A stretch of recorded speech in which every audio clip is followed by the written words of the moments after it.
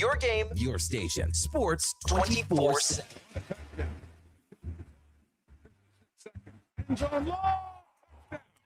DJ Luther has it. And the Edmonton Elks are back in front. all sports, all day. Their seats in Aurora now. Well, it might be this. Lucas, deep right field, it's gone. Did they need that? Watch us on YouTube, Facebook, and X. Here's Jacob Schaffelberg. Schaffelberg's ball into the box, headed away by Ocon. It's his back. Stoppage time. Into the round of 16. Edmonton sports leader. We are Sports 1440.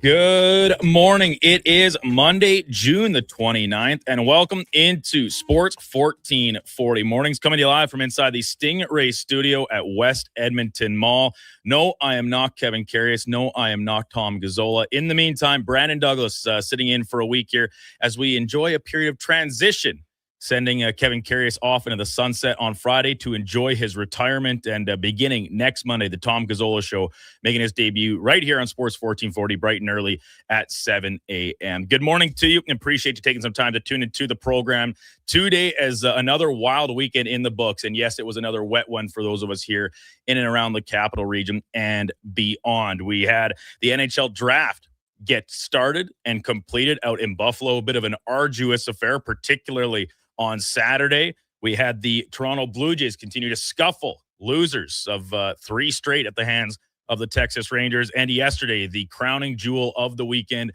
and of the nation so far this summer is Team Canada at the World Cup, winners over South Africa 1-0, the goal coming in stoppage time to put them through to the round of 16 and another chance to continue to prove themselves on the world stage. Get in on the conversation with us all morning long. Our text line 1-833-401-1440 is how you can get a hold of us. You can also drop me an email, brandon@sports1440.ca. And if you're interested in watching the show this morning and every day moving forward, you can always do so on YouTube. The station's channel is Sports 1440 AM. Make sure to drop a like and a subscription while you're over there. All of our programs from 7 right through Jason Greger, wrapping up at 6 o'clock, are streaming there. Also, you can track it down on all of our socials, X, Facebook, Instagram, and Twitch. And for the purely audio listeners, iHeartRadio, TuneIn app, and of course, our own website, sports1440.ca. If you do miss any portion of the program over any of the next 4 hours, you can find it via podcast. Right now, you can still get it by finding and searching The Kevin Carius Show on Apple, Spotify, Google, Amazon.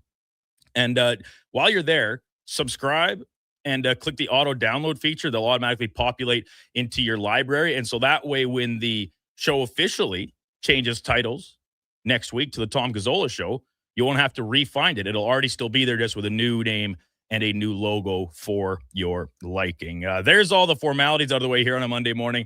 Let's welcome in the man that sits across the desk, former CFLer, Grey Cup champion, all-decade team, Vanier Cup champion, the real deal, Eddie Steele. Good morning. 7 to 9, Mondays and Fridays, right here on Sports 1440. I'm not going anywhere. Yeah. Can't get rid of me. You can get rid of Kevin Carius, but you cannot shake loose the very intense grip of Eddie Steele. He does not relinquish, and we're glad to have him still alongside. Eddie, how was your weekend, man? You stay dry out there? Yeah, it was a good weekend. You know, surprisingly, Sunday, very low-key Sunday. Kids were playing in the house, had some neighbor kids over. But what a sports day it turned out to be, man, with the soccer game, some CFL ball on that turned out to be a pretty juicy game down the stretch. It was nice for a guy like me, just laying on the floor, rolling out for multiple hours on end. What were you? Did you bang yourself up on Saturday? Just a little maintenance day, Duke. Because Eddie, you'd mentioned to this on Friday night when you, myself, Laddie, and Kevin were out for a beautiful steak supper at Chopped Steakhouse here on the West End with Jay Beulah and his little ragtag group of misfits. What a crew that was. We'll touch more on that as the morning progresses. But the Elks were doing their annual kind of women in sport. What's the official name for it? It was for ovarian cancer. I guess, yeah, it was like a women's training camp. Yeah. We could look it up. The official the name. I don't official name, the remember. official name eludes me at the top of my head. But yeah, a chance for women to get out, kind of go through almost like you said, a training camp type style atmosphere with some drills and learning the game a little bit more from alumni. Are there any active players there too? Yeah, there normally was. I actually didn't end up going.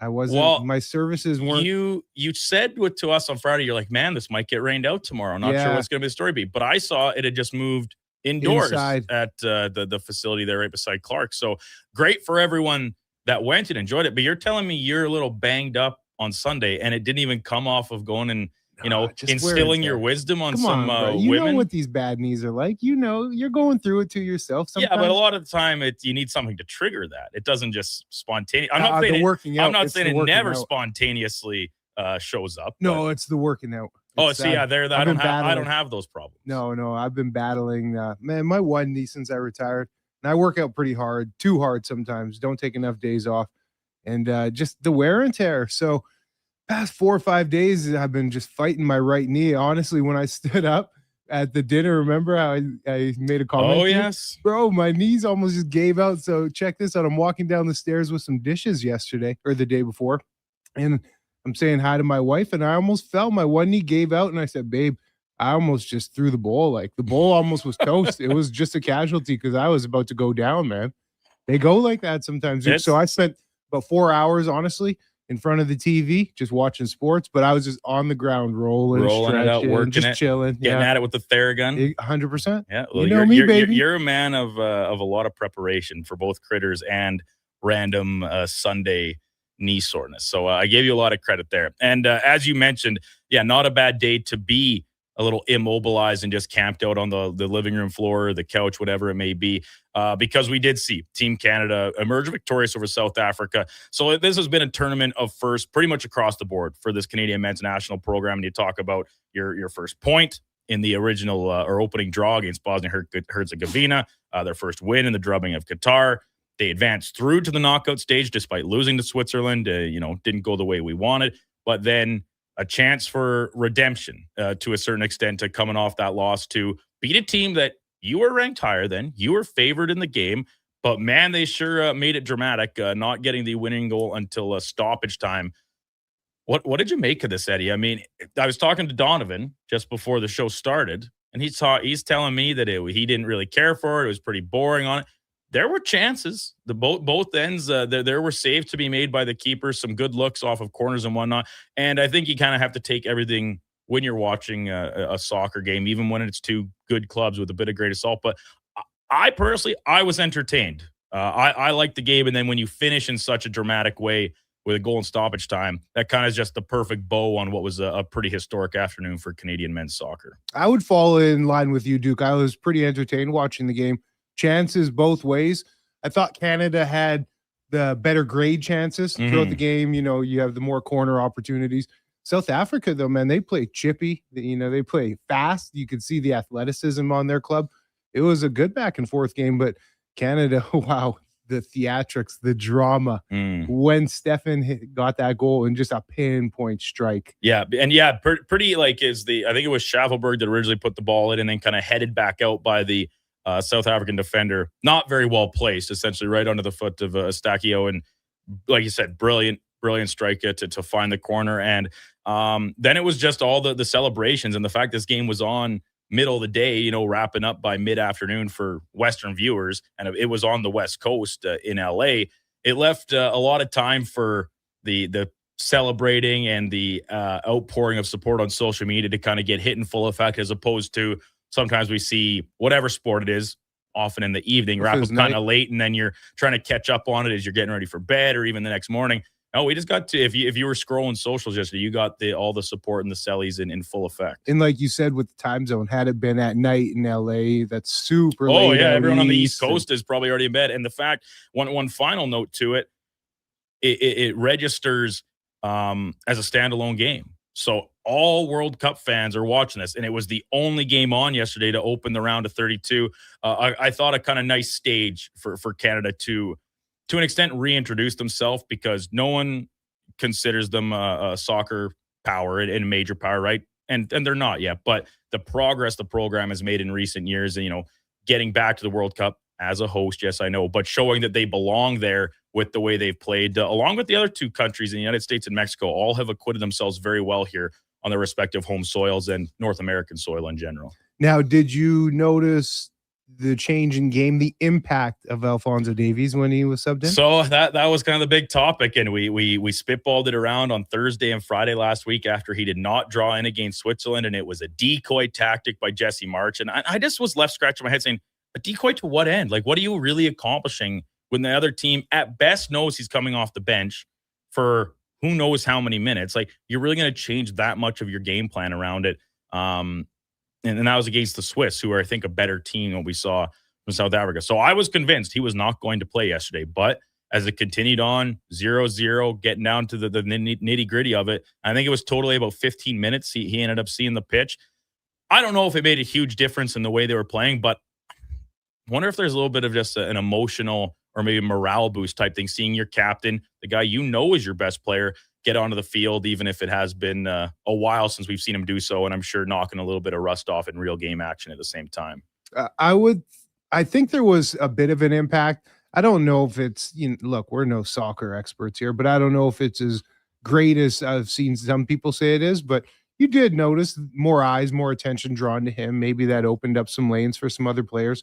One thing that I was drawn to watching him was just the skill, the touch. You can just see he's like, there's levels to it. Yeah. He's different, there's right? levels to it. And there's a reason, like, Canada has so many great players and guys that play all over the world in these different top leagues. But then you see a guy who is one of the very best players in one of the very best leagues over for Bayern Munich, like in so far in his career. And you start to, it meshes a little bit more. It starts to flesh out a little bit more against some of his Team Canada teammates that is like, okay, I know this guy is on another level. And I'm with you that in even such a small sample size, the way he moves, the way he gets his touches on, it's there. And now I think as Canadians and as Team Canada fans going into this next matchup, they will take on the winner of tonight's game between Morocco and oh, geez, now my computer's frozen. Netherlands, thank you. The Dutch, yes. And I'm sure there's plenty of Dutch fans here in Western Canada because there's a very strong contingency of them, including, we saw it on the text line a few times last week, actually, that if everything works out the way, some torn fandoms, a little bit of conflicting. Who do you root for? The team that you've been on with forever because they're actually at every World Cup and a chance to win, or, of course, the new the red and white with the Maple Leafs. So 7:00, that game will go tonight from Monterrey. It's the finale of tonight's games. Brazil and Japan will kick off at 11, 2:30 between Jeremy and Paraguay and Boston. And then, nightcap game from Mexico. A little bit of pre-scout for not only Jesse Marsh, who said he's going to the game, going to be there in person, but also all of us Team Canada fans. Lots of more soccer talk and many other things, but let's say good morning and welcome in.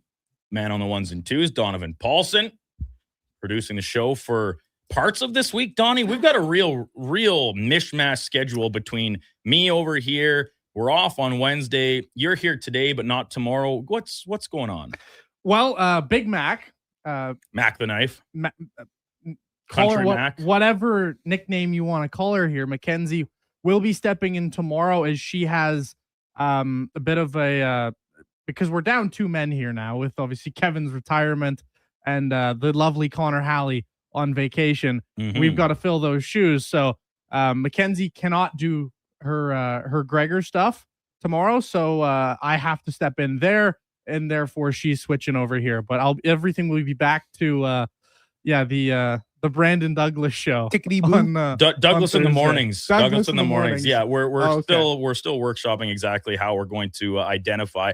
I asked the main man, the boss, what he wanted us to use as the designation for the show this week, and he said, "Yeah, Douglas in the mornings is fine." I was just going to go Sports 1440 morning show. That's what was on all the emails I sent to everyone last night. So stick with us when we're certainly going to have some slip ups and mistakes about the name of this program for the next 4 of the next 5 days, as we will be off on Wednesday for Canada Day. Duke, speaking of slip up, Scotty Scheffler just missed a 5-6 foot putt to lose the Travelers Cup. Yeah, playoff hole. Wow. It's rolling over here. So pretty dramatic between him and Vic Hovland for the playoff hole.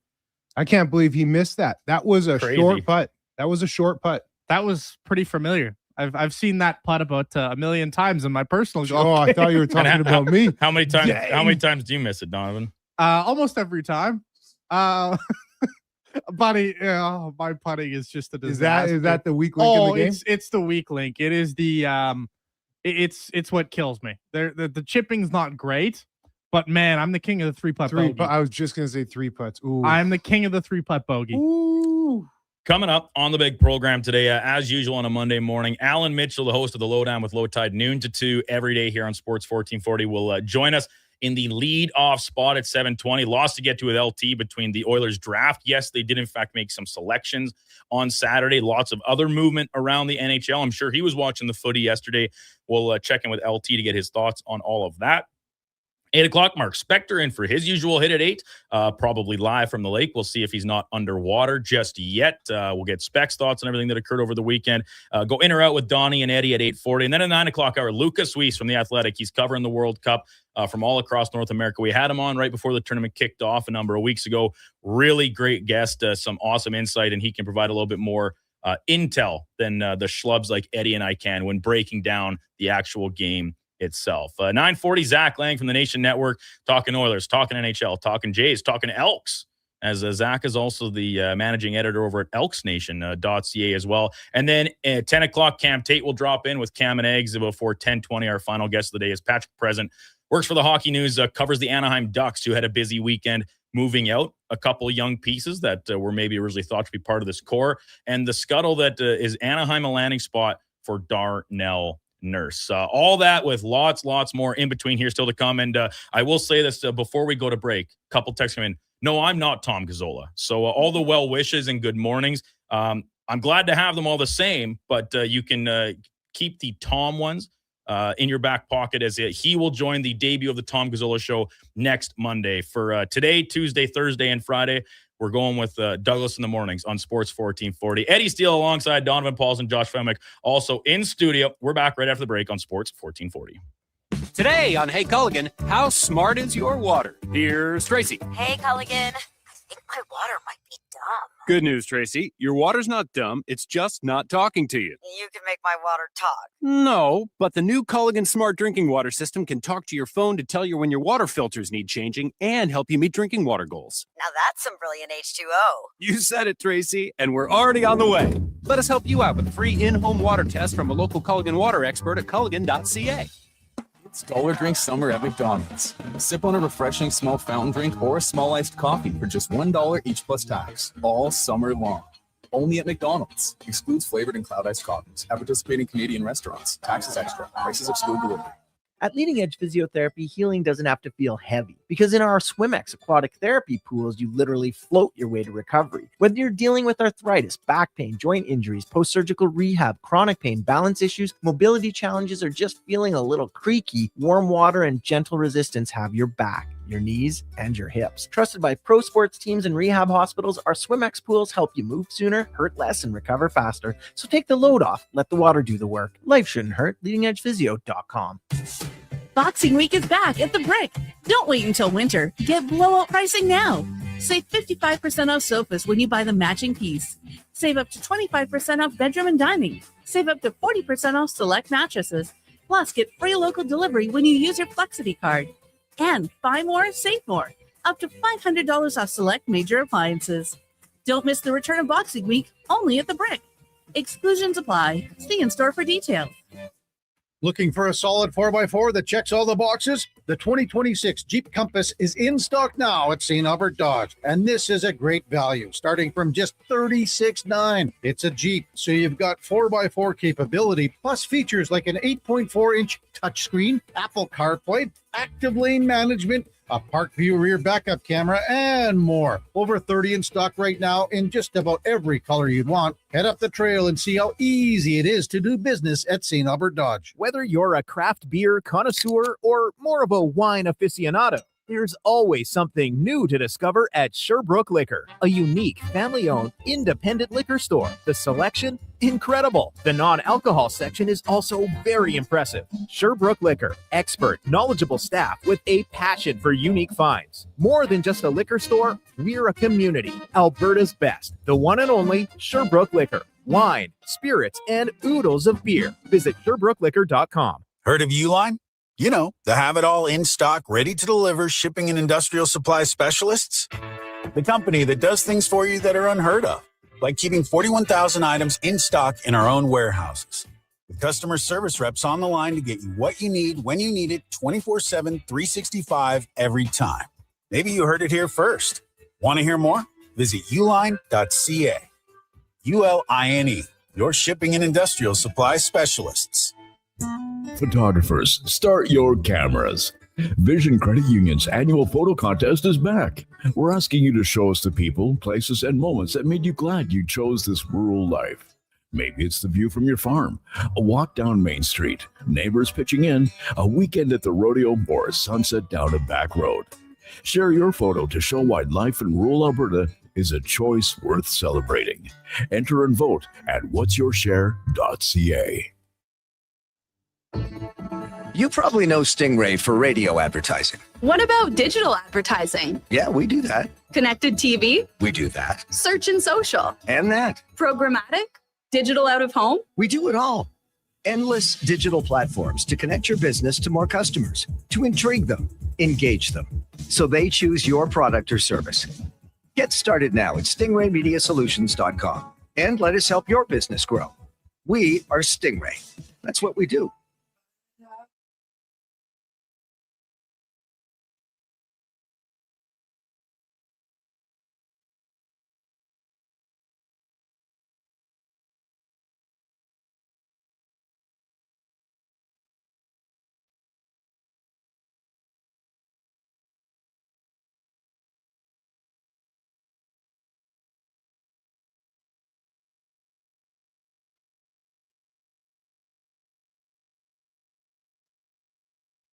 Sports 1440. All sports, all day. On YouTube, Facebook, and X. Thanks for listening to Edmonton's sports leader.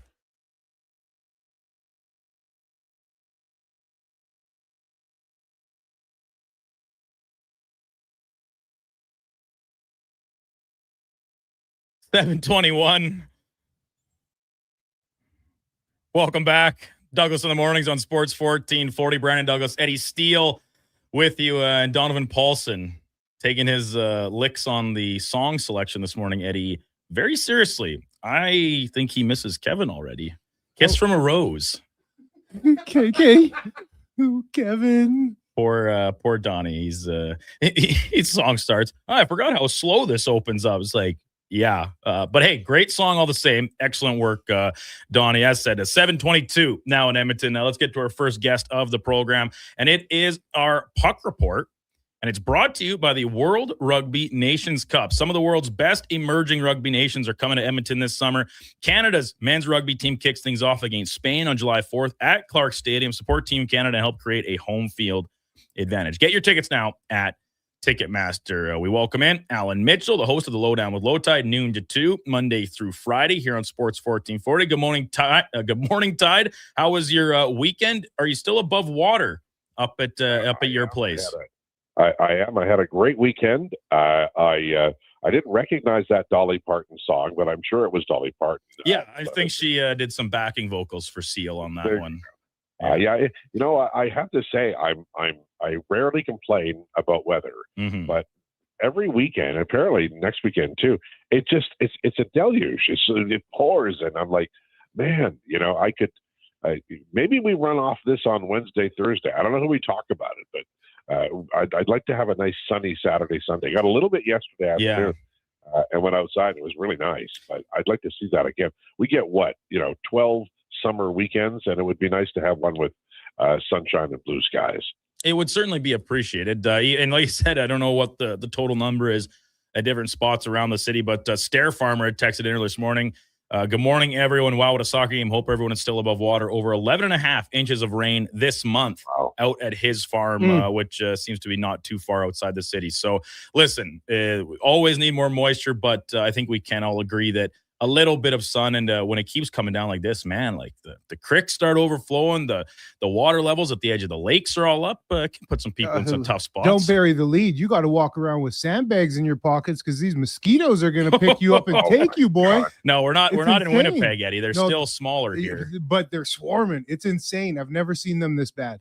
It's just a perfect storm because of so much rain, and that means they all, hatch or whatever the hell they do, and then they're out there, and they're, It seems to me like these are the hyena mosquitoes where they chase after you, and then you tire out, and then they just eat you alive. Yeah, so. They swarm you. It doesn't take long either. I took a bunch of stuff out to the garbage can, which is 30 feet, and they were all over me. So tied, busy weekend. We saw the NHL draft roll out. The Oilers did make some selections, but I want to lead things off with you. The soccer game we saw yesterday, Canada defeating South Africa 1-0. They advanced through the round of 16 for the first time in franchise history, program history, I should say. You had some eyes on this yesterday? Oh, yeah. I was like, I really felt like, and it's not fair because we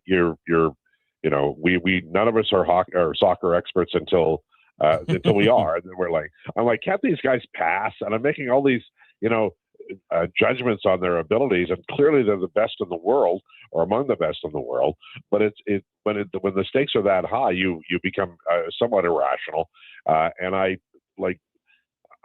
think that the goal itself was just brilliant, but the timing of it made the actual theater of the game just that much more incredible. So I was prepared to be, because I Philadelphia Eagles fan, Montreal Expos fan.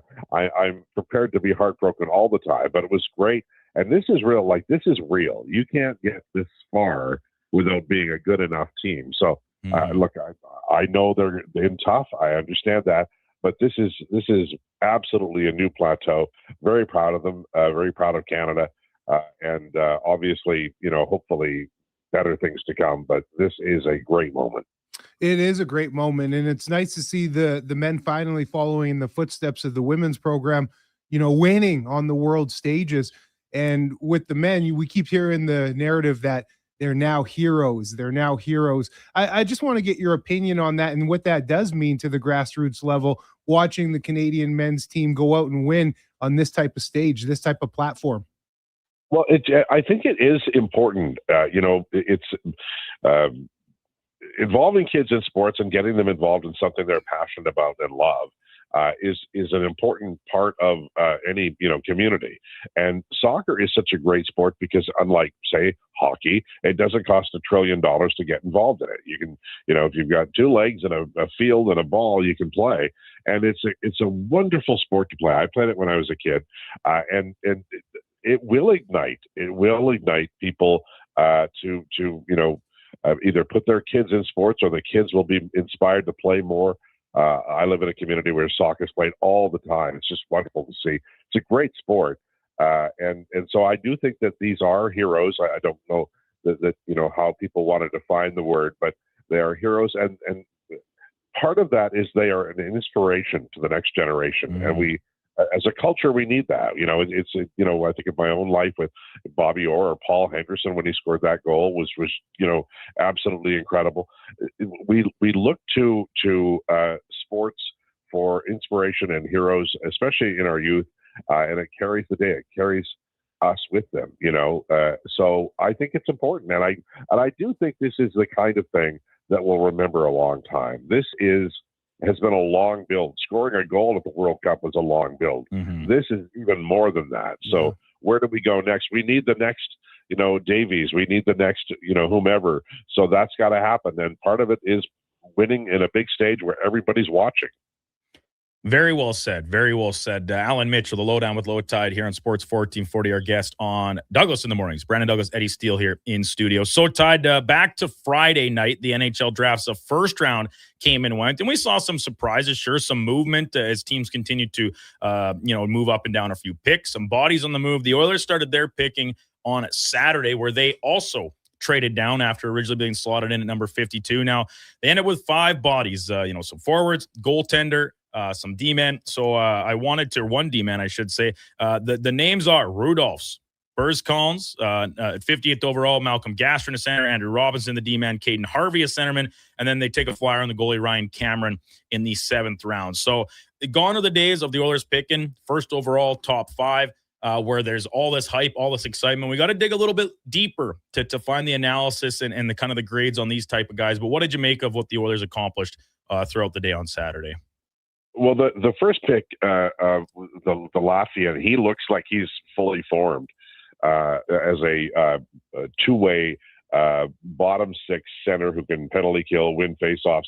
I don't know that he's got a high offensive gear. His USHL season wasn't grand or anything, but he's already a man. He's clearly going to play in the NHL if he continues on his current trajectory. It'll just be in the bottom 6. You like to aim high with your first pick, and there were high skill players available, but specifically they went after this player, and he does kind of match the Sam O'Reilly pick of a couple of years ago in that it's more two-way than offensive, and that may be a style for Rick Tracy. The second pick that they had, to me, he's a draft and follow. We don't know much about him. He just played in the Swedish Junior League in Modo, and he's raw, but he has talent. Like, he's a talented hockey player. He delivered, some offense. The rest of them are like, I think they saw something they liked in them, and I it's a vague thing because the numbers don't really tell us what they saw. But last year they ended up drafting a lot of these types of players, and the year that those players had, Lafreniere, Lewandowski, Asher, those guys played really well in the draft plus one, especially the USHL defensemen. So I think it's a disappointing draft, and they didn't get a high offensive guy. But I also am starting to wonder if the sometimes you draft a player with offensive skill and try to teach him the two-way play. Maybe the Oilers feel like they can take the young Latvian and teach him a few things about scoring. Tide, here we are ending off the CFL week number 4, I guess it would be. The Elks 3-0, number 1 team in the CFL. Are you surprised at that, Low Tide? I am. My friend Declan had them going 4-1 to start the year, and I was like, okay, that's pretty aggressive. I worried about the Montreal game early, and I what I've seen is, first of all, every CFL game I've seen has been a banger. This league is so damn good, but the Elks are, this is going to be probably sound a little weird.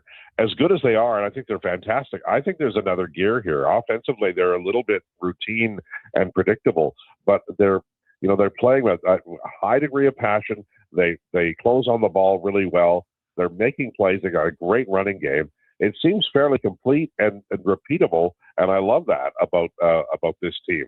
Now, you got to do it for longer than 5 weeks. But having said that, right now, I think this team, I'm not saying they are, but I think they might be the best team in the CFL. We'll see. But right now, it's hard to argue against them. They're just playing really well, pretty much in all the elements. I just feel like if they were a little more creative offensively, that might help.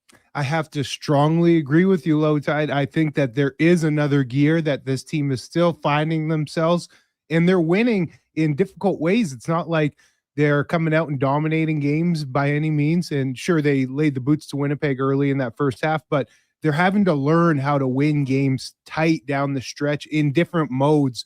And that is a sign of a team that is mature. And I hate to use this word, but championship pedigree. It's not all about winning a certain way. You have to be able to win different ways, ugly ways, gritty ways, and this team is built for it. And there is still more meat on that bone, Low Tide. I agree with you, man. I like that. More meat on the bone. Well, that's all you need to know. That's an Eddie Steele phrase, because he's always looking for he's taking it down to the gristle, stripping every last bite, whether it be the dry ribs of the Szechuan Castle or a nice prime rib night, maybe down at Chop Steakhouse like we had on Friday. Eddie wants every last bite. Nothing Get me left to the marrow. Nothing left for the dogs in the back of the kitchen. Well, I understand that. I grew up where we didn't get steak very much, so Yeah. you made damn good sure it was done when you were done. Yeah, picked clean down to the bone. Alan Mitchell, the Lowdown with Low Tide host, our guest here on Douglas in the Mornings on Sports 1440. So, LT, last thing I want to broach with you here before we turn you loose for the week. You're going to be in on Wednesday when the rest of us take a day off. We know how much you hate holidays, almost the anti-Kevin Karius, if you will. What time are you and Fenny going to be in here in studio on Wednesday, keeping everybody up to date and abreast of the July 1st comings and goings? We're on 10 to 1, and I think that it's a great time for us to be there. A lot of activity will occur, and we'll be be there before then. If something breaks, we probably break in. But I think that my suspicion is we're going to see a big day today. I think the nurse trade happens today. Oh, okay. And then we probably drill down on. I think they'll probably get a defenseman. I don't know if there's going to be a value winger out there. And the goaltending, I think they can wait. There's so many, they don't have to go ahead and do it like on day one. But I think defense, if they trade Nurse for something other than a defenseman, they'll be looking for a guy on day one free agency. And I would like to see an offer sheet for Maverick Bork. But I'm always greedy about those sorts of things. Yeah, so you believe the Darnell Nurse situation comes to a conclusion today is your prediction. Where will Darnell Nurse be employed by today's end? Well, I think it's Boston. Anaheim is apparently involved, but I'm not sure he'll waive. I mean, that's his right. He wants to go to the East Coast. The Bruins have, they have Low Rye, they have Michael DiPietro. They apparently are willing to retain most of it, based on what the insiders are saying. The reason I think it happens today is the owners will want to get their financial ducks in order. Today's the day for qualifying for RFAs. So a lot will happen. You might as well make your decisions and proceed. This is basically, close enough to midnight that it's go time. The one thing I will say is once they trade down Darnell Nurse, they're going to have to go get a guy who can play a lot of minutes because he can eat them up and has for 11 years now. And they've got two left defensemen who are somewhat injury prone, and that's going to be a big hole, and it'll need to be filled. Now, Tide, I don't want to put words in your mouth, but you just said you think the Oilers are going to go out and do something on July 1. Have you not been leading from the front on these past two off-seasons for those saying someone take Stan Bowman's phone away on July 1st and just at least wait until July 2nd to make these moves? Where have you flip-flopped on this already all of a sudden? I haven't. I have an article coming out at The Athletic later about how they should keep their powder dry on July 1. Okay. All right. But I think the Oilers will go ahead. If you just look at last year, Stan Bowman signed Andrew Mangiapane on July 1st and Jack Roslovic early in October on opening night. Who played better? Yeah. Everybody's so excited to rush to the front, and you end up spending all of your money. It's like me when I used to get, my allowance. I'd go to, KV Bowl and buy my Coke and potato chips and God knows what else. And then I was done for the week. I think the Oilers are like that. They tend to be heavy shoppers for big names. Even when they can't afford it, they spend right to the cap. Ideally, they don't do a thing on July 1. They have lots of walking around money, and they end their buying with about $1.5 million in cap room because Jack Roslovic will be there in a different name in October or late September, and they can grab him too. But I don't think the Oilers will do it. That's what they should do. Yeah. What do you got coming up on the program today, LT, from noon to 2 here on Sports 1440? Very busy day as always. We'll have Gregor by. There's so much to talk about. Lots of World Cup talk, obviously. Lots of Elks talk because this is a big story.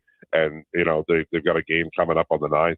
And so we're going to preview that. We're also going to talk about the rest of the league. The rest of the CFL is rounding into form, but not the form we thought. So we'll talk about that.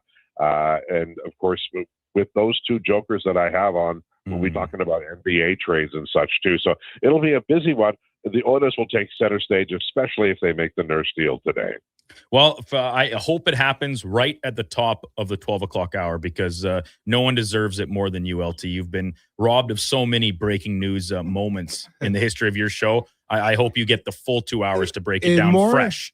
More importantly, Tide, I hope it's Nurse to Boston. If you nail that, if it's Nurse to Boston today, holy smokes, my man. Unreal. I will say it's a conspiracy from the league and Dave Jameson, my former Yes. co-worker.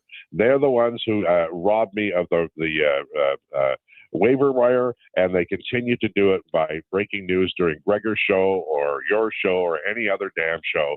Never happens on my show. I take it personally, and I don't like it. It's understandable. I absolutely can sympathize with what you've gone through because, hey, I was listening to it all the time. It would be rolling over as soon as you signed off, and then JMO would get to like you said, break all the in time happenings. Tide. Oh yeah. Appreciate it. Terrible. It was without break. It was uncanny how often it happens. So thanks as always for hopping on early with us, LT. Have a great show today, and we'll see you once you roll into the building.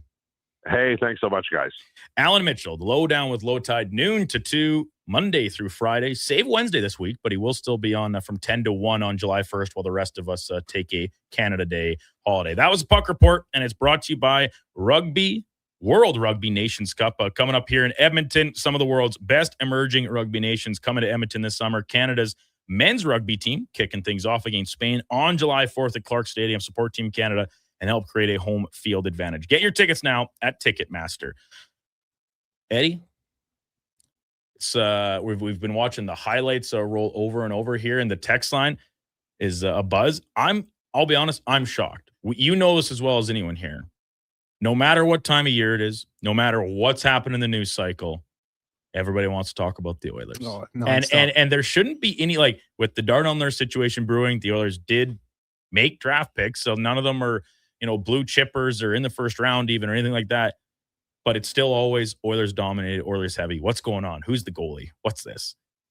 The text line this morning, it's all soccer, baby. Is it? It's what the people are hyped up about. Yes. Good.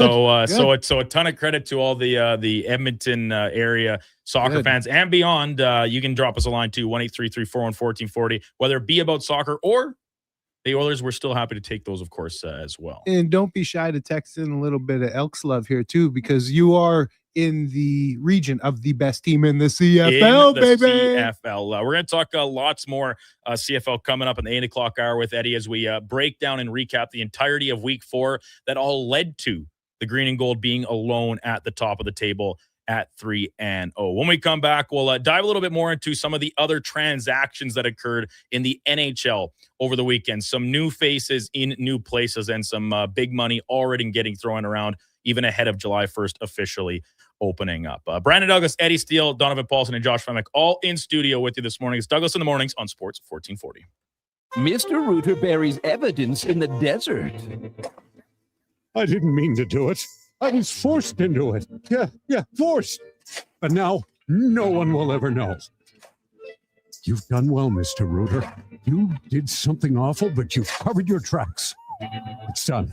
The last transcript that shows I did a semester of electrician school. Uncover evidence of the proudest plumber, Mr. Rooter.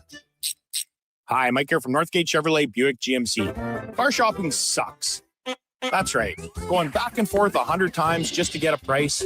Give me your credit card for a test drive. What's all these extra fees?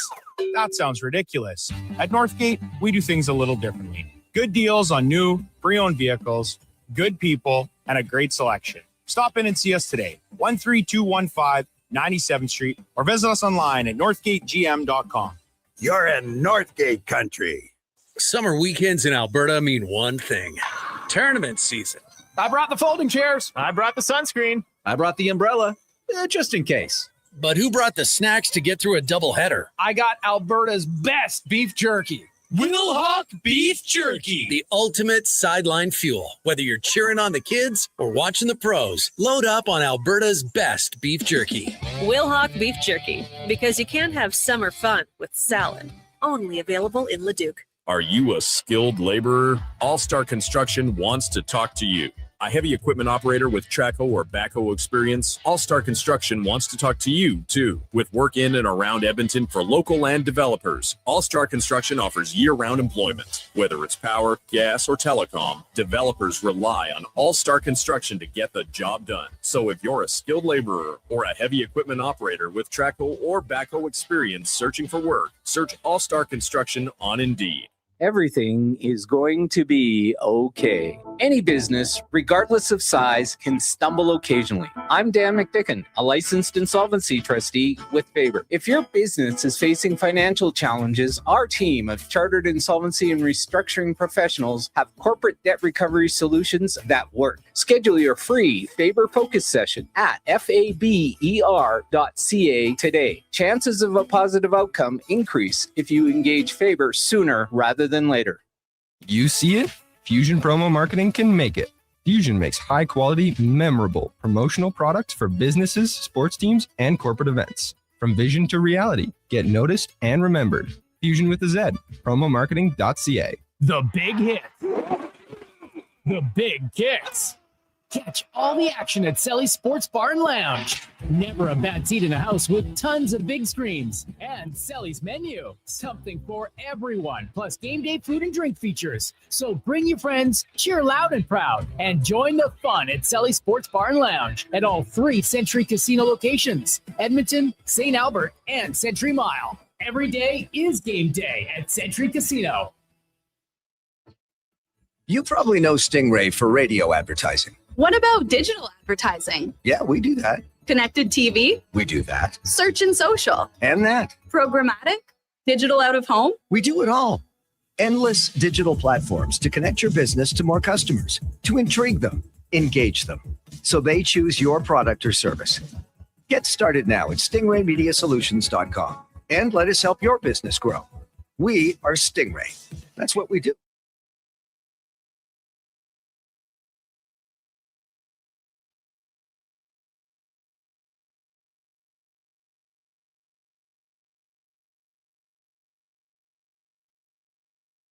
Your game, your station. Sports 1440. And watch us on YouTube, Facebook, and X.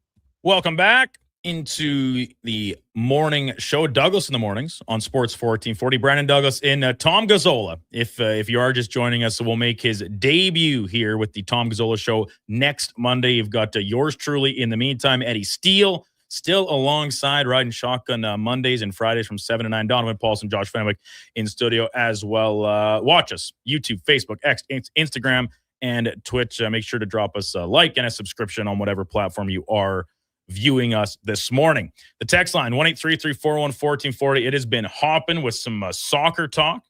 King of Fort Nasty, one of those aforementioned texters that I said might be a little conflicted should the Dutch emerge victorious tonight and take on our Canadian club. He said when LT played soccer as a kid, the ball was still square. Oof. That is a tough one for Al. I hope he's listening and can wear that one off the shoulder. Sham texted in. Morning, Duke. Good luck going forward. Going to miss KK. We all know the rest of you guys in the studio were really the secret sauce. Well, listen, Sham, obviously.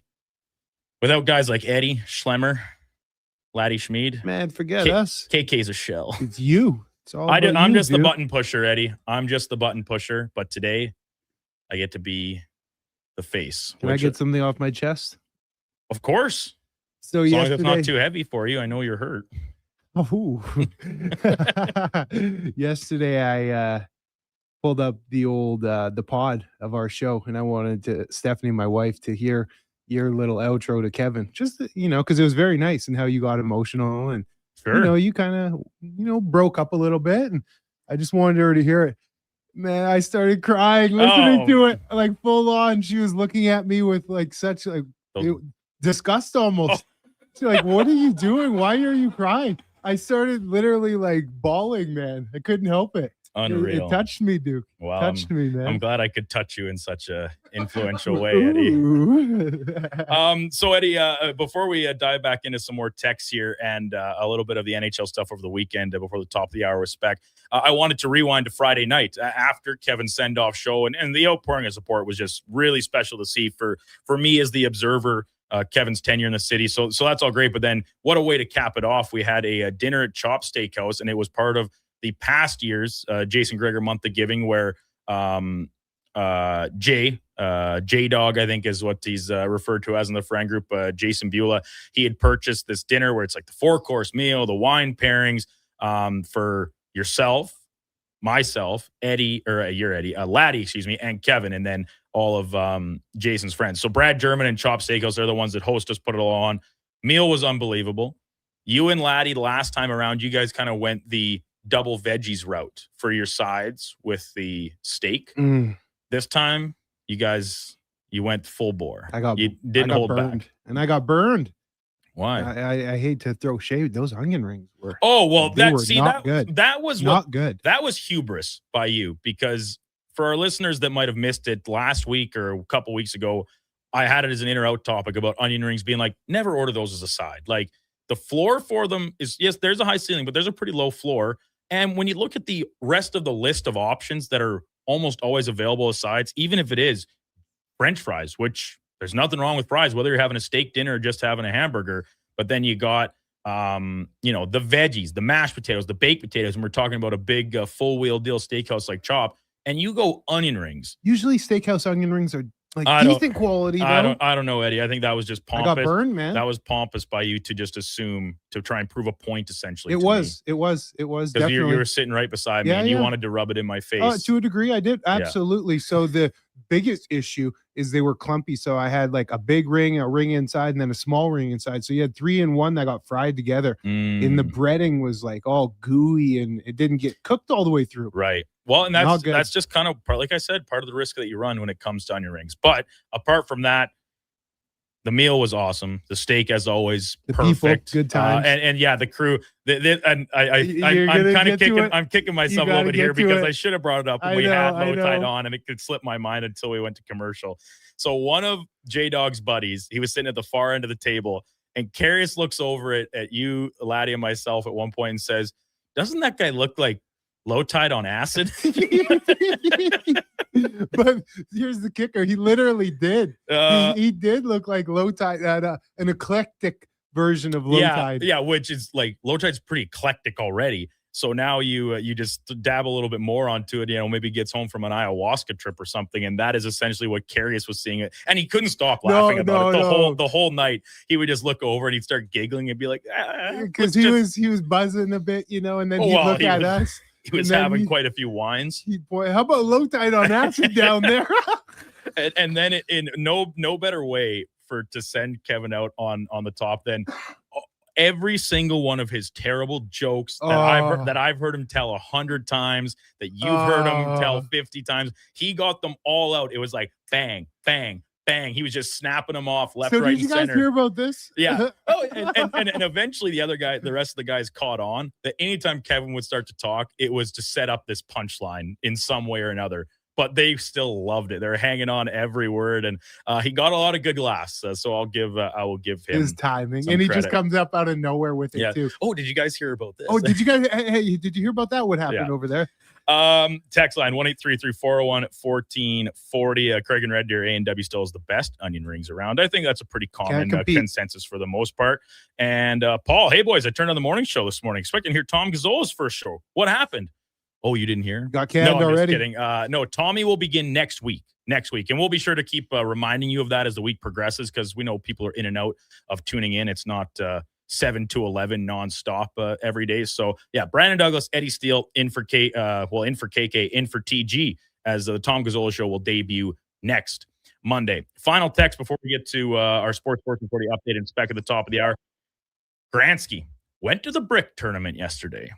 Good hockey from 10-year-olds. Any guests coming on your show this week? Well, Gransky, I'll be honest, that's always kind of a touch and go thing, because as people show up to the mall, whether they're here to watch their kids or if they're coaching, we kind of do our best to coordinate through Craig Stiles, who as always does a great job putting on this event. And with the weather not being great, no better time to make your way down to the mall here and take in, because to say good hockey from 10-year-olds, dude, it's incredible hockey some for of the 10-year-olds. best you'll see out of It 10-year-olds. is among the very best in the world. So I'm looking forward to dipping down to the Ice Palace once we wrap today and check out who's playing. And in terms of getting guests, it was easier in the past with the old studio because people could just walk right by to the glass. Yeah. You could say, hey, just come on, meet me at the glass. Yeah. It's a little different now that we're tucked There's away. a little more coordination, a few more messages traded back and forth. But I just was looking through the program this morning, and there are some former NHLers that are on the coaching staffs of some of these teams. Now, that doesn't guarantee they all come. Like I'm seeing Nathan Gerby as one of the Detroit Junior Red Wings coaches, Yarrow Halak for the Boston Junior Bruins.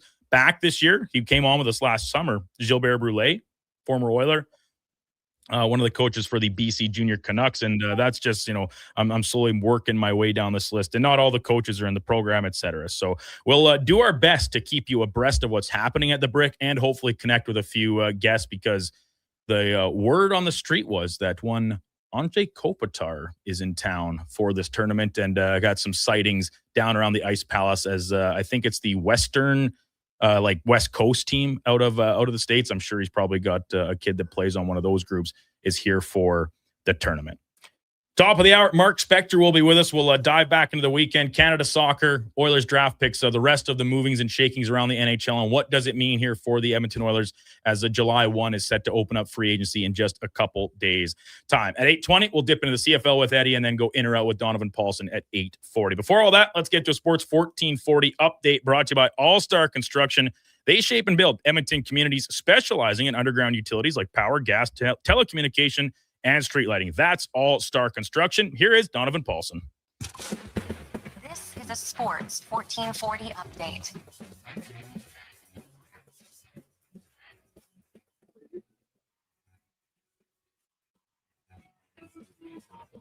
NHL off-season news. The Preds have signed Jack Drury to a 5-year, $4.5 million AAV deal. The Sharks hit their new player. Michael Kesselring got 3 years and 4.5 in case you missed it. And Dan Vladar, he's getting a 5-year, $27.5 million extension. All those coming down on the wire yesterday. In case you missed it as well yesterday, Canada advancing to the round of 16 at the World Cup. They won 1-0 over South Africa. The Jays have now lost 6 in a row as they fell 3-2 to the Texas Rangers. The Red Sox took down the Yankees 5-4 in extras. Sonny Gray becomes the 7th active pitcher at 2,000 career strikeouts, and that's victorious over the O's 6-4. The Rays beating up on the D-backs 5-1, and some CFL action. The Owls sneaking past the Red Blacks 37-35. Coming up right after the break, it's Sportsnet's Mark Spector. I'm Donovan Paulson. That is your Sports 1440 update.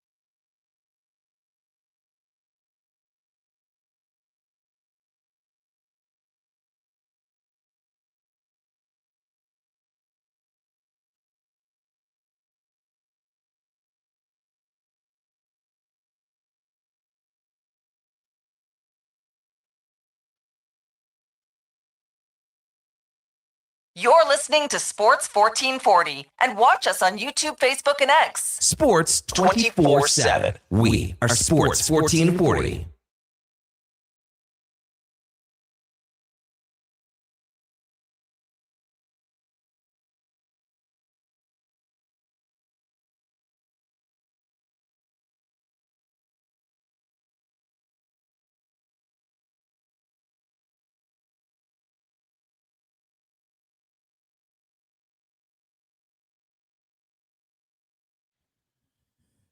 Eight o'clock in Edmonton. Welcome back to Douglas in the Mornings on Sports 1440. Brandon Douglas, Eddie Steele, Donovan Paulson, and Josh Fenwick all in the building as we roll through the final week of June and July 1st looming. Free agency opening up. The draft is in the books.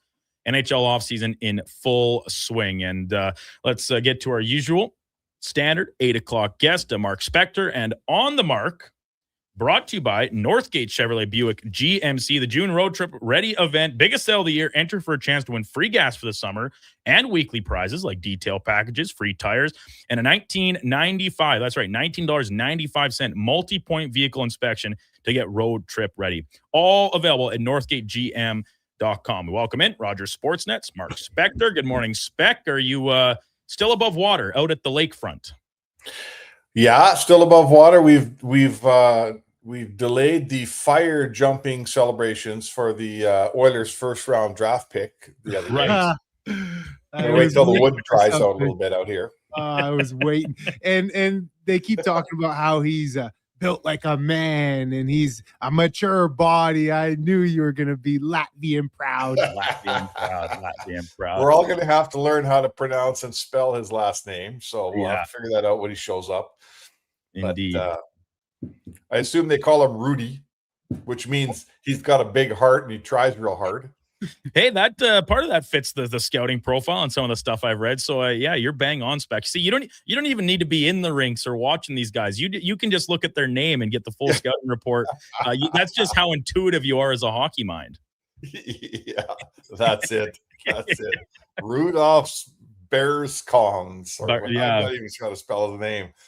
But as you said, once he rolls in, we'll get the official pronunciation from him, hopefully, and then do our best to get it memorized and down to memory. Because listen, when the Oilers aren't picking in the first round and your first guy off the board's at 58th overall, you need something to cling to move into training camp and prospect development camps and all that jazz. And right now, this guy's it. He's a fresh new toy.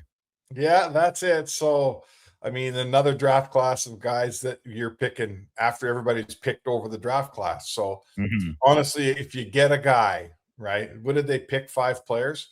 That's right. If one guy plays, it was a good draft. That's just how the draft, even when you're picking high, if 2 guys play, it's a good draft. So I'd say for the Oilers, find a guy that can play in this group and cross your fingers, boys.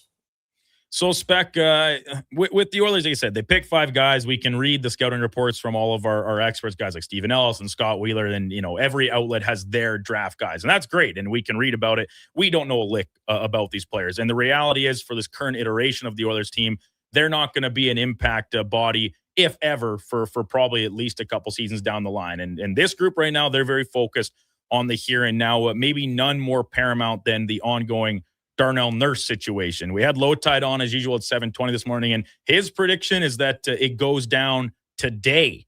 What say you? Are you hearing anything? What are your thoughts ahead of July 1st, set to open free agency? Is a trade with Darnell Nurse finding a new home imminent, or still a ways to be decided?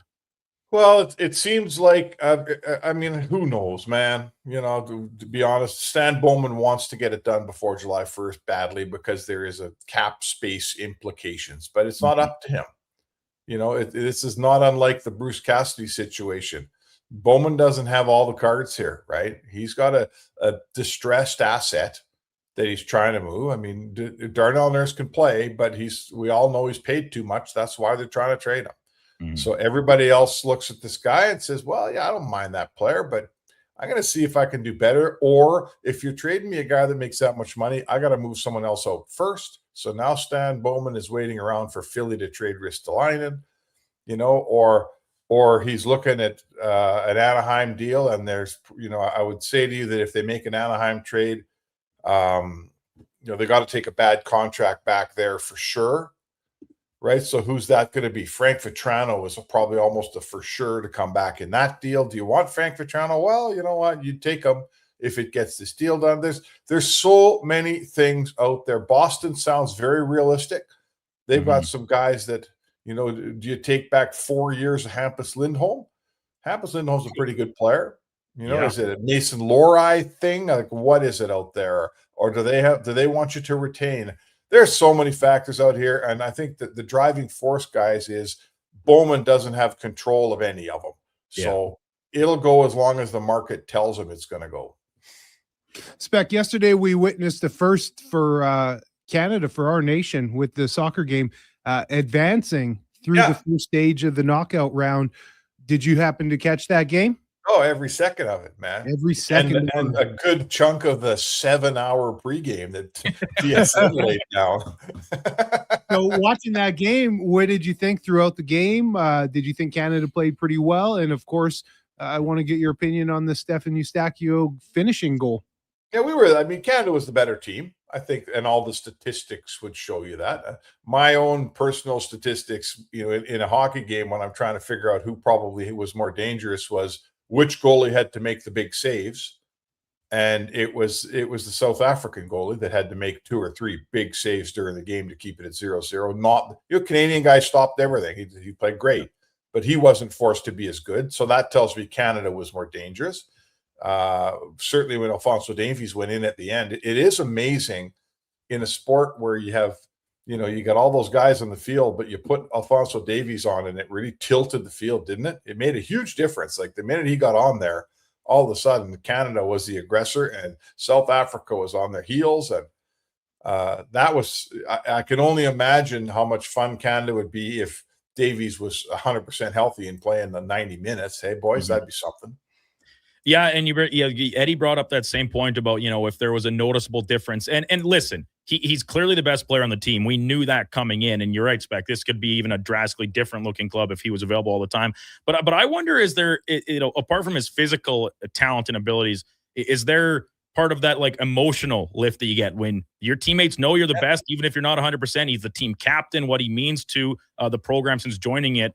I think there has to be a little bit of a buoy to the spirits in that sense, where you've been slugging it out in this 0-0 game, and all of a sudden you see your best guy take the pitch. Pretty good morale boost, I would expect. I think that's something that transcends every level of sports, and I've talked about it with McDavid all the time and Draisaitl. I don't care what level you're playing. When you know you got the best guy on the ice, the field, the football field, whatever it is, and the other team knows it too, it's a huge advantage mentally, obviously, physically, because you got the best guy, but mentally, like when McDavid jumps the boards, every guy on the Oilers bench says, okay, you know what? We got a nice chance here. Something good happened. And the other team goes, oh my God, we got to get through this shift. Well, it's the same dynamic, right? All of a sudden you unwrap this guy that's been on the bench the whole time, and the other team in South Africa says, oh boy, right? We've had a hard time with Canada so far. They've probably been better than we have, but it's still 0-0. And now they just got way better. They just put the best guy in the field on the pitch. So yeah, it's physically makes you better because he's such a good player. But I think it's at every sport, guys, at every level, I think it's a huge mental thing for the team that knows we got the best guy and the other team knows it too. Mark Spector from Rogers Sportsnet with us here on Sports 1440 Morning Show. Brandon Douglas, Eddie Steele with you. Around the rest of the NHL, Spec, I wanted to get to this with you before we part ways for the morning. Going back to the draft, first round on Friday and then the rest of the weekend, some moves around as guys swap draft picks, but we saw some bodies on the move as well. Anaheim trading a couple formerly high-touted guys to St. Louis and Buffalo, respectively. Brant Clark gets a new deal. But the one that stands out to me is I was pretty surprised by both the move and then the deal signed was Pavel Dorofeyev from Vegas to the New York Rangers. So it was always going to be difficult for them to keep him in the fold because he was getting a huge raise. But the guy that just led your team in goal scoring in the playoffs and had, a great regular season too, you're willing to ship him out the door, and then, hey, good for him. He lands a new $77 million deal with the Rangers. Am I out to lunch for being a little perplexed by this, kind of by both sides? Well, I'll tell you what, that's a huge deal for an RFA like that. Like for a guy that hasn't done it right. He's one of those. it goes in when he shoots it, man. Mhm. So, a big investment for the Rangers, but the Rangers got nothing. So from New York's side of things, fill your boots, man. I'd do that deal. Very difficult for Vegas. Kelly McCrimmon said it. He says, we love this player. He was great for us. We raised him up, brought him along, and we can't afford him. They don't have $11 million. Like, let's say that Matt Savoy was that guy. And let's say he was an RFA this year. And let's say he commanded $11 million. What would the Oilers do? The Oilers can't afford another $11 million. They just don't have it. It's a cap system. So you get your 2 first-round picks. And I mean, that's a huge dent for Vegas because they're an older team and he's their best goal scorer and he's also young.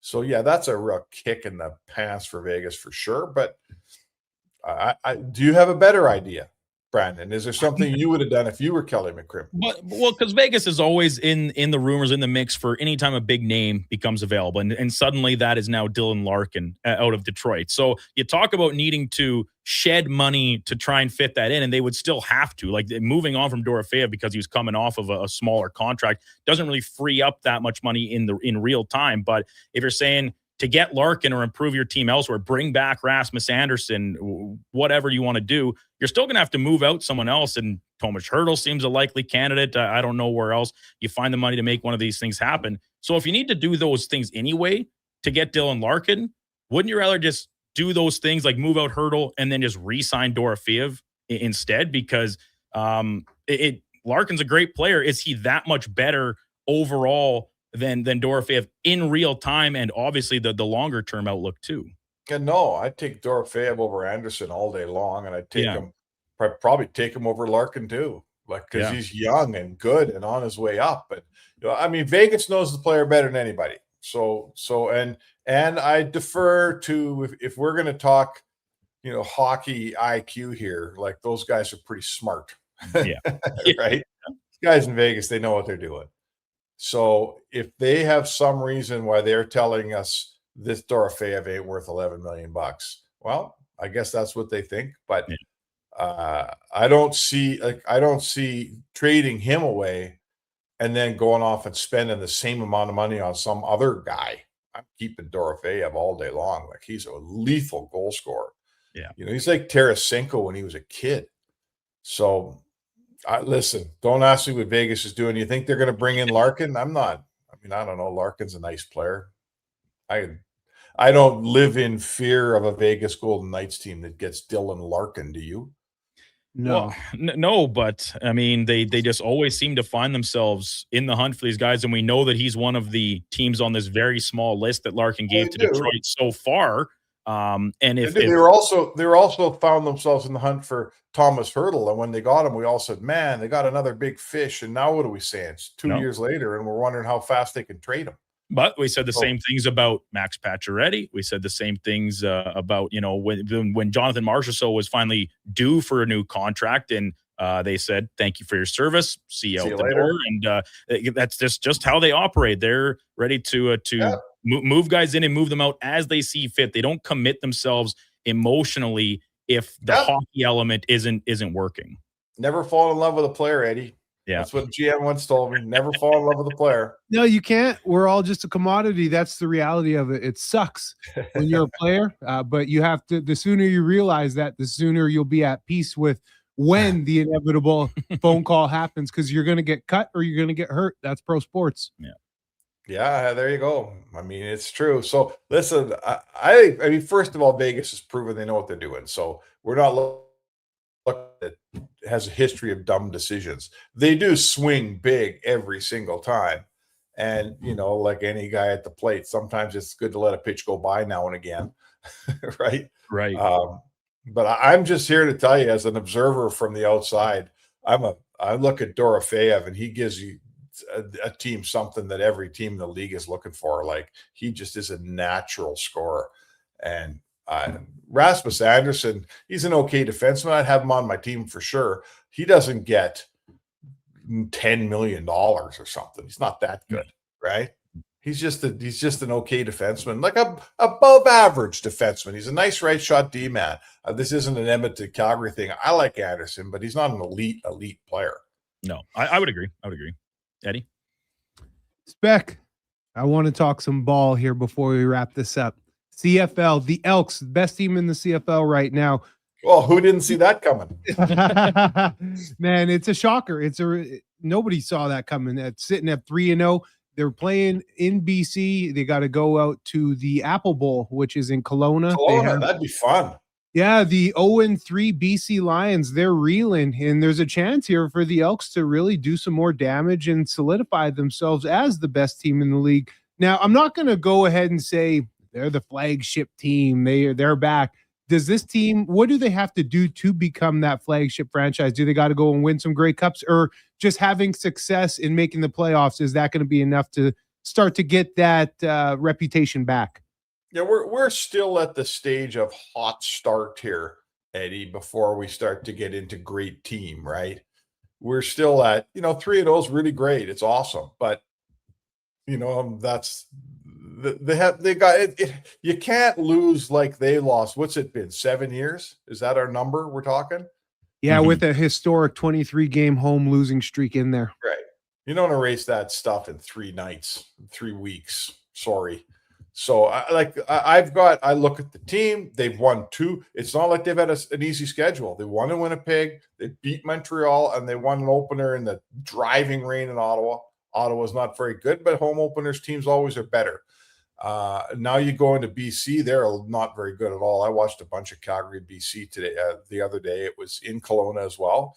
Looked like a really great scenario there playing in that Apple Bowl, but BC's not very good. But no, I mean, keep winning. This is a small picture thing, Eddie. We're not trying to resurrect the 1981 Eskimos here at this point. We're just trying to win football games, man. Just trying to, you're trying to do? You're trying to get 25,000 people back in that barn. Yeah. That's what you're trying to do. Yeah. And the rest will happen as it happens. But they're on the right track. They got a good team. They're playing solid ball. They're not doing this with smoke and mirrors. And I love what I'm seeing. But let's come back to me like a long time from now before we say we've erased the last 7 years, because those 7 years, man, they left a mark. A big stain. Fair? Yeah, Fair. that's a good answer. I would agree that you need to continue to earn the trust back by stacking dubs. Let's get some weather here and get a couple of 30,000 people nights. And I'd say to you, when we get to that Calgary game, that's always one of the highest attended games of the year. If you still are looking like a good ball team and you're somewhere near the top of the West and you're playing good ball, then now it's fair to say to Elks fans, okay, folks, it's September. The Stamps are in town. It's a Labor Day rematch. Come out and show your support here. Let's go. These guys have earned it now. Let's get to the stadium and let's put some people in there. Spec, are you going to make your way into the city at any point this week to take in some Brick Invitational action from the Ice Palace? I'm not. I am making my way in because I believe there's a July 1st component probably to the Oilers. I would say they'll do something. You can do that from the lake, no problem. Yeah, well, I'd love to, but no, I think I'm coming in. It's hard to be on camera with the great Gene Principe when you're sitting out here in an AC/DC t-shirt and a Blue Jays hat. Specs back. So the Brick's on right now. I'd love to stop in and see some of the Brick, man. I keep seeing Jonesy flogging that book of his. Sounds like every guy in the world played in that tournament. Yeah, it's a very, very long list. And once again, we were just touching on it before you hopped on, some more NHL connections. I'm sure there's plenty of players that are sons or relatives of former NHLers that I haven't had the chance to parse through, but we know Anze Kopitar is one of the coaches for the Western Selects team. Gilbert Brulé back with his Vancouver club. Yarrow Halak with Boston. And then Nathan Gerby was the other one with Detroit, I think it was, on the coaching staff. I don't know for sure that all those guys are here, but we know Anze Kopitar is in town. What do you think it costs to play for one of those teams? $1 million. Oh, man. Hey? Yeah, upwards 20 plus, you think? Oh, yeah. Like to be on one of those spring teams that goes all the way to Edmonton from Boston or LA, for sure. Yeah. Crazy. Oh, yeah. That's Crazy. spring hockey. It's an investment. It's an investment in your child's future, Eddie. If you weren't such a cheap parent, you'd invest. Man, I need that spec salary, man. I need that. yeah. Here I am working at 1440. Give me that spec salary. Hey, am I not on the same radio show? Well played, brother. Awesome. Spec, have a good one. We will chat with you tomorrow morning at 8 o'clock. We'll see if we got any fresh news if Darnell Nurse is a Boston Bruin as low tide predicted. There you go. Let's hope. Sounds good. Mark Spector from Rogers Sportsnet and On the Mark, powered by Northgate. This truck's for you, northgategm.com. When we come back, we will flip over and talk some more CFL with Eddie Steele, as he's been so keen on mentioning all morning. The Edmonton Elks, number 1 team in the league at 3-0. They, of course, all the way back on Thursday night, defeating the Bombers, and then played spectator the rest of the weekend and watching the other results that led to them being the lone team remaining undefeated in the entirety of the Canadian Football League. Brandon Douglas, Eddie Steele, Donovan Paulson, Josh Fenwick with you here. It's Douglas in the Mornings on Sports 1440.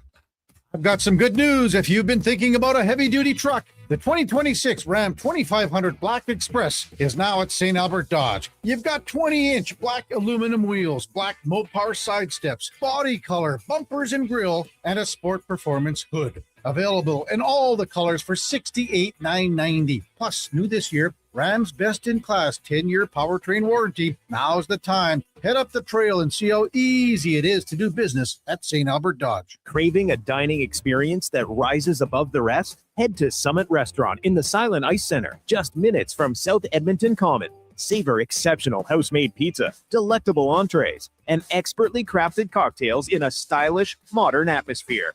Perfect for a casual meal or a special night out. Summit offers a refined experience where every bite and sip reflects our dedication to quality. Elevate your dining experience. Make Summit Restaurant your destination tonight. Did you know there are actually 3 seasons we experience in June? Spring, summer, and construction season. And while roads may be narrowed and detours are everywhere, GS construction crews are on site every day doing the work because the city doesn't stop, and neither do we. As we build and upgrade infrastructure, life continues around us. That's why we never lose sight of what matters most, making sure everyone, including our team, returns home safely at the end of the day. For more on what we do, visit gsconstruction.ca. With Play Alberta, backing the home team goes beyond the bets. That's because your picks have provincial impact. Play Alberta is the only app in the province that puts all revenue directly back into supporting programs and services that Albertans rely on every day. By investing in the General Revenue Fund, every play, bet, and buy made on Play Alberta helps make a difference across the province. Visit playalberta.ca/Gregor to learn more. That's playalberta.ca/Gregor. Must be 18 plus to play. If you gamble, use your game sense. 24 hours a day, 7 days a week. Edmonton sports fans stay informed with Sports 1440. Stream us. Listen to us on the AM dial. However you consume this radio station, thanks for listening. Okay, new strategy. I'll just live in the freezer till October. It's spacious in here. It's spacious. There's a better way to survive the coming AC season. Pro Solutions is your one-call solves-it-all expert for AC repairs, tune-ups, and new installations. We offer convenient financing options and fast appointments so you can enjoy your entire home, not just the freezer. Now I can leave the frozen peas where they belong. Book now at prosolutionsinc.ca. Photographers, start your cameras. Vision Credit Union's annual photo contest is back. We're asking you to show us the people, places, and moments that made you glad you chose this rural life. Maybe it's the view from your farm, a walk down Main Street, neighbors pitching in, a weekend at the rodeo, or a sunset down a back road. Share your photo to show why life in rural Alberta is a choice worth celebrating. Enter and vote at whatsyourshare.ca. Wendy's 99-cent Frosty is back, and Frosty farmers couldn't be happier. Made with Canadian dairy, they grow up cool, creamy, and mighty thick. It's farm to Frosty. Get a small 99-cent Frosty until August 2nd. At participating Wendy's, taxes extra. This July will be epic. BetMGM Casino is coming to Alberta on July 13th with over 4,000 casino games, including exclusive slots like Game of Thrones. Sign up early and download the app to get started. Then get ready to spin July 13th. It's gonna be legendary. See BetMGM.com for terms. 18 plus only. Please play responsibly. Alberta only. Subject to eligibility requirements. If gambling is affecting your mental health or well-being, 211 Alberta is here to help. Call or text 211 or visit ab.211.ca.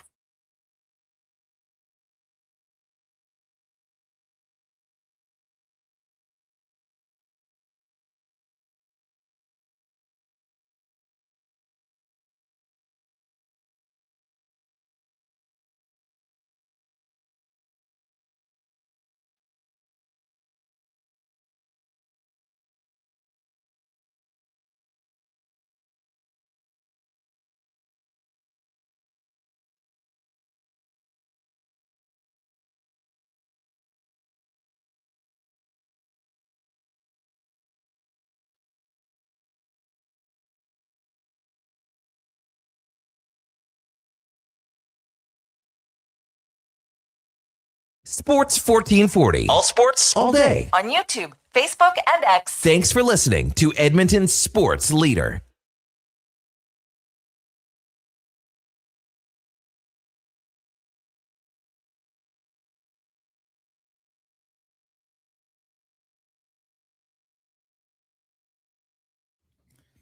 $8:26. Welcome back to Douglas in the Mornings on Sports 1440. Brandon Douglas, Eddie Steele alongside Donovan Paulson on the ones and twos with us this morning. You can watch us. We're streaming on YouTube, X, Facebook, Instagram, and Twitch. Plus, of course, all your listening options. Tune in, iHeartRadio, and sports1440.ca. Now, Josh Fenwick began this day in studio with us, gentlemen, but he has since departed.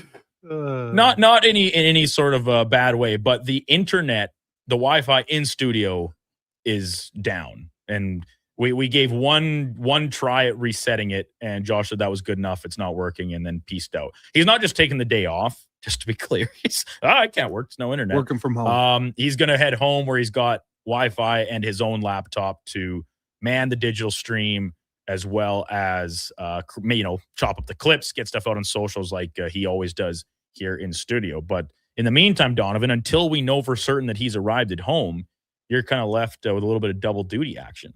Yes, sir. I am left with double duties, and there will be no switching of cameras for those of you who are watching the old stream. I would have to run over there. Well, 82-foot arms. You're built for it. You're built for it, Donnie. You're the man. No, You're the man. It's the classic Brandon Douglas.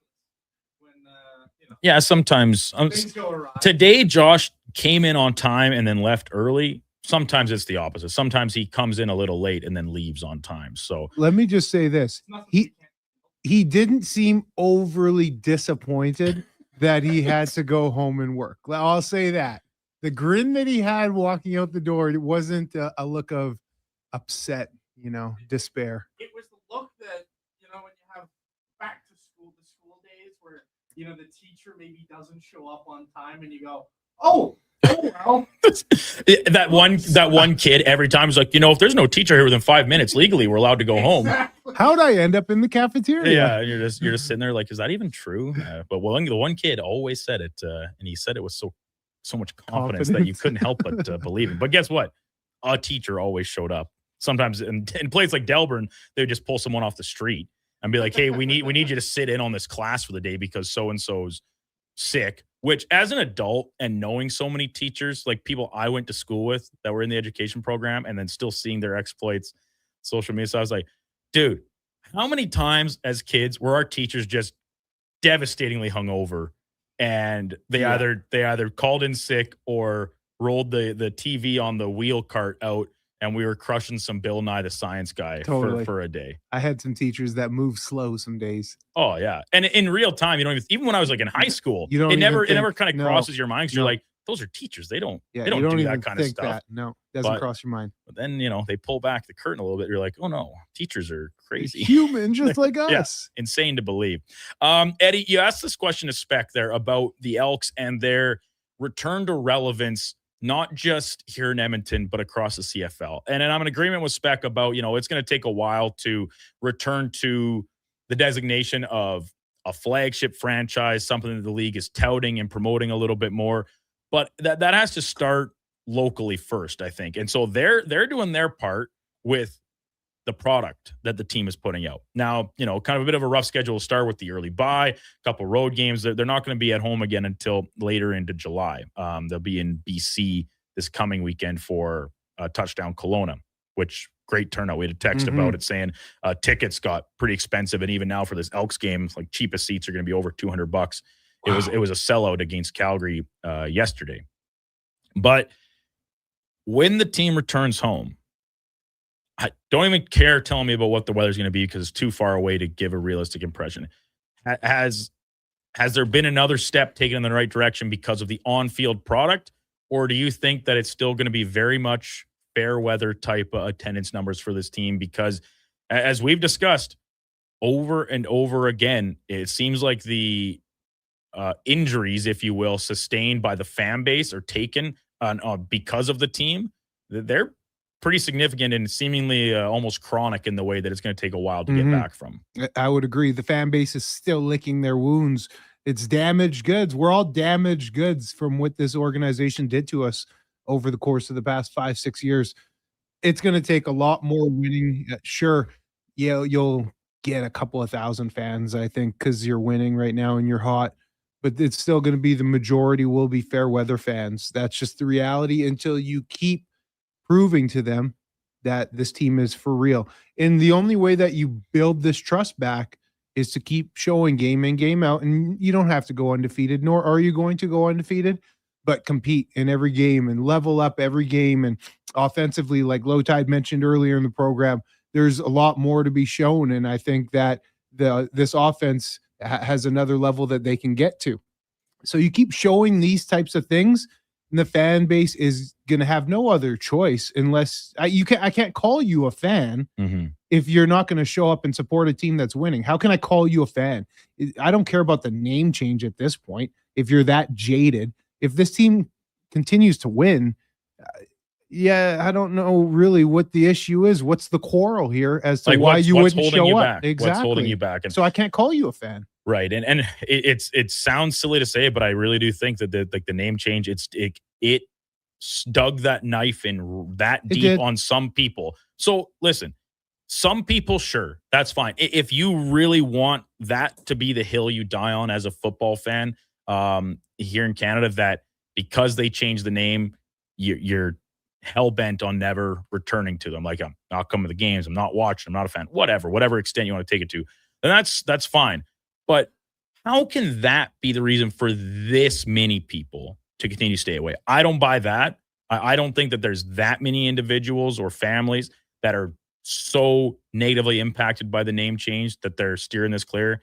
I think it's just going to take one foot in front of the other of returning to a winning program, continued improvements of the actual in-game experience for the fan at Commonwealth Stadium, and then, slowly but surely you'll kind of start to get things back in the right direction. So we've all been to Riverhawks games, right?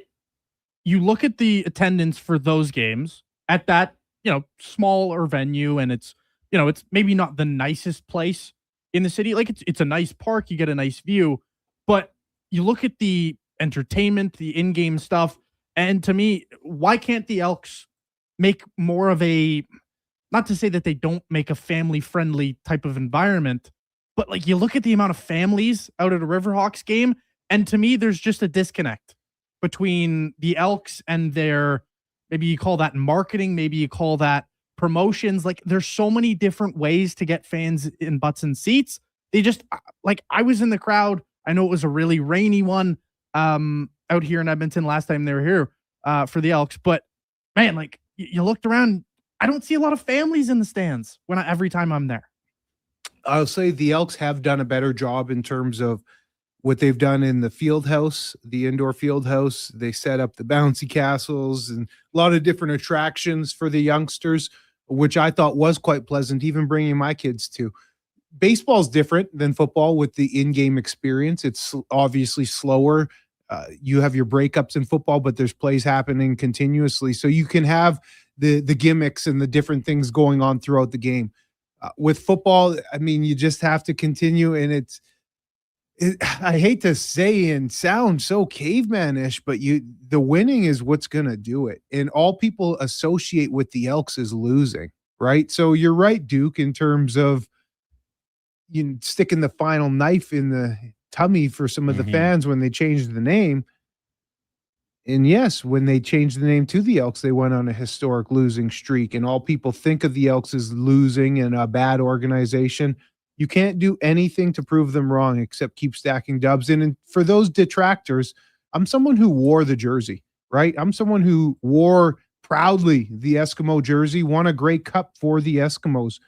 And even I can, lay aside my emotions to the fact that they changed the name and how they did it and realize this is a good football club, and I can support a good football club. I didn't support a lot of the good that this team had done over the years, but man, they got the right people in place doing it from the top down. President, GM, head coach. We all know that. We've talked about it a lot, and now they're winning on the field.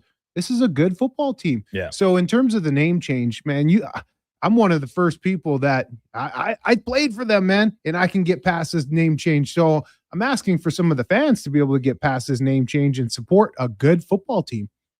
On the field, we saw the Elks game back on Thursday night. We kind of talked about it on Friday. We'll maybe circle back to them to close us out. But the rest of the games that we saw this weekend, the Lions are 0-for here to start the year with the Stamps beating them 41-33 yesterday. Like, I don't know if we fully expected the defense to be quite this poor, but the offense is doing enough, but not enough to overcome the deficiencies that they have on the defensive side of the ball here. What are you seeing from the Lions that have caused them for this slow start? A lot of empty calories with Nathan Rourke. He's putting up big numbers, but a lot of it is coming from behind, garbage time. So there's not a lot of substance there. The numbers are great, but you're not impacting the game in a winning way. So with the BC Lions, I think they're a wounded animal right now. No pun intended. No pun intended. The Elks, they can go out there. Their special teams, the BC Lions special teams, they're hurting right now. They're giving up a lot of big plays. And defensively, they're leaky. They're Swiss cheese. And I think the Elks, not only in the run game, but Cody Fajardo, I think, can really find his rhythm in the pass game this upcoming week. So the Saskatchewan Roughriders lose on Friday night. We were kind of catching this game while we were down at Chop. The Argonauts, in a lot of predictions I saw coming into the year, were kind of going to be right there with Ottawa for the worst team in the East. Now, it's pretty jumbled right now, but they are 2-1. Is it just a matter of simply saying, when you have your starting quarterback, it makes a world of difference? Because Chad Kelly's looked, pretty similar to, we're talking MOP version of Chad Kelly, not the guy that didn't touch the field last year. Yeah, this guy, I don't root for the guy. I don't think he's the greatest dude out there. There's just something about it, and I'm not shy to say that. But I respect the hell out of his game. And when you're throwing for 400 yards plus a game as a quarterback, I mean, what else more can you do? He is slinging that pill out there. Now, he is the definition of a gunslinger because he get the big yards, all the touchdowns. But if you look at his interception numbers, it's a pretty juiced up category as well because he's high risk, high reward. Yeah. I'm not the biggest Chad Kelly fan, but I do respect the fact that he's out there slinging it, and he is all the difference for the Toronto Argonauts. Yeah. In that game against the Riders on Friday, he went through 321 through the air, 2 scores and a pick, and then 15 yards on 4 carries on the ground, including a touchdown. So he's doing his part. They beat the Riders 40-34. So if you are keeping track across the entirety of the league, the West runs down Edmonton 3-0, Saskatchewan 2-1, Winnipeg, Calgary both at 1-2, and BC a surprising 0-3 start. And then out east, Montreal, they just get past Ottawa last night. Man, that was a lot closer a game than I think most expected. But the Alouettes are 3-1, Toronto 2-1, Hamilton 2-1, and then the Red Blacks, maybe the least surprising thing we've seen in the season so far, 0-3 start under a new head coach, Ryan Dinwiddie. Finally, Eddie, we started with the Elks. We'll finish with the Elks here on this segment. This company, or text from Daryl. Eddie, I would enjoy your views of the defensive line through the first 2 games. Thanks, Daryl. Well, they've played 3 games, Daryl, but I think the point remains. First 2 games, not up to the standard. This last game, though, and we talked about it, the sacks were great. They got some sacks this last game against Winnipeg. But it's not even just the sack number that is what we're looking for in terms of the defensive line. It's the impact on a game, making a quarterback throw off of his spot, making him feel uncomfortable back there, being strong and stout in the run game. And I've used this term. This is how my defensive line coach, Ed Fillion, used to say to us, I got to feel you guys. I got to feel you out there. That doesn't mean you got to go and get sacks, but you got to feel the impact of the game. And against Winnipeg was the first time since this regime has taken over last year and 3 games now this year, that you could really feel this defensive line. This was their best game, I would say, in a year plus of football. Oh, for sure. Well, last year we know how unimpactful they often were. And once again, it's not necessarily about the sack numbers, which were terrible last season, but it did seem like they weren't finding enough ways to consistently get pressure under him, force bad throws, create an uncomfortable nature in the pocket. It's still early, just as you and Spec were talking about. We're not going to go crown them, but certainly an encouraging step in the right direction back in Thursday's win in Winnipeg. When we return, we will go in or out with Donovan Paulson. I tried to stretch that segment a little bit, Donnie, so maybe gave Josh time to get home and take back over his responsibilities. Can confirm he is home. All right, way to go, Fenny. Maybe we'll have to try and connect if we can get Fenny on via stream for some hoop talk at some point this morning because some big rumors swirling around the Toronto Raptors and a potential reunion with Kawhi Leonard. But we'll go in or out with Eddie and Donnie when we come back here to wrap up Eddie's time on the program this morning. You can watch us. We're streaming on YouTube, X, Facebook, Instagram, and Twitch. It's Douglas in the Mornings on Sports 1440. Hi, Mike here from Northgate Chevrolet Buick GMC. Car shopping sucks. That's right. Going back and forth 100 times just to get a price. Give me your credit card for a test drive. What's all these extra fees? That sounds ridiculous. At Northgate, we do things a little differently. Good deals on new, pre-owned vehicles, good people, and a great selection. Stop in and see us today, 13215 97th Street, or visit us online at northgategm.com. You're in Northgate country. Mr. Rooter buries evidence in the desert. I didn't mean to do it. I was forced into it. Yeah, forced. But now, no one will ever know. You've done well, Mr. Rooter. You did something awful, but you've covered your tracks. It's done. The last transcript that shows I did a semester of nutrition school. Uncover evidence of the proudest plumber, Mr. Rooter. Come for Canada's largest trade shows, the biggest names in entertainment, exhilarating sporting events, and more. And stay for the experience at the Edmonton Expo Centre. Looking for the perfect place to host your next big event? From trade shows to galas, meetings, and concerts, the Edmonton Expo Centre has the space, event expertise, and service to make your next event unforgettable. With over 522,000 square feet of flexible event space, in-house catering, and operational expertise, they bring your biggest vision to life. Learn more at edmontonexpocentre.com today. Expand your brand with Fusion Promo Marketing. Fusion is your trusted partner for all things branded merch and apparel. Thousands of products perfect for businesses, sports teams, and corporate events. Fusion with a Z.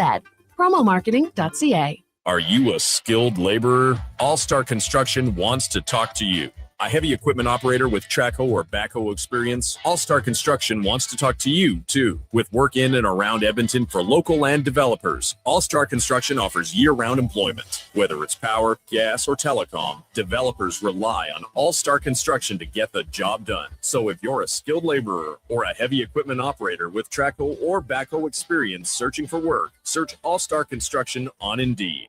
It's cone season at McDonald's, which means vanilla cones are $1 each plus tax in the McDonald's app all summer long. Soft, creamy, and crunchy. For just $1 each plus tax exclusively in the McDonald's app. App download and registration required at participating McDonald's in Canada. Photographers, start your cameras.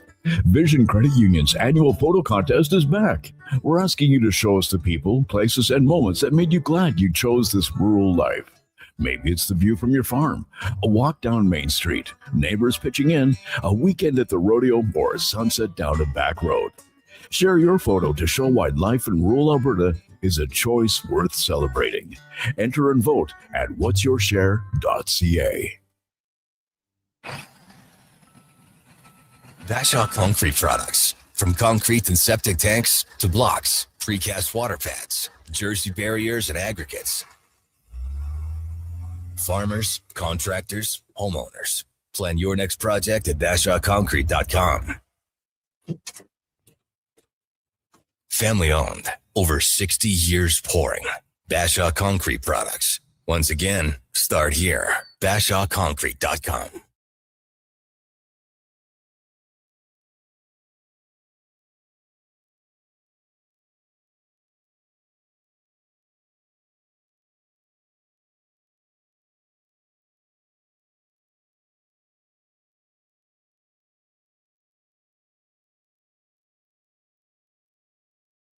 Your game, Your station, Sports 1440. and watch us on YouTube, Facebook, and X.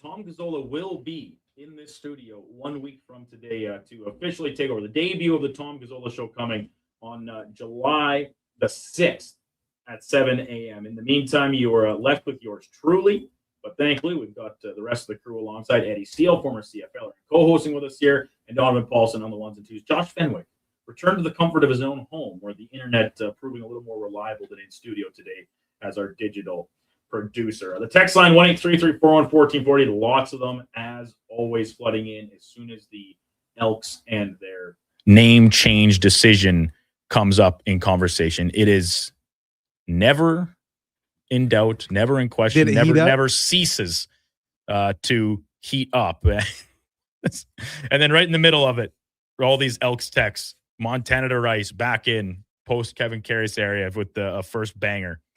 This song sucks, pal. Which, right as we're coming out of the break, Eddie and I are saying to Donovan, like, dude, what is with the music so far today? This is insane. It's a new dawn. It's a new day. There is no Kevin Karras. Oh my God. The shackles of his music tastes have been you think that I was shackled by Kevin? Dude, yes. He told me to never play Karma Chameleon by the Culture Club ever again. And I did anyway. I was like, dude, I'm picking the music. So all the power to you that despite our criticisms, you will continue to choose the songs at your own discretion. But apart from the layups of AC/DC for Spec and Brian Adams at 740, the other two choices so far this morning have left a lot to be desired. If I was evaluating your music choices, Donovan, your grade is, I'm not sure it's coming out as a pass so far today. Lots of time to make it up, though. Lots of time to make it up. Let's get to In or Out, brought to you by Pro Solutions. Need a fast AC service? Pro Solution offers expert repairs, tune-ups, and installs with flexible financing. Book your appointment now at prosolutionsinc.ca. Okay, you know what? Moving too fast. Bottom line, are you in or you out?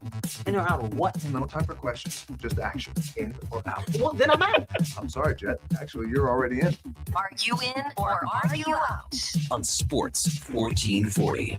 I thought you would go, I'm in, Bob. We would have had a really cool moment, but you kind of ruined the whole thing. Just before we get rolling here, Donovan, Jordan texted in, Donovan's the guy at the bar who turns the lights on and then plays the Mood Killers on the speakers. But you've got support too. Mondo says G-Eazy is awesome. Play more. Oh, okay. Well, maybe I'm not against G-Eazy. I'm against that particular song selection as an intro for this morning program. DJ Donovan P on the ones and twos. What do you got for us today? You know what, fellas? I usually do play the rock music, but that was my one. Okay. Like, go away from it. Whatever. You know what? The people are going to get more of what they want. As everybody knows, Seal, huge rocker.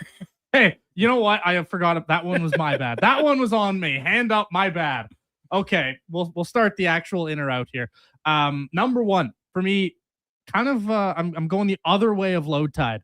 The Oilers will sign no more than one free agent on July 1st.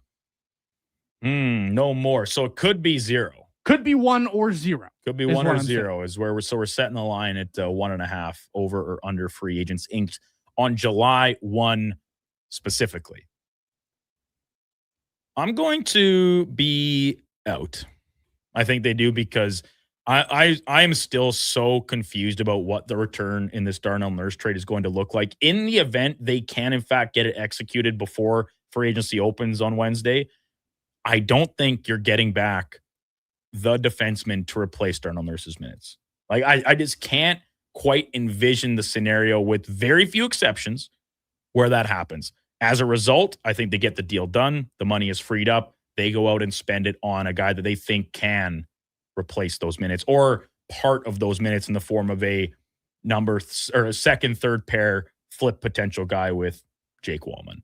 Whether that's Jamie Alexiak, whether that's Logan Stanley, the names are all out there. We know it's a pretty shallow pool of talent in free agency, but I think they go out and try and make quick work of it to avoid being left with what's just the scraps in the heap.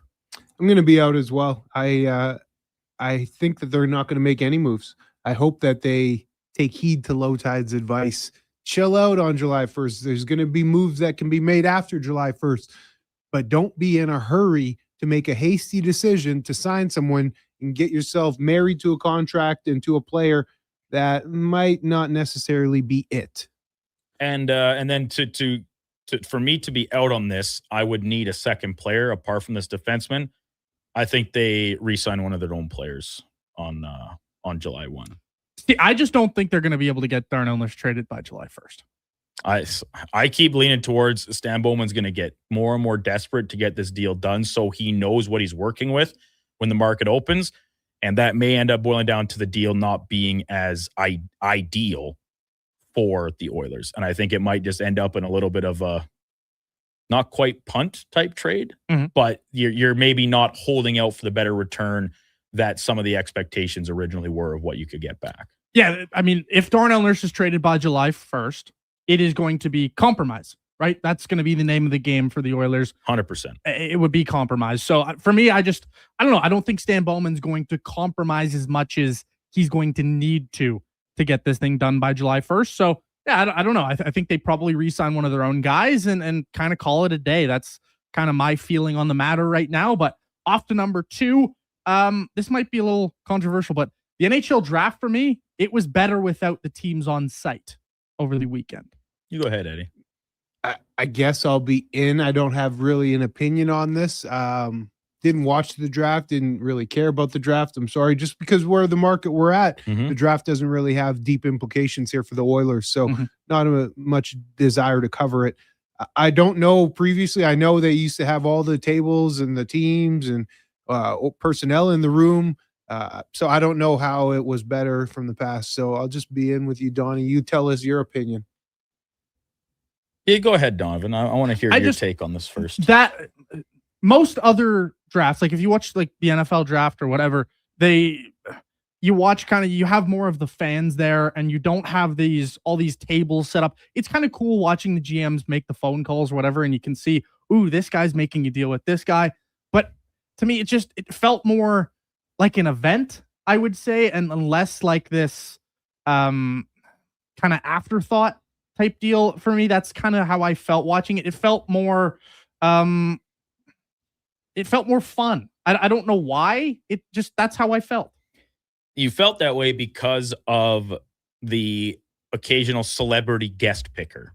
Yeah, that might have that is part of the reason why I'm still hemming and hawing about which way I want to go on this, because I'm all for decentralizing it where you don't need to bring out all these people, and it's like pointless to have everyone there crammed into this tiny little table set up on the floor, draft room floor, as opposed to the comfortability of your own war room, wherever you're doing it from.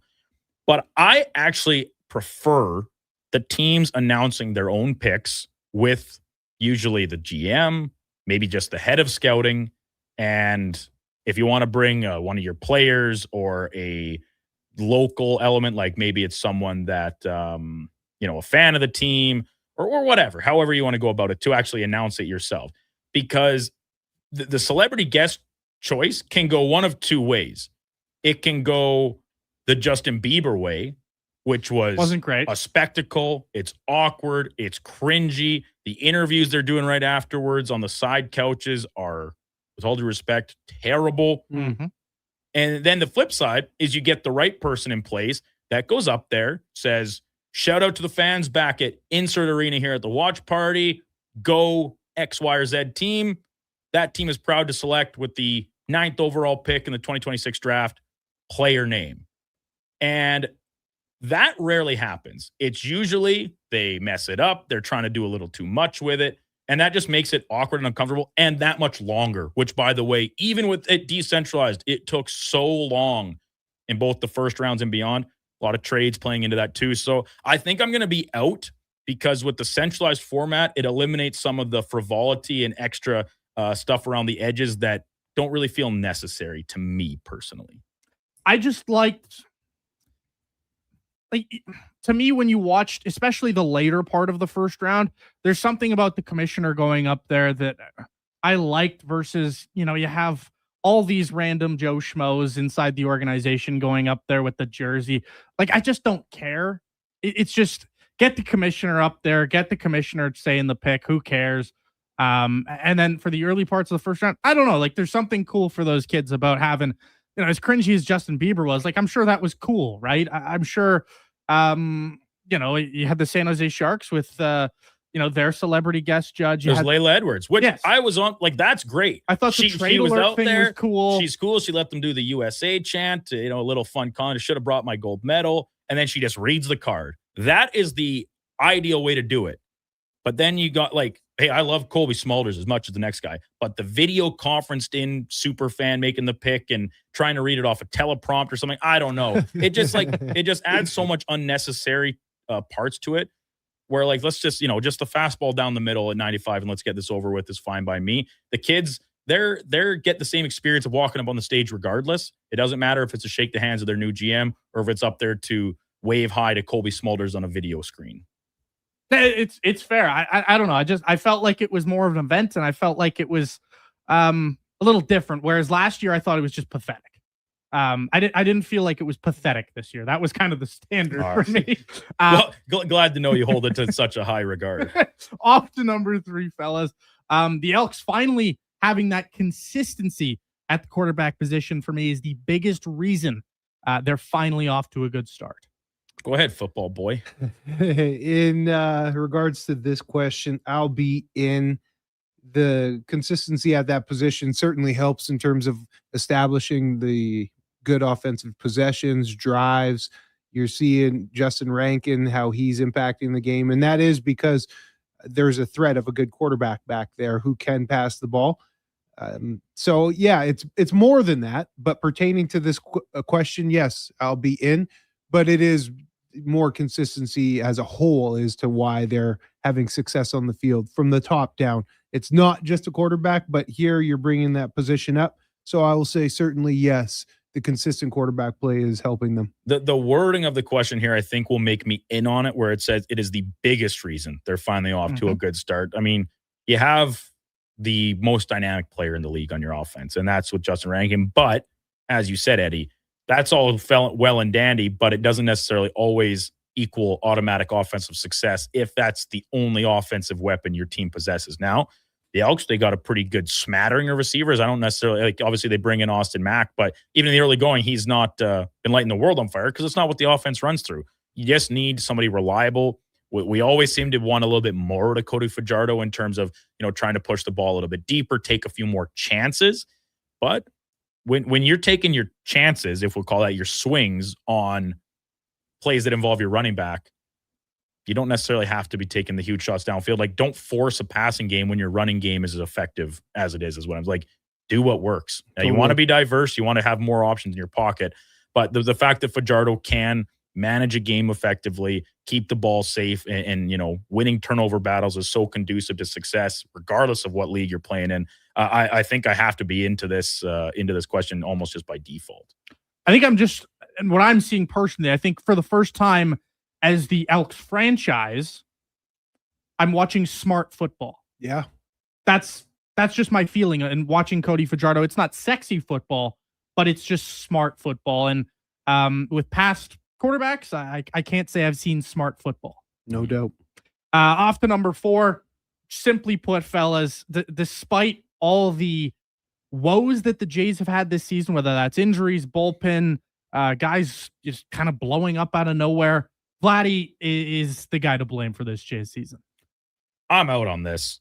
In baseball, one player cannot solely impact the team to that level. Like, and especially in a negative way, because he's defensively, he's been fine again this year. A little, like, even actually, I haven't checked the exact numbers, especially recently, but I think it was actually an uptick in his overall defensive numbers compared to last year. He was obviously a previous Gold Glove winner prior to that. But between other guys not performing at the level that we saw them last year, like almost every player had a career year last season. So guys naturally take steps back. A few continue to push forward. I mean, what Louis Varland has done, has to unfortunately eat the loss yesterday because of the wild pitch ending up bringing in the winning run of the game. But apart from him, the pitching staff has been so-so and pretty fluctuating up and down. The injuries they've had to endure, the bullpen for the large part has been very pedestrian and some guys bad. So as much as Vlad Guerrero Jr. is enduring a horrible season, just terrible, the results are not there. There's no way I'm pinning a team that's 5 games below 500 exclusively on him. See, initially I'm kind of in agreement with you, Duke, but I'm going to be in on the question, actually. And I am going to blame Vlad because, sure, you expect the offensive production from his bat, but it's the overall team morale. When we talked about the difference between having your your ace out there, your team leader, and with Alphonso Davies, and how that just brings up the level of your team. And when you have that guy out there and he's struggling in a slump all season long, man, that starts to weigh not just on him, but it starts to weigh on the team too. And a guy who just signed a crazy extension as well. So there's a lot of factors to it. The face of the franchise, when your face of the franchise is slumping, you're going to expect everybody else to slump. He's the face for a reason. So I'm going to be in on this question, Donnie. Man, like if you've watched most of the Jays season so far, like this just summarizes the when you have your franchise player, your franchise face, and he has not statistically been the worst hitter on your team, but when he has out of regular everyday players the fewest amount of home runs on your team, like that just tells the full story. Highest paid player. Highest paid player, your franchise face. And this guy's going out there and is below a league average hitter. Not good enough. It's just not good enough. And if Vladdy, simply put, is even to last year's standard, which was 31% better than the league average hitter, and that was kind of a down year, to be honest, like that gets you probably at least 500 right now. Like he's worth half a win this year. Here's my positive spin zone. The Jays now start a set against the New York Mets, which is the first time we'll see Bo Bichette going up against his former club. Do you think there's some pregame or batting practice conversations between Vlad and Bo? And Vlad says, "Man, I'm missing you in here. Miss you. You were such a buoy to me in the lineup. I'm struggling." Then Bo Bichette says, "Dude, what are you talking about? I play for the worst team in the league. We just fired our manager. We stink. I'm terrible. What are you complaining about?" And Vlad gets a little perspective and says, "You know what? You're right." And then he turns his season around. There's my hypothetical for you. Man, with what we've seen so far, I mean, the guy's on pace for he's on pace for 8 home runs. Like I don't know. Maybe he can pull that positive spin with Bo Bichette. But man, like if the Jays get swept here in the series, they're one game above the New York Mets, and the Mets have been an absolute debacle. So I don't know. I'm looking at this Jays season, and lots of things have gone wrong, but you expect your best player to be your best player, and he has simply been frankly, one of their worst players. Yeah. He's been no good at all. Off to number 5, fellas. It is International Fisherman Day. To me, there is no better situation to have a beer than fishing. Eddie? Yeah, I don't drink beer anymore. I know you don't, but no. Back in the day. There are better beers. The shower beer was the best beer. There was nothing like a shower beer getting ready to go out with the boys, man. Yeah, I am so out on this. And I'm not a huge fisherman. I'm sure Carius would probably have a different opinion here. Him and Strutty telling some good fishing stories last Thursday when Smithwick made another appearance on the show, talking about pushing each other off the boat, worried about drowning, and there's 3 feet of water. But I don't consider myself a big fisherman. I've only been a few times, and whether it's out on the boat, off the dock, I don't like that. To me, if you're on the dock, that almost just kind of aligns with, say, like just a beer at the cabin, or you're a vacation beer almost, if you're going even broader. But even still, like I'm talking like end of the week beer. Yeah. You first get home, you open that fridge, and you crack yourself nice a one. cold one. Cutting the grass. Airplane beer. If you're on there. Not as up and there. Here's actually one that I think is might be my favorite. And you talk about the shower beer when you're maybe getting ready for a big night out. I don't want to use the term destination wedding because it doesn't have to be Mexico or out on the beach somewhere, but just where you're away for the weekend, just in a hotel. The post ceremony, pre-reception hotel beer for a wedding weekend, where just like you and everyone else that they're not in the bridal party, you don't got to go do pictures or nothing. You just congregate back at the hotel. You got an hour or two to kill before supper or cocktails start. And you just sit there in the room, all huddled around on the edges of the 2 beds, someone in the cuck chair and then in the desk chair, and you just tilt them back for a couple hours, get nice and warmed up for supper. Yeah, that's where I'm gonna focus my efforts on this question. There's some really good ones. Obviously, golf course beer is definitely up there for sure. But for me, there's nothing when I'm drinking a beer, a lot of it is about relaxing and unwinding, right? Unless, of course, you're going out for a night. But usually then that doesn't go to beer. That's more, fair. you know, the rums and stuff like that. But for me, beer's about unwinding, and there's no better unwinding activity than fishing in my mind. And so, especially if you're on a boat, not just necessarily on a dock, but if you're out on a boat, you've got the rod in the water, you're, you know, got the beer in hand, you're listening to the tunes. That is the ultimate unwind activity for me. Maybe that speaks a lot to me as a person. Yeah, but you're too wound up, Donovan.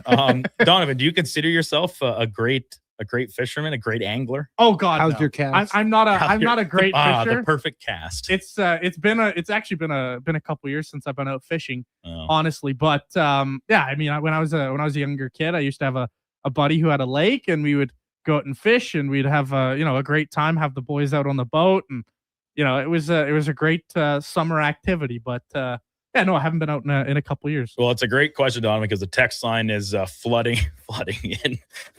Walter, did you just say cuck chair? Yeah, I did. But Team Dean says camping beer, after hockey beer, golf course beer. We'll catch up on all of our text messages here once we return from our final break with Eddie. Eddie, you got Elks Nation today? Going new down to new the episode pod. with Deck. Yes, sir. Got Lots- a big lots- one, Elks 101. Lots to get there. Elks 101. You can find that anywhere you get your podcasts and on YouTube as well. And then lastly, you'll be back with us Friday, of course, but we're off on Wednesday for Canada. You got any plans with the fam for to celebrate? No, I haven't even thought about it. I'll be honest. Completely You forgot still got about time. it. Yeah, it'll be a good day off. Hopefully the weather's good. We go on a lot of bike rides and Hell yeah. barbecues, typical stuff. Awesome. Well, Eddie, thanks as always for your time this morning. Have a good episode down at the Nation with Deck, and we'll see you Friday morning. 7 All right. bells. Be well, Edmonton.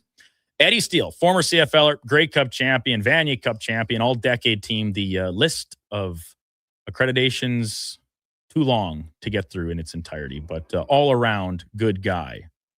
Maybe the most important on that list. When we come back, we will get to your text messages, 1-833-414-1440. Lots of them coming in response to Donovan's in or out topics, and then even our discussion around the Elks and what they can do to regain the trust of their fan base. Is winning games enough alone? Before that, let's have a Sports 1440 update brought to you by Fusion Promo Marketing. Expand your brand. High-quality promotional products for business, sports teams, and corporate events. Get noticed at fusionpromomarketing.ca. That's Fusion with a Z. Here is Donovan Paulson. This is a Sports 1440 update.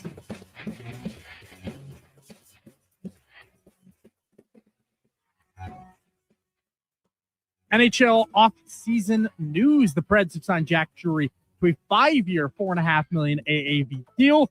New Shark Michael Kesselring got 3 years and $4.5 million a season. Dan Vladar gets 5 years and $27 million on his extension. And one from earlier this morning, Beck Malenstein has re-signed in Buffalo on 6 years, $2.9 AAV ticket. In case you missed it, Canada has advanced to the round of 16 in the World Cup as they won 1-0 over South Africa. The Jays, losers of 6 in a row as they fell against Texas last night. The Red Sox took down the Yankees 5-4. An extra Sonny Gray becomes the 7th active pitcher to hit 2,000 career strikeouts. The Nats were victorious over the Orioles. The Rays beat up on the D-backs 5-1. And some CFL action from last night. The Owls, they snuck past the Red Blacks 37-35. Coming up, it's hour 3 of the Kevin Carey Show. I'm Donovan Paulson. No longer the Kevin Carey Show. Sports 1440 in the mornings. I'm Donovan Paulson.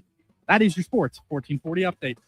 This is Sports 1440, A Stingray radio station. broadcasting on Treaty 6 territory. Download the free iHeartRadio app and listen to CKJR wherever you go.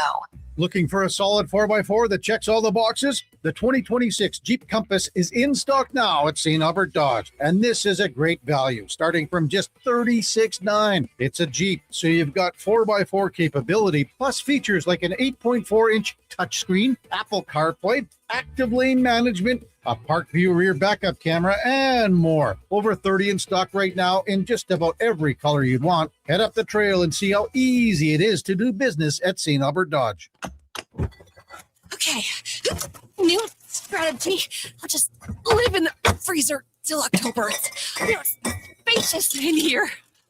It's spacious. There's a better way to survive the coming AC season. Pro Solutions is your one-call solves-it-all expert for AC repairs, tune-ups, and new installations. We offer convenient financing options and fast appointments so you can enjoy your entire home, not just the freezer. Now I can leave the frozen peas where they belong. Book now at prosolutionsinc.ca. If you've got a smart speaker, get it to play Sports 1440. And it doesn't matter when you listen as we roll out the Sports Talk 24 hours a day, 7 days a week. Edmonton's home for sports radio is Sports 1440. You don't just need property services, you need problems handled. HireGood provides cleanup, debris removal, site monitoring, and safety attendance across Edmonton. We reduce issues on your property, keep spaces safe, and take pressure off your team. We resolve real problems for businesses while creating real impact because our team is built on second chances and they show up every day ready to prove it. Visit hiregood.ca or call and mention Jason Greger for a first-time discount. HireGood. Stable jobs create stable lives. Photographers, start your cameras. Vision Credit Union's annual photo contest is back. We're asking you to show us the people, places, and moments that made you glad you chose this rural life. Maybe it's the view from your farm, a walk down Main Street, neighbors pitching in, a weekend at the rodeo, or a sunset down a back road. Share your photo to show why life in rural Alberta is a choice worth celebrating. Enter and vote at whatsyourshare.ca. Looking for mental health or addiction support, but not sure where to start? Contact 211. 211 Alberta can help you navigate treatment and recovery options, counseling, crisis services, and more. And because life's challenges are often connected, they can also help you find food, housing, and employment support. It's free, confidential, available 24/7, and offered in more than 240 languages by phone. 211 Alberta. One number, countless connections. A message from the government.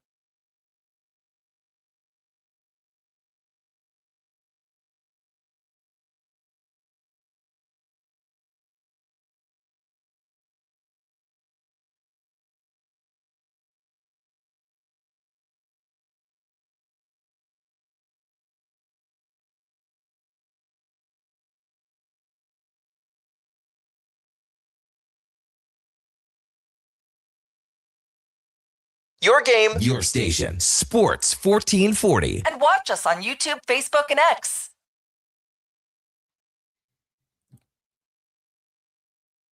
(9:11) in Edmonton. Welcome back to Douglas in the Mornings on Sports 1440. It'll be a show with a very short lifespan, unfortunately. As if you are just joining us this morning, no, I am not Tom Gazzola. The Tom Gazzola Show, taking over for the now retired Kevin Carries. That will debut next Monday, 7 a.m., July the 6th. So you can continue to wait patiently and with bated breath for that debut. In the meantime, you get me, you get Donovan Paulson, and you get our usual rotating cast of great co-hosts. Of course, Eddie Steele just departing us for the morning. He'll be back on Friday.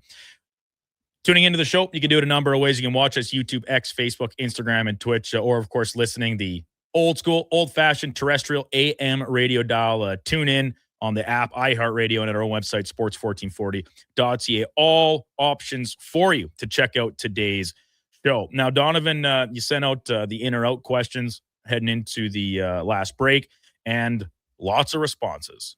Matt and Leduc, after hockey beer, even pill tastes good after hockey. Well, pill tastes good all the time, Matt and Leduc. There's no doubt about that. Kyle agreeing with Eddie. Shower beers are elite. Junior D, JRD. I don't drink either, but back in the day, campfire beers. Campfire beers, that was a popular one, as someone else had also chimed in at Montana Rice. Golf course beers are better. Team Dean sends in a text that I'm not sure I'm going to read about Donovan's ability as an angler, but how is he as a baiter when it comes to fishing? I'll let you fill in your own blanks on that one. Painter beers after a hockey game, nothing like it. Hockey dressing room beers. Jay and Victoria, of course, after his distinguished career with our services in the military. After an exercise in the military, went on a course.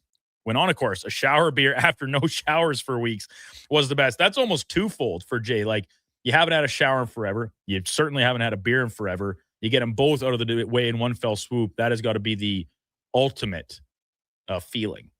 to feel yourself getting a nice clean rinse and the crisp cold taste. My only problem with shower beers, if you're enjoying the shower, the beer gets warm pretty quickly.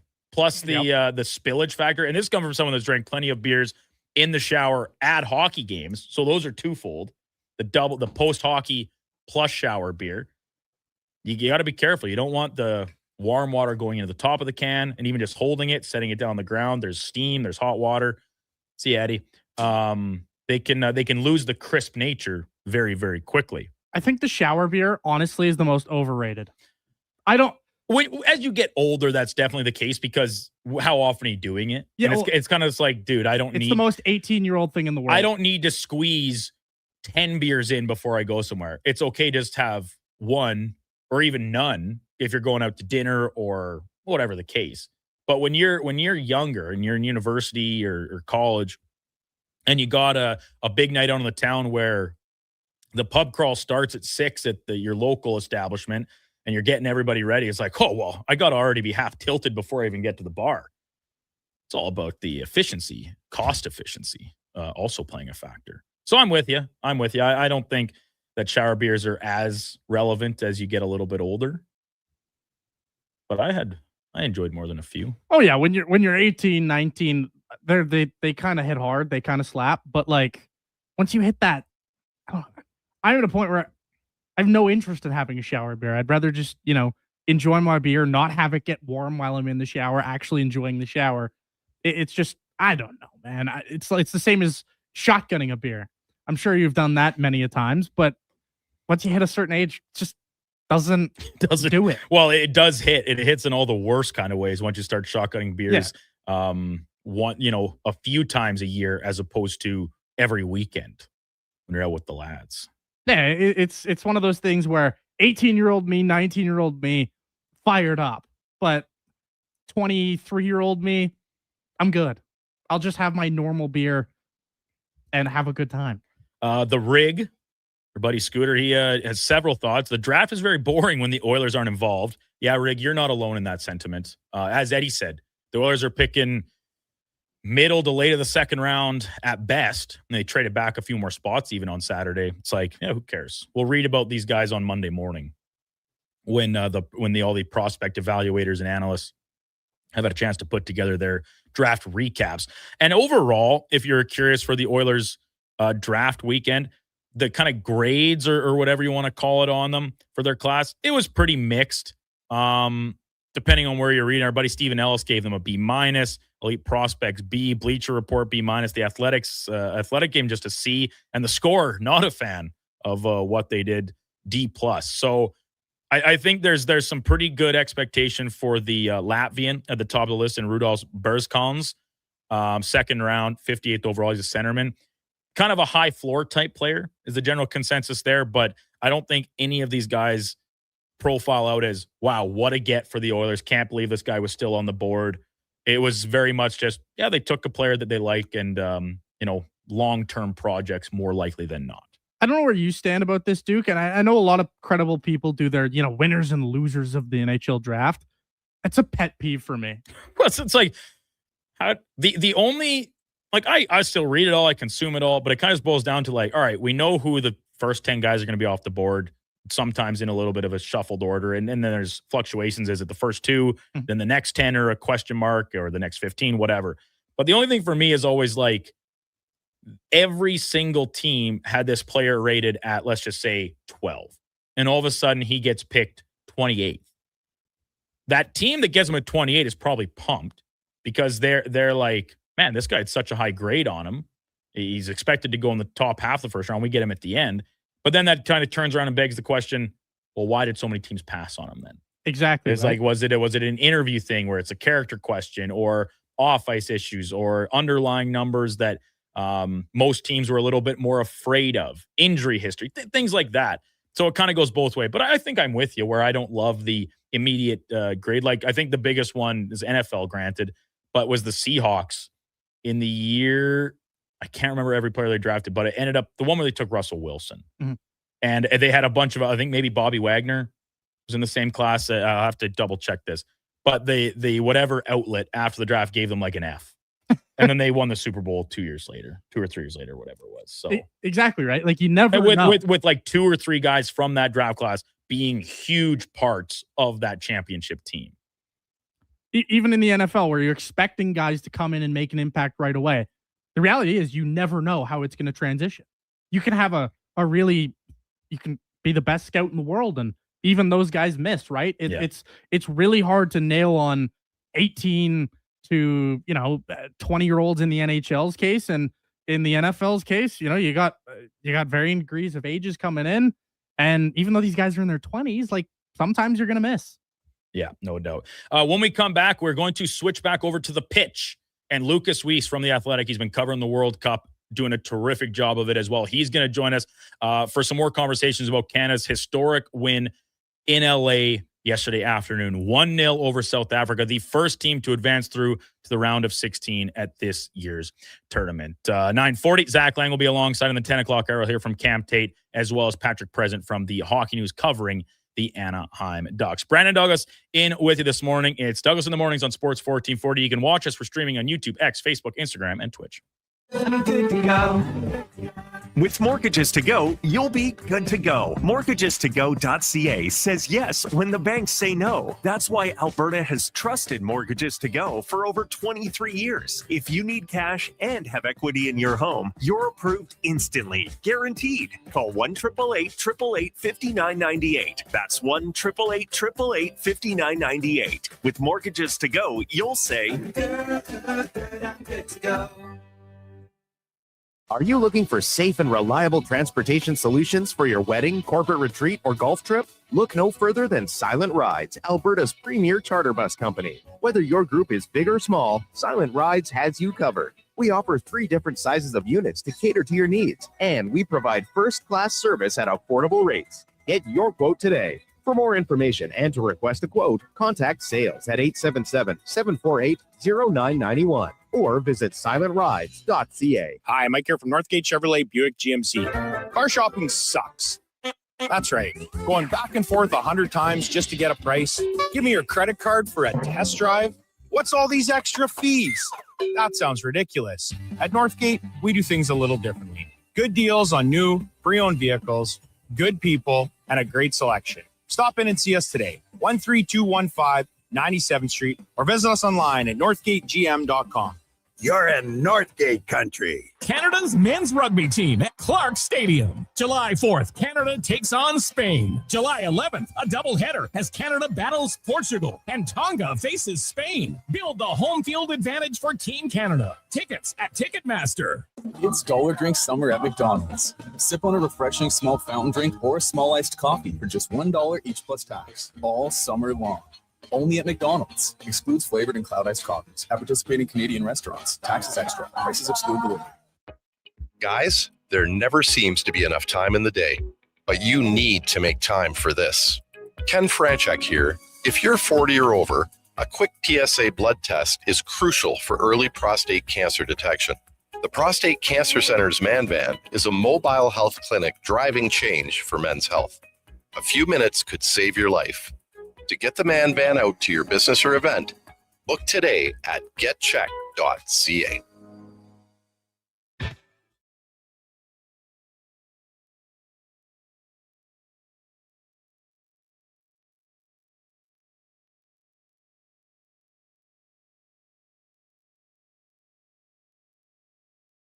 You're listening to Sports 1440 and watch us on YouTube, Facebook, and X. Sports 24/7. We are Sports 1440.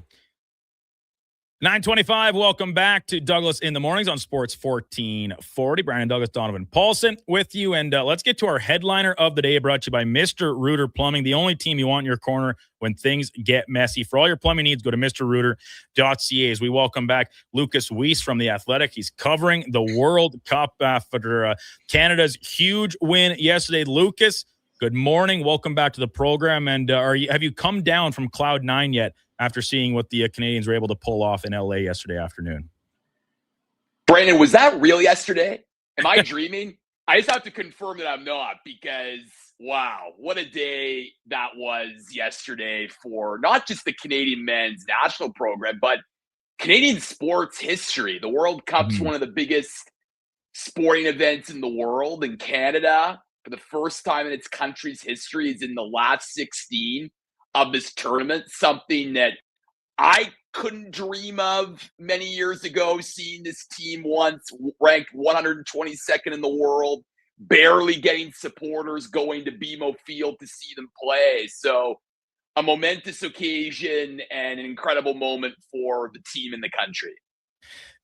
You're spot on there, Lucas, and it does seem to mean more than just a win in the opening round. And there's been so much discussion over the course of this World Cup with some of the lopsided results we've seen.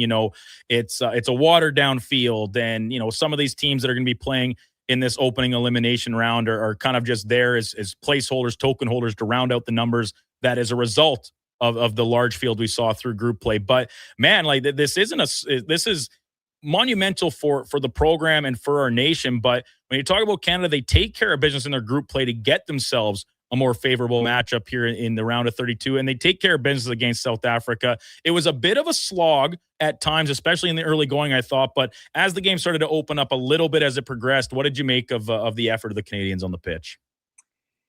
Choppy second half to start, and I was very concerned because they weren't completing their passes. They were just a little bit sloppy, particularly in the midfield play. And look, Canada's lost these games before, right? Where an opponent stays in, they wear Canada down. I feared it may have gone to extra time, maybe penalties, which would have been in South Africa's favor. But I thought, Brandon, the match changed when Alphonso Davies subbed in to the game. This was Davies' first time at the World Cup in action. Of course, he'd been recovering from an injury. There was questions about whether or not he'd appear in the group stage. He did not appear in the group stage, but he was more than ready to play his 15 minutes against South Africa yesterday in the knockout stage. And when he went on, it just breathed new life into the Canadian team. Davies was completing passes. He was showing his speed on the wings, and that energy propelled Canada to take more chances against South Africa. And then Jacob Schaffelberg's cross into the box, a bad heading clearance by South Africa, and Stefan Eustáquio showing that patience with the low strike to the bottom corner, which got the goal and sent Canada to the round of 16. So really nice effort to end, but Canada has to improve going forward if they want to make to the quarterfinals. Lucas Weiss from The Athletic with us here on Douglas in the Mornings on Sports 1440. So Lucas, you talk about Davies coming into the game when he did. And following the loss to Switzerland and Jesse Marsh's comments around, using him as a decoy in the lead up with the expectation he was in fact going to come off the bench in that game. We did not see him do so despite its closely contested nature. I kind of fell into the camp where all of a sudden I had sold myself on the belief like, okay, well, we're not going to see him against South Africa either. Like he's not able to play. The rumors swirling about his Bayern Munich playing a role in keeping him off the pitch for their own vested interest in the player. All that, then all of a sudden you get the announcement he's coming on. Did you think going in that we were in fact going to see him, or were you two still a little skeptical after what we saw in the Switzerland game? I was more confident when Alphonso Davies appeared alongside Jesse Marsh at the match day -1 press conference. You normally don't do that unless a player is playing. And I felt that was the very first time you heard really an affirmation from Jesse Marsh that he was ready to play. He's going to play against South Africa. And look, Davies spoke openly about wanting to play in the group stage, but just not being ready with his progressions and not being physically fit enough. So obviously then you're thinking, oh, when is Davies going to come in? Is he going to come in earlier in the second half? What about the 70th minute? But then the 75th minute was when he subbed in and just, again, like I said, really injected new energy for this team. So now the question is, can this week or so off give Davies enough preparation time so that he can maybe go longer than 15 minutes? Because they're going to need someone like Davies, Brandon, if they're going to beat a Morocco or a Netherlands. Those are two world-class nations. Yeah. And Davies proved yesterday that he was the best player on the pitch, even though he played for 15 minutes. So they're going to need all the world-class talent they can get. And so when he came on, and this has been a question we've kind of asked a few different people so far this morning between our co-hosts and guests, Lucas, is when Davies comes on, it is obvious that he is the best player, even when maybe he's not yet back to a full 100%. But how, as an extra add-on, apart from his physical abilities, is it for this Canadian club to see their captain, who they know is their best player, who they know immediately becomes the best player on the pitch as soon as he steps out there, even if it is just going to be like it ends up being just 15 minutes. So where does that kind of how do you shake out the balance between physical add and an actual on pitch addition that he makes, combined with the emotional, maybe morale boost that he provides for his teammates? Yeah, huge morale boost that he provides. He's just such a, dynamic player, and he's someone that, look, the players look up to. They say he's their captain, and you could just feel it, right? And when you have your best player on the pitch, you start to feel more energy in your legs. And soccer is a game of running. You're running around, and you have that spring in your step. You could just see that Canada wanted to seize this moment, right? Get the win, because if that match went to extra time, Brandon, that's 30 minutes more that they're playing. They were already getting a bit tired. So that would not have been ideal for a Canada team right now that's dealing with, players that are banged up, not 100% physically. So huge momentum boost for the morale. And now he's going to, train more with the team. And that's just going to even more have reverberations across the roster as it prepares for the round of 16. And so you already touched on the kind of more extended break the team will get now, and they'll find out their opponent as a result of tonight's conclusion between the Netherlands and Morocco. But if you right now had to peg what your expectations are for Davies in this round of 16 game, is it totally out of the question that he's going to start but could just see more minutes than he did against South Africa? Or do you think it's really going to be just kind of kept low-key until we get closer to the actual kickoff? Oh, there'll be gamesmanship, Brandon. You can ensure that. Jesse Marsh, look, and look, he loves that, and he's someone that doesn't, he cares about his team. That's what he's trying to do.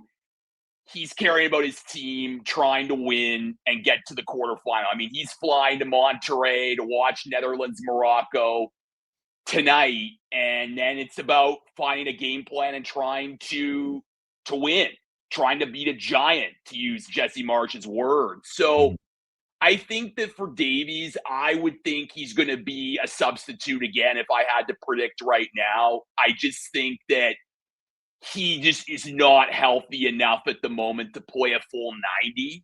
So maybe he plays 30 minutes. But the thing you have to keep in mind too is, if this match in the round of 16 goes to extra time, do you want Davies in that extra time window? So do you sub him on maybe later so that he can maybe play in the extra time moments? I mean, obviously you want to win in the 90, but you're trying to win any way you can, right? So these are the considerations that Jesse Marsh is thinking, but I don't think he's going to reveal too much other than that he is going to be available to play and that he will play.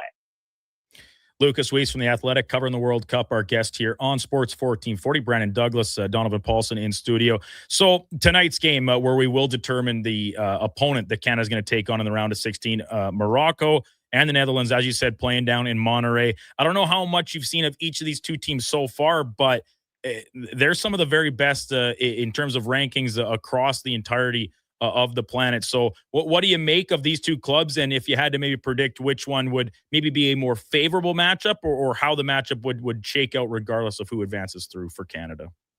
I think Netherlands-Morocco is the best of the round of 32 matches. These are two countries right now that are in the top 10 in the FIFA World Rankings. It's going to be very close. Like you said, Brandon, world-class players. I think Morocco is a complete team. I wouldn't say they have that player like a Messi or an Mbappe or an Erling Haaland, Harry Kane that can, on one strike, change a match. I just think they're well coached. They're so technically sound. I saw Morocco play Brazil. That was their first group stage match. And the passing between the players was just class. And the player to me for Morocco that Canada would need to pay attention to is Achraf Hakimi, who plays for Paris Saint-Germain. reigning UEFA Champions League winners. And he's just someone with breathtaking speed on the wings. And Canada's just going to need so much more from their midfielders if they're going to try to contain a player like Hakimi. For the Netherlands, look, Cody Gakpo is probably the most impact player on their side. He can change a match with one strike. But the thing about the Netherlands is they have underachieved when it gets to the knockout stage. I mean, they've only made the final once in this century in 2010, and they just haven't been able to find the next generation of players. So if I had to predict right now, I mean, it's going to be a tough match regardless. I would lean it's probably going to be Morocco tonight over Netherlands, maybe in extra time or penalties. In terms of an easier match for Canada, that's like, it's heads or tails. I mean, both are going to be very challenging. I'd probably lean Netherlands just because I think they haven't shown the best form yet in this tournament. Morocco, to me, is just so complete that you just have so many moles to whack, if you will, if you're playing whack-a-mole in terms of what problems to try to contain. So, Lucas, you're obviously based out east and in Toronto. They're going to be holding a round of 32 game here coming up on Thursday. Are you planning on taking in Portugal and Croatia from Toronto Stadium? I will be there, yes. Ooh, my man. 6th of 6 match. I've Awesome. covered all 5 matches, and what a finale, Brandon, in Toronto to have Portugal and Croatia. Yeah, really cool. The chance for the Canadian fans to see, obviously, Cristiano Ronaldo and this Portugal team that hasn't maybe quite been up to snuff with some of the expectations when you see what the other best players in the tournament have accomplished. And then Croatia, man, this team always seems to be pesky, just a few World Cups removed from a good run. So should make for great spectacle there. BC will be the other Canadian round of 32 game when Switzerland takes on Algeria that same day later that night. Just really quickly, final one for you, Lucas. Outside of all the Canadian storylines, which have obviously been very closely followed by those of us north of the border, what's maybe your other favorite that you've seen so far, whether it be in person at one of the games or you've just been keeping tabs on as the tournament has progressed? Yeah, I think it's been the fan support and celebration of these countries. I've had the chance, like I said, to cover the Toronto matches. I've been fortunate enough to be at the fan marches to the stadium. It obviously began with Canada and Bosnia and Toronto, and that was a scene that the city had really never seen before, right? First ever World Cup match in Toronto, first on Canadian soil, and the Voyagers brought the energy and enthusiasm that day. And for every match since, it's just grown. The Ghanaians at St. Cobus Square in Toronto, the Germans, descending on Toronto with a large march to the match. Croatia has the largest North American diaspora in Toronto for Croatians. And they came out and just had an incredible energy. And then Senegal and Iraq, the last match before Portugal and Croatia, I mean, the Iraqis had an incredible celebration walk to the match. So it's those stories of fathers and sons achieving a bucket list item to go to the World Cup. I met 3 Iraqis who had traveled from Dubai to Toronto, fresh off the plane, jet lagged, but they wanted to see their country in a World Cup. My favorite story, though, I met a woman by the name of Linda. She was a German supporter, and she superimposed on her kit a photo of her late father to honor her wishes of being with her dad at the stadium watching her country, Germany, play at the World Cup. So, look, I mean, there have been rightfully a lot of important but negative things about this World Cup. There were questions about whether these cities could even host a World Cup. But what we've seen is an incredible unity and communal experience around this event that remains unmatched. And it just shows why this is one of the best global sporting events in the world, because it truly brings people together unlike any other. Mm-hmm.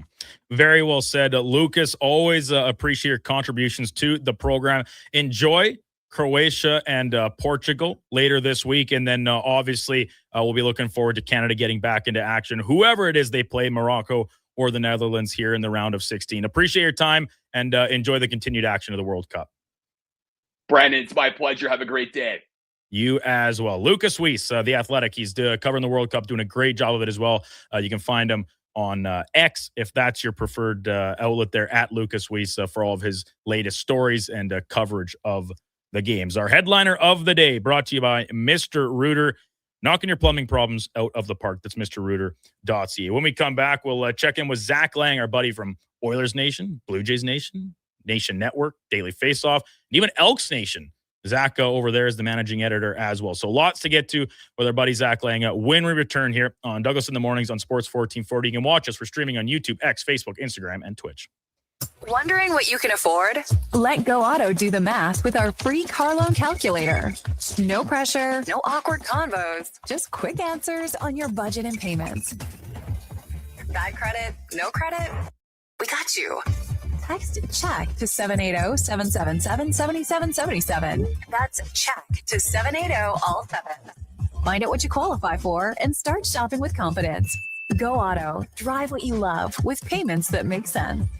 It's time to hit the green. Elevate your golf game with Country Club Tour Golf Academy. No matter your experience, our PGA of Canada teaching pros are here to help. Enjoy lessons year-round between our 7 CCT golf courses and 2 state-of-the-art indoor facilities. Choose the location convenient for you. We offer private lessons, group lessons, expert club fittings, and junior tabs. Visit our website to learn more and get ready to take your game to the next level. Booking is easy. Go to countryclubtour.com/golf academy and schedule your lesson today. It might have been scraped by the snowblower, dented while door crashing, or crunched at the company Christmas party.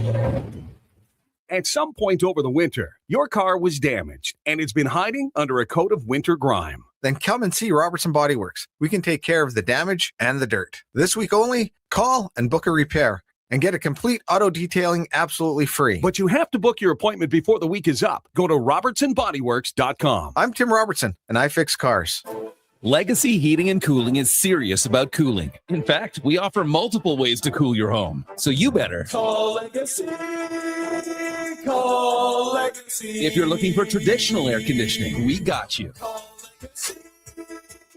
Call Legacy. Or ask us about a heat pump to help you heat and cool. Call Legacy. Call Legacy. Cool with AC or cool with a heat pump. Cool your home with Legacy Heating and Cooling. Legacy Heating and Cooling is serious about cooling. In fact, we offer multiple ways to cool your home. So you better call Legacy. Call Legacy. If you're looking for traditional air conditioning, we got you. Call Legacy. Call Legacy. Or ask us about a heat pump to help you heat and cool. Call Legacy. Call Legacy. Cool with AC or cool with a heat pump. Cool your home with Legacy Heating and Cooling. Soccer?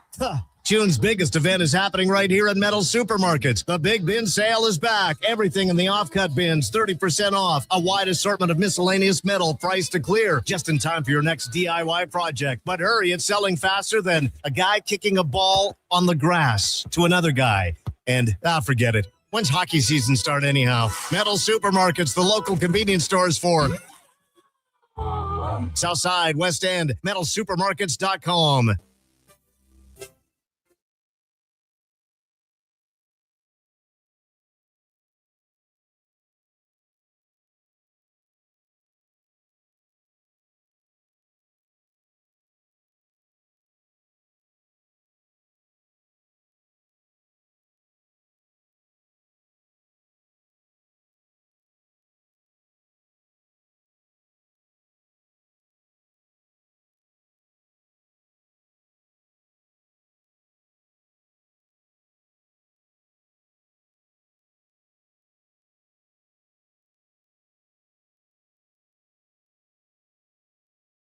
Sports 1440. All sports, all day. On YouTube, Facebook, and X. Thanks for listening to Edmonton's sports leader. To Douglas in the Mornings on Sports 1440. You can watch us. We're streaming on YouTube, X, Facebook, Instagram, and Twitch. Listening options, TuneIn app, iHeartRadio, sports1440.ca, and of course, all reliable, Mr. Trusty, the AM radio dial. Our text line, 1-833-401-1440. Lots coming in, still in support of Canada's win yesterday at the World Cup. We're talking a little Elks, talking a little Oilers, and Donovan's last question today about what's the best beer to have. He says it's fishing, the fishing beer. A lot of people saying the post beer league play hockey game beer. Shower beer was Eddie's choice. We'll keep those coming in. We will get to them as the morning progresses. But first, let's get to our game of the day. And it is brought to you by St. Albert Dodge. The 2026 Ram 2500 Black Express packages have arrived, include 20-inch black aluminum wheels, black Mopar side steps, body color bumpers, and grille, sport performance hood. Even see them at stalbertdodge.com. We welcome back Zach Lang from the Nation Network, Oilers Nation, Blue Jays Nation, even Elks Nation these days, Zach, along with, of course, your work at Daily Faceoff. Where do you land on the best beer conversation? What's your favorite one to indulge in? I'll tell you, I've never met a beer that I don't like, Brandon. Yeah, that's the number one answer. What's the best beer? The next one. The next beer, yeah, that's right. Honestly, though, I think if I had to pick one, I think we might have just lost Zach briefly there. Oh, there we go. Sorry, patio. Oh, no, that's okay. I was just saying a nice cold patio beer. Yeah. With the sun shining down. Like those are some really good ones there. But yeah, I'm a big fan of the next one. Awesome. So Zach, the NHL draft is now in our rearview mirror, and next up, July 1. Of course, in between that time, today is when the deadline to sign qualifying offers or extend qualifying offers to potential RFAs is later on this afternoon, according to our buddy Matt Larkin at DFO. So amidst all this, the Oilers remain pretty quiet overall. They obviously make their selections that they did over the weekend. Let's start there. What did you think of the Oilers' relatively light day of work on the draft floor out in Buffalo?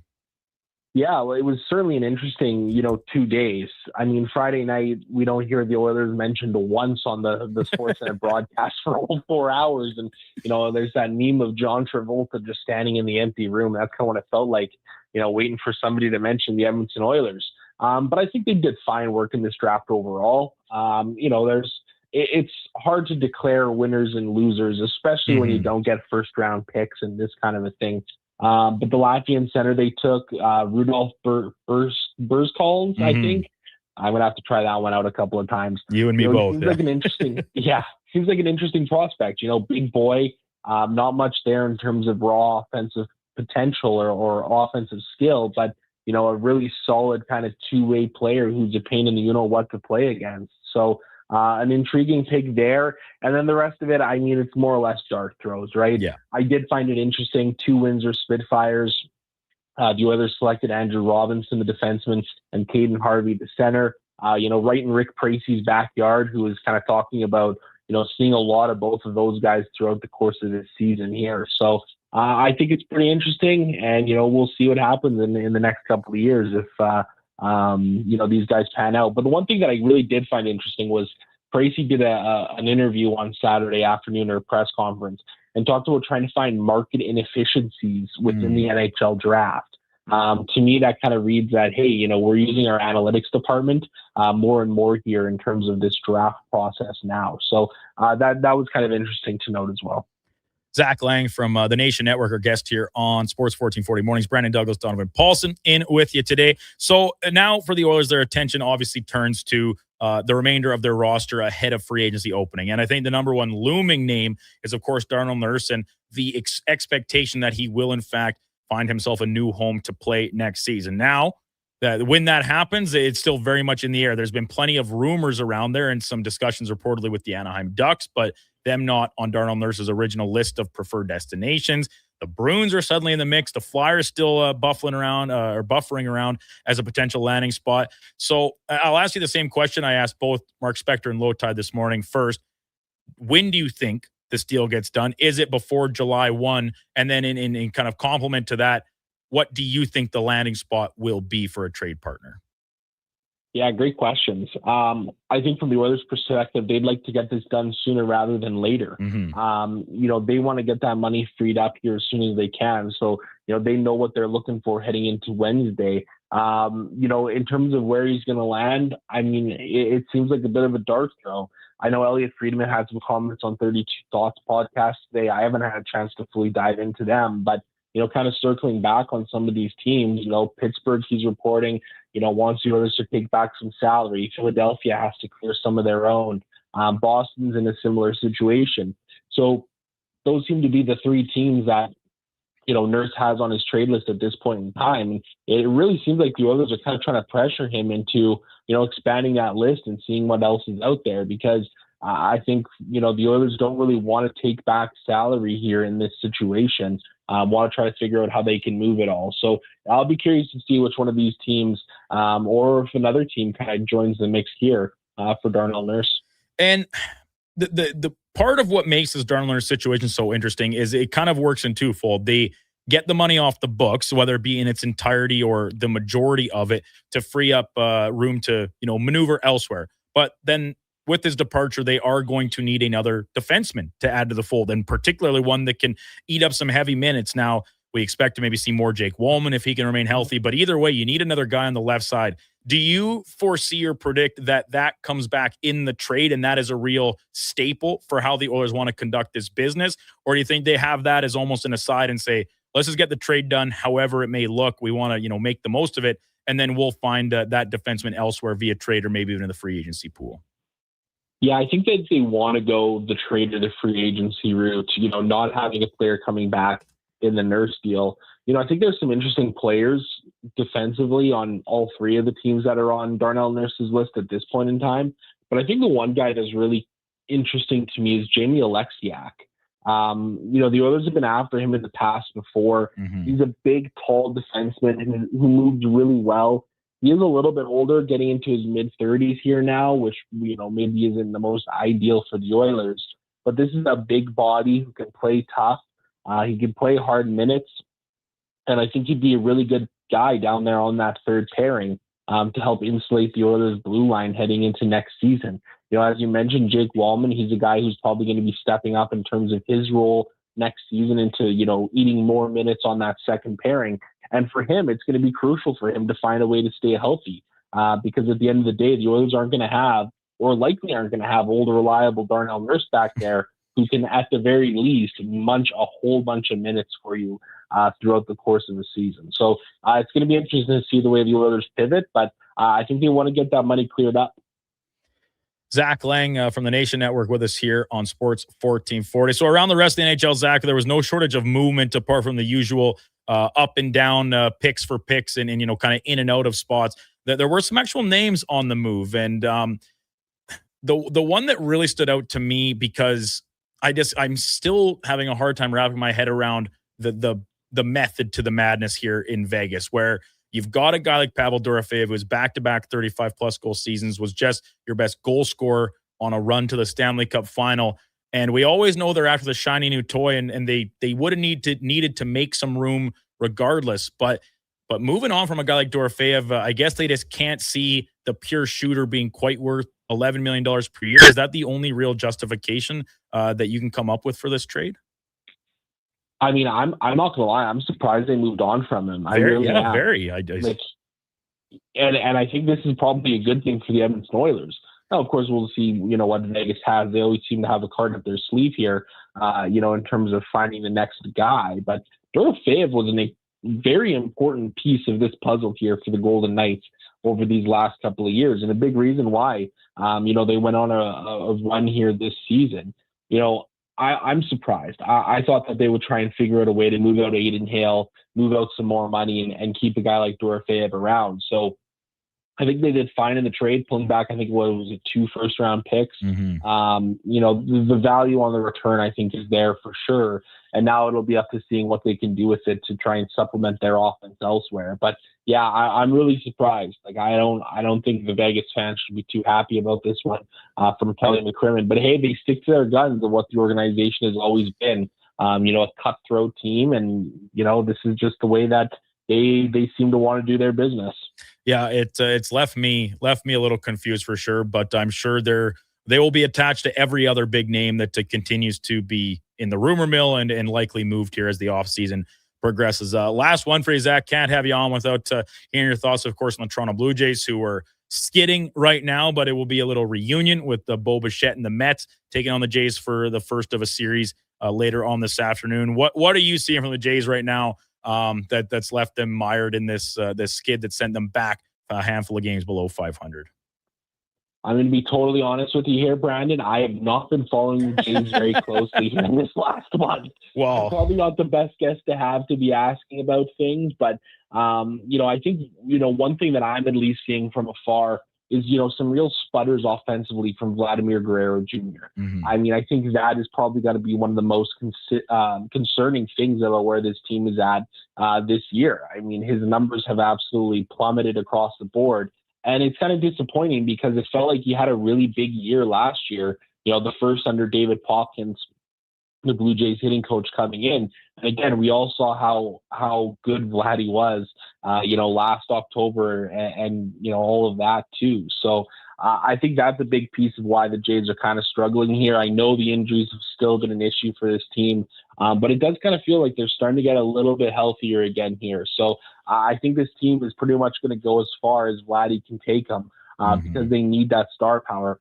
In the same breath, a guy like Kazuma Okamoto, since he's come over, has been incredible and really helped kind of buoy some of this offense that the Jays have been missing this year.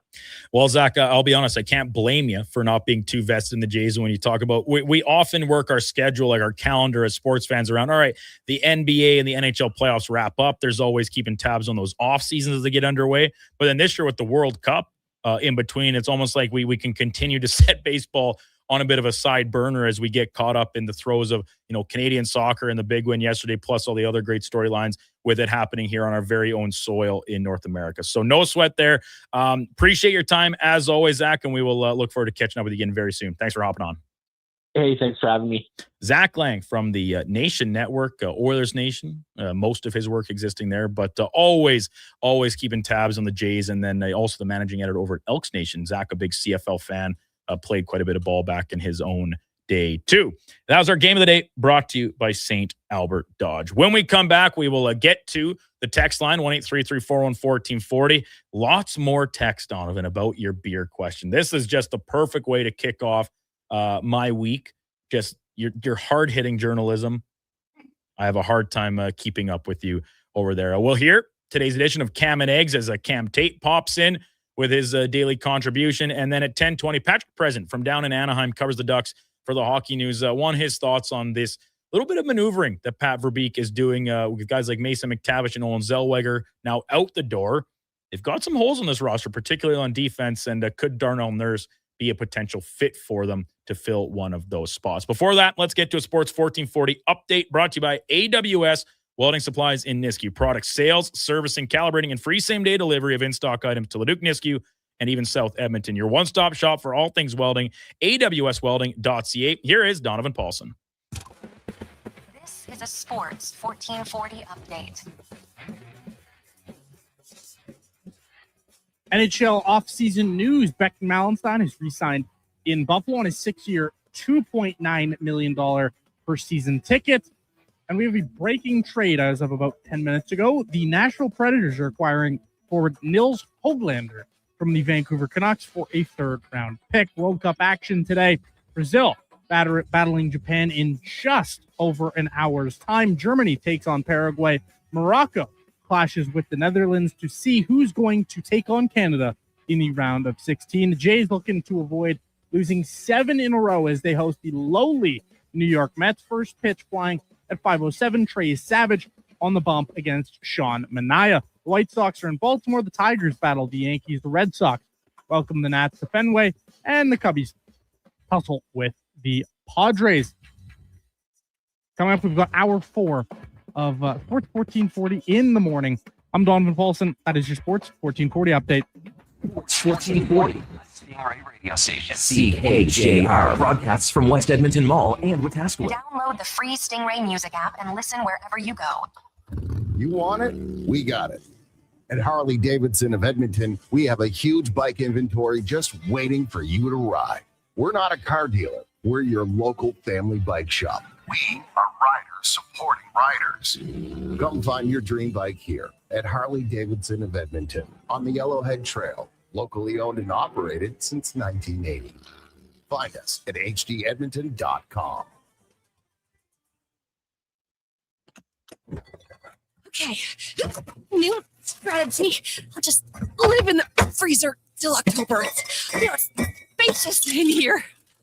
It's spacious. There's a better way to survive the coming AC season. Pro Solutions is your one-call-solves-it-all expert for AC repairs, tune-ups, and new installations. We offer convenient financing options and fast appointments so you can enjoy your entire home, not just the freezer. Now I can leave the frozen peas where they belong. Book now at prosolutionsinc.ca. There's still time to book your tournament at the Ranch Golf and Country Club. As one of Alberta's top tourney courses, the Ranch makes hosting fun and easy for any group or business. No matter how unique or unusual, they'll accommodate your vision for an event no one will soon forget. Start planning your tournament today at their beautifully landscaped course on the outskirts of West Edmonton. On-site event coordinators are here to help, but hurry, availability is limited and booking fast. Visit theranchgolf.com. Wednesday, July 1st, the free agent pool is open for swimming, and Sports 1440 has the perfect man to dive in. Join Lowtide from 10 till 1 as he explores the depths of free agency with special guests and live insights. Powered by Booster Juice.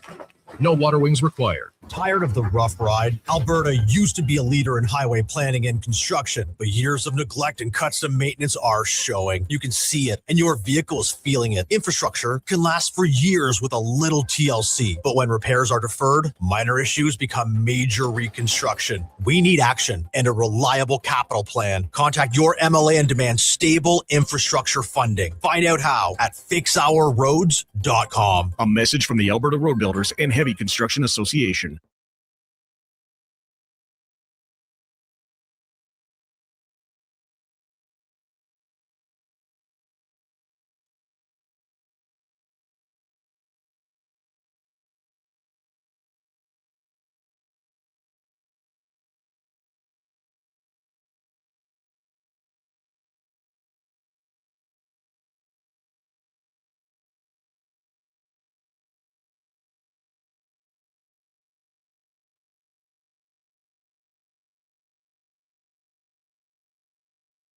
Your game, Your station, Sports 1440. and watch us on YouTube, Facebook, and X. Just after 10 o'clock, welcome back to Douglas in the Mornings on Sports 1440. Brandon Douglas in for this week as we transition our way from the 7 to 11 o'clock hours. Kevin Carius off into the sunset, retired. Final show on Friday was a great send-off for KK. And the Tom Gazzola Show will make its debut if you're listening in for the first time this morning and find yourself jonesing for some Tommy G. Unfortunately, you're stuck with me, but we're getting by. We're having a good morning. Donovan Paulson alongside Josh Fenwick, a part of the show, but remotely, as the internet in studio was a little on the fritz, so he's departed to his home base to work from there, getting his clips popped out and all that jazz. So Josh is with us, but in more of a spiritual sense than a physical one at this time. Tommy G will begin July the 6th, 7 a.m. So mark your calendars. You want to book that. In the meantime, we're happy to have you here on the morning program as we work our way through what was a very busy weekend. The Jays, they lose all three at the hands of the Texas Rangers. Their losing streak has reached 6 games. Now they will try and right that ship beginning tonight when they take on the New York baseball Mets from downtown Toronto. The Mets are 35-49. Jays, frankly, not much better, 39-45, but the Mets are mired in just an awful season. I know it's only a handful of games difference. There are 4 games in particular, or specifically, but there's just something about New York where they went on the spending spree. They brought in all the new names. They reloaded yet again, and still nothing doing for Steve Cohen's very expensive ball club down there in Queens. Donnie, Trey Savage on the hill. He's had some walk trouble his last couple times out. Chaminade will counter for the Mets. He's 1-2 on the year, a 4.87 ERA for the lefty. Savage 3-3, a 3.56 earned run average. Teeing up this set against the Mets, a little interleague play for Toronto. What are you thinking heading in? Well, this is two teams who are in, make no mistake, massive slumps, like massive trouble. The New York Mets are 2-8 in their last 10. As we know, the Mets have been just frankly a disaster this season. Mm-hmm. And the Jays now losers of 6 in a row. Like this is a set where you get the chance to find a little bit of a bounce back if you're some of the Jays guys. Like this Mets team does have some pretty key injuries. Some of their offseason additions are on the shelf. Some of their offseason additions have been awful. I mean, if you're the Mets, you got Marcus Semien on the shelf now. You've got had Luis Robert on the shelf on my fantasy team forever. This Mets team, they don't provide necessarily the biggest challenge, but if you're the Jays, for a team that's lost 6 in a row, this is kind of the ideal matchup, right? You got a team that's been no good at all. You got a nice pitcher who's struggled in Sean Manaea. The thing for today is going to be, can Trey Savage kind of find his command again? Yeah. It's been ugly at times, to be frank. I know the numbers don't necessarily suggest that. If you just look at an ERA standpoint, like 3.56, that's tremendous in today's day and age. But if you look at the walks, like he is, it's been ugly, right? He's 4.5 walks per 9 right now. If you look as of late, it's a ton. Like the guy had 7 walks against the Baltimore Orioles. He's been kind of up and down, hit or miss of late. I'm looking for this Jays team to just, it's going to sound like a broken record at this point, but get going offensive. Somebody other than Kaz Okamoto. We saw the Mets fire their manager last week. What do you think the leash on John Schneider is? I think the leash is, it doesn't really matter on this season for me. Regardless of what happens, he's fine. You think so? He took this team to a World Series. They're not going to fire him after just this season. Like, this is more of a roster construction issue for me than it is John Schneider. I think you look at this roster and everybody knew George Springer was going to fall back down to earth, right? I mean, this is a guy who's 36 years of age. Usually you're not going to have guys just have sudden back 9 career resurgences. It was a weird year. It was a tremendous year last year. The guy got MVP votes, right? Mm-hmm. I expected this. I expected to take a step back, maybe not this big of a step back, but Duke, when you've got this many guys and you lose a Bo Bichette, who he's having a terrible season, but that's a lot of protection for Vlad. That's a guy who was an all-star, got MVP votes at multiple times in his career. Like, that's a really good player. They just don't have enough protection in their lineup for me. They've had the injuries.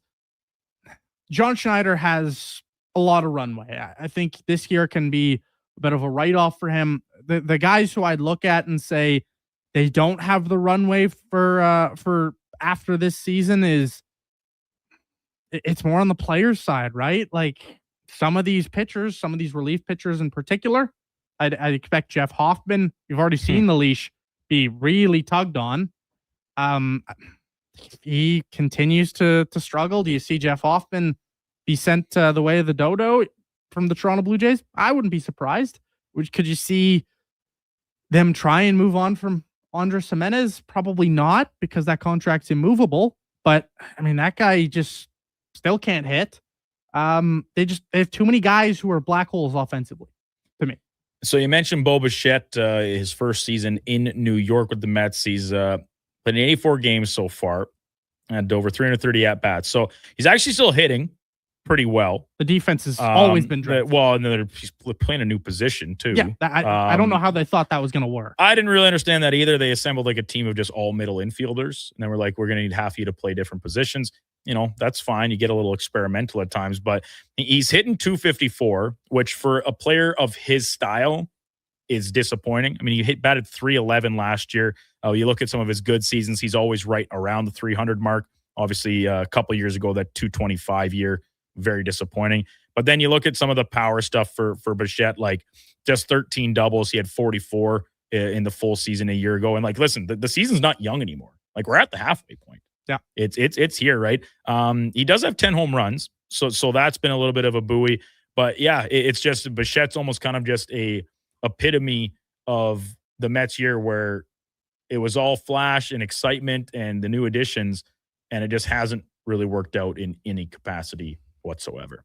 We'll get to more of your texts, 1-833-414-40. But first, I want to dip over to our friend Cam Tate, who once again, I'm not even going to guess what the order number is, because I think he was trying to pull a prank on Kevin by changing it all the time. It should be 51. Maybe he gave up on putting it in there. But let's hear today's edition of Cam and Eggs.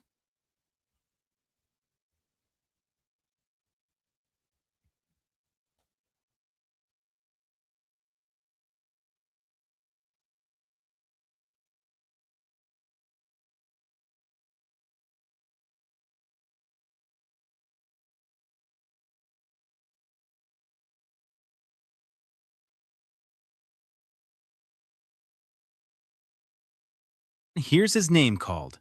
Come on, how good is that? But the moment I can't stop smiling about? Spencer Moore. A young man with a rare form of dwarfism, a para-hockey player, and he announced a draft pick. On that stage, to the whole hockey world. I loved it. Absolutely loved it. And here's where I get greedy with the future. What if, in 10 years, Spencer isn't announcing the pick, he is the pick? Stay with me, Duke. Picture it. Minor hockey teams sign young people with disabilities, statisticians, reporters, writing for the team's website, teenagers, assistant coaches. And here's the magic. They move up, same as any player. The Western Hockey League Bantam Draft. Still with me, Duke? The best of them? The entry draft. The NHL calls their name. A team drafts a kid with a disability as their analytics guru. That's not a dream. That's a plan. Our soccer team made the final 16. Spencer Moore announced a draft pick. Tell me anything is impossible. Remember the name. Spencer Moore. Cam and Eggs. Sports 1440.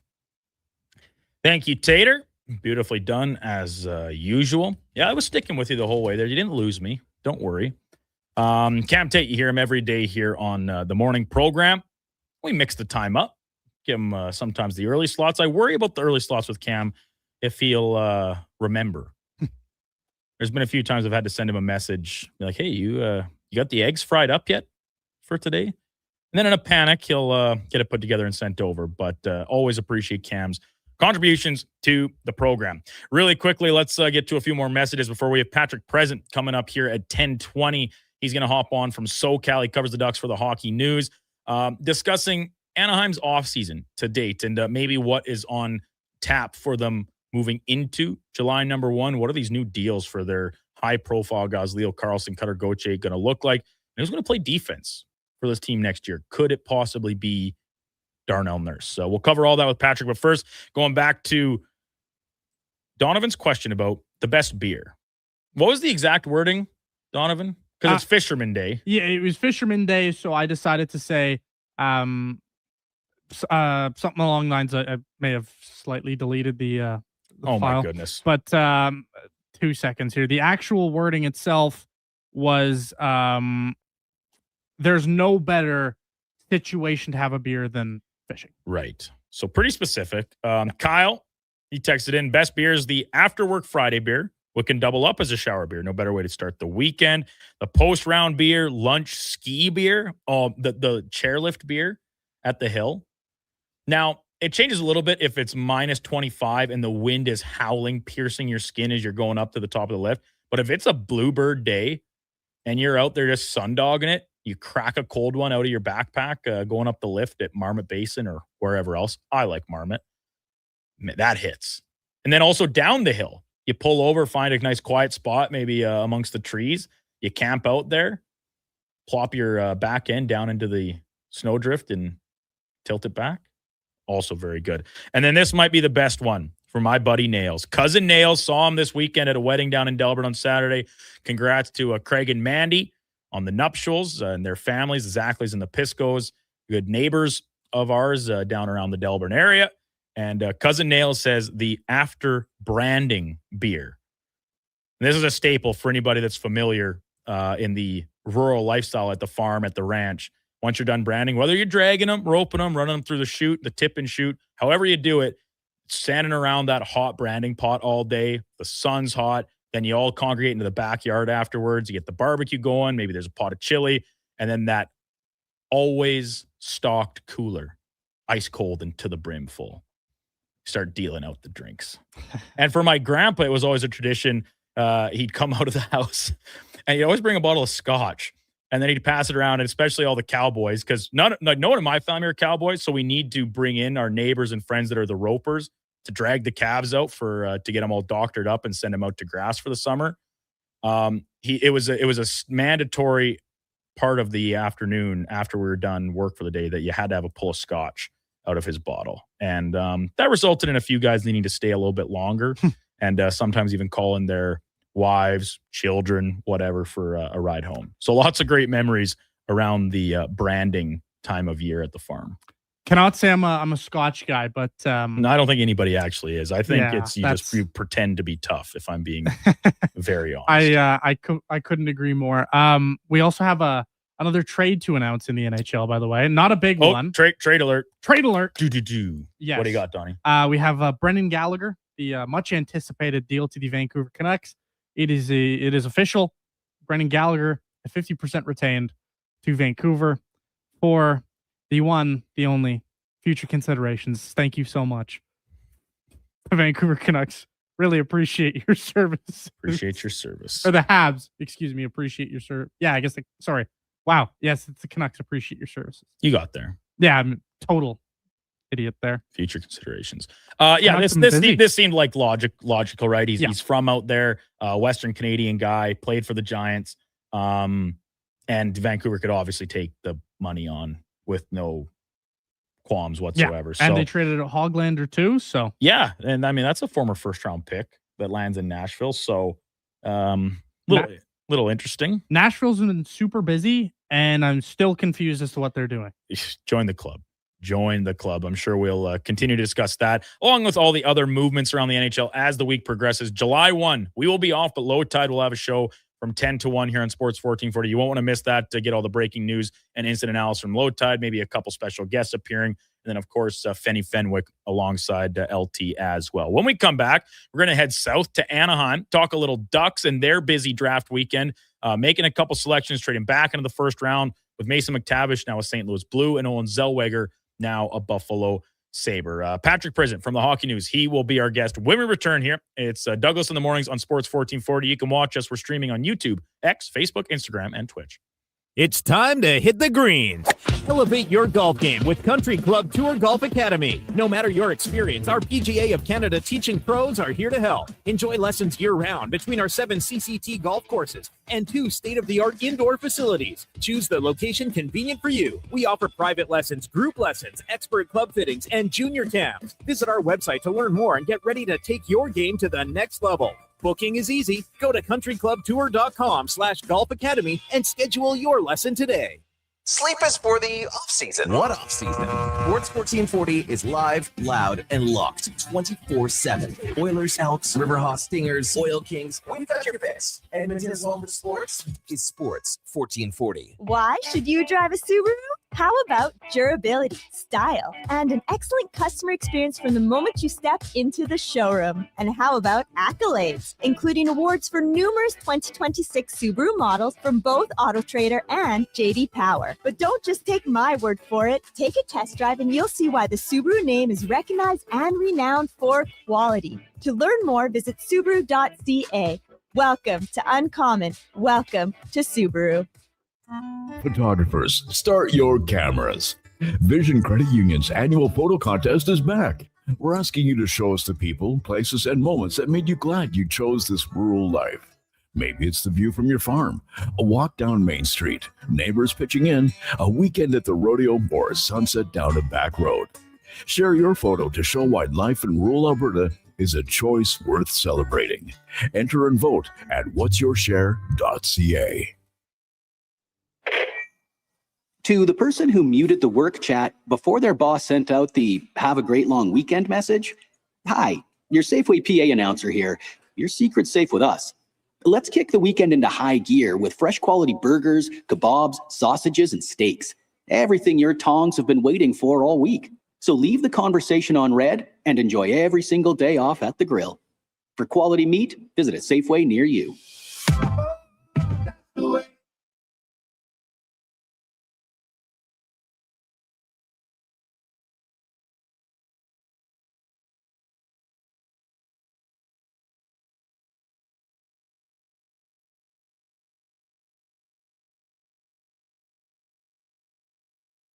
Your game, your station. Sports 1440. And watch us on YouTube, Facebook, and X.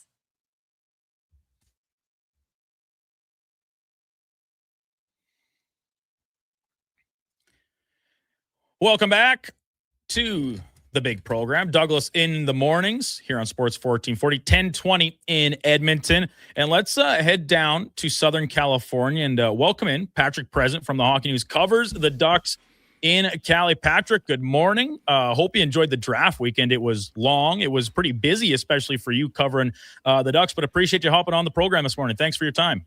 Oh, thanks for having me. And yeah, you're right. It was pretty long and busy, but we're out of it now, dev camp, and then it's time to have fun in the sun, right?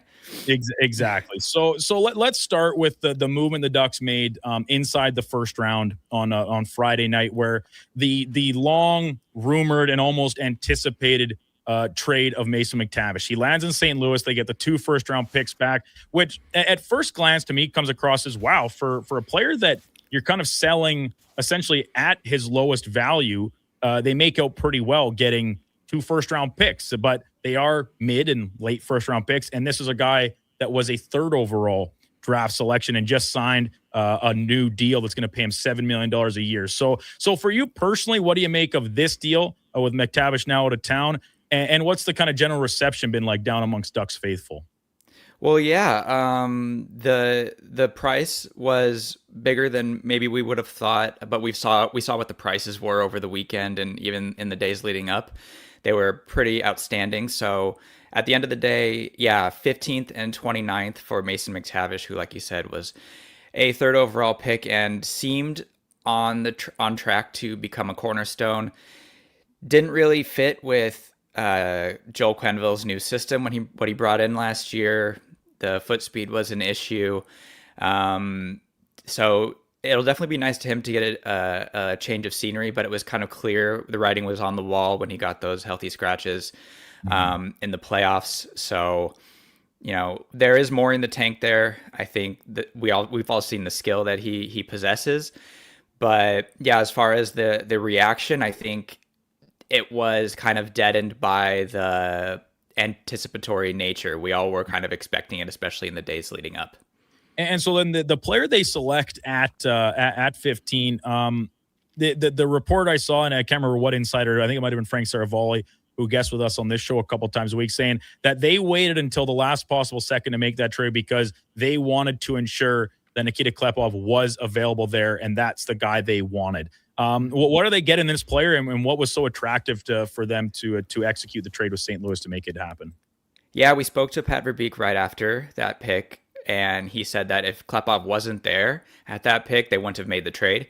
So that's a kind of ringing endorsement. The player they're getting is the leading scorer in the OHL last season from Saginaw. He's a guy that just is completely... He's like a quarterback in the offensive zone. He always has the puck on his stick and is always trying to break down a defense, and super high skilled, high compete level as well.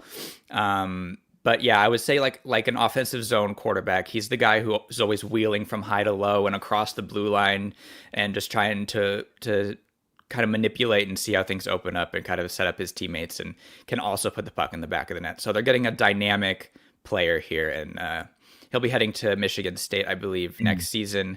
And Verbeek had also said that he might be on kind of a little fast track to the NHL. So I was kind of surprised by that as well.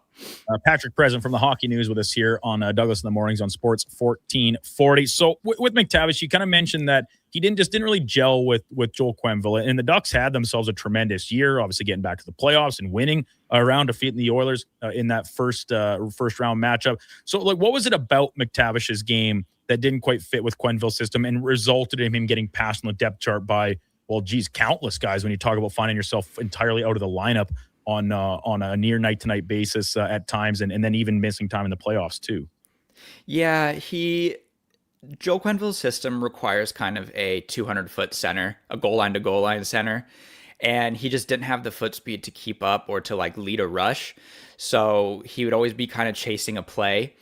And when you kind of realize that, this may not be the 2C that we all kind of thought he might be, then he gets shifted to the wing, and then all of a sudden you have a third line winger making $7 million, and it just kind of the pieces just don't pieces of the puzzle don't start fitting anymore.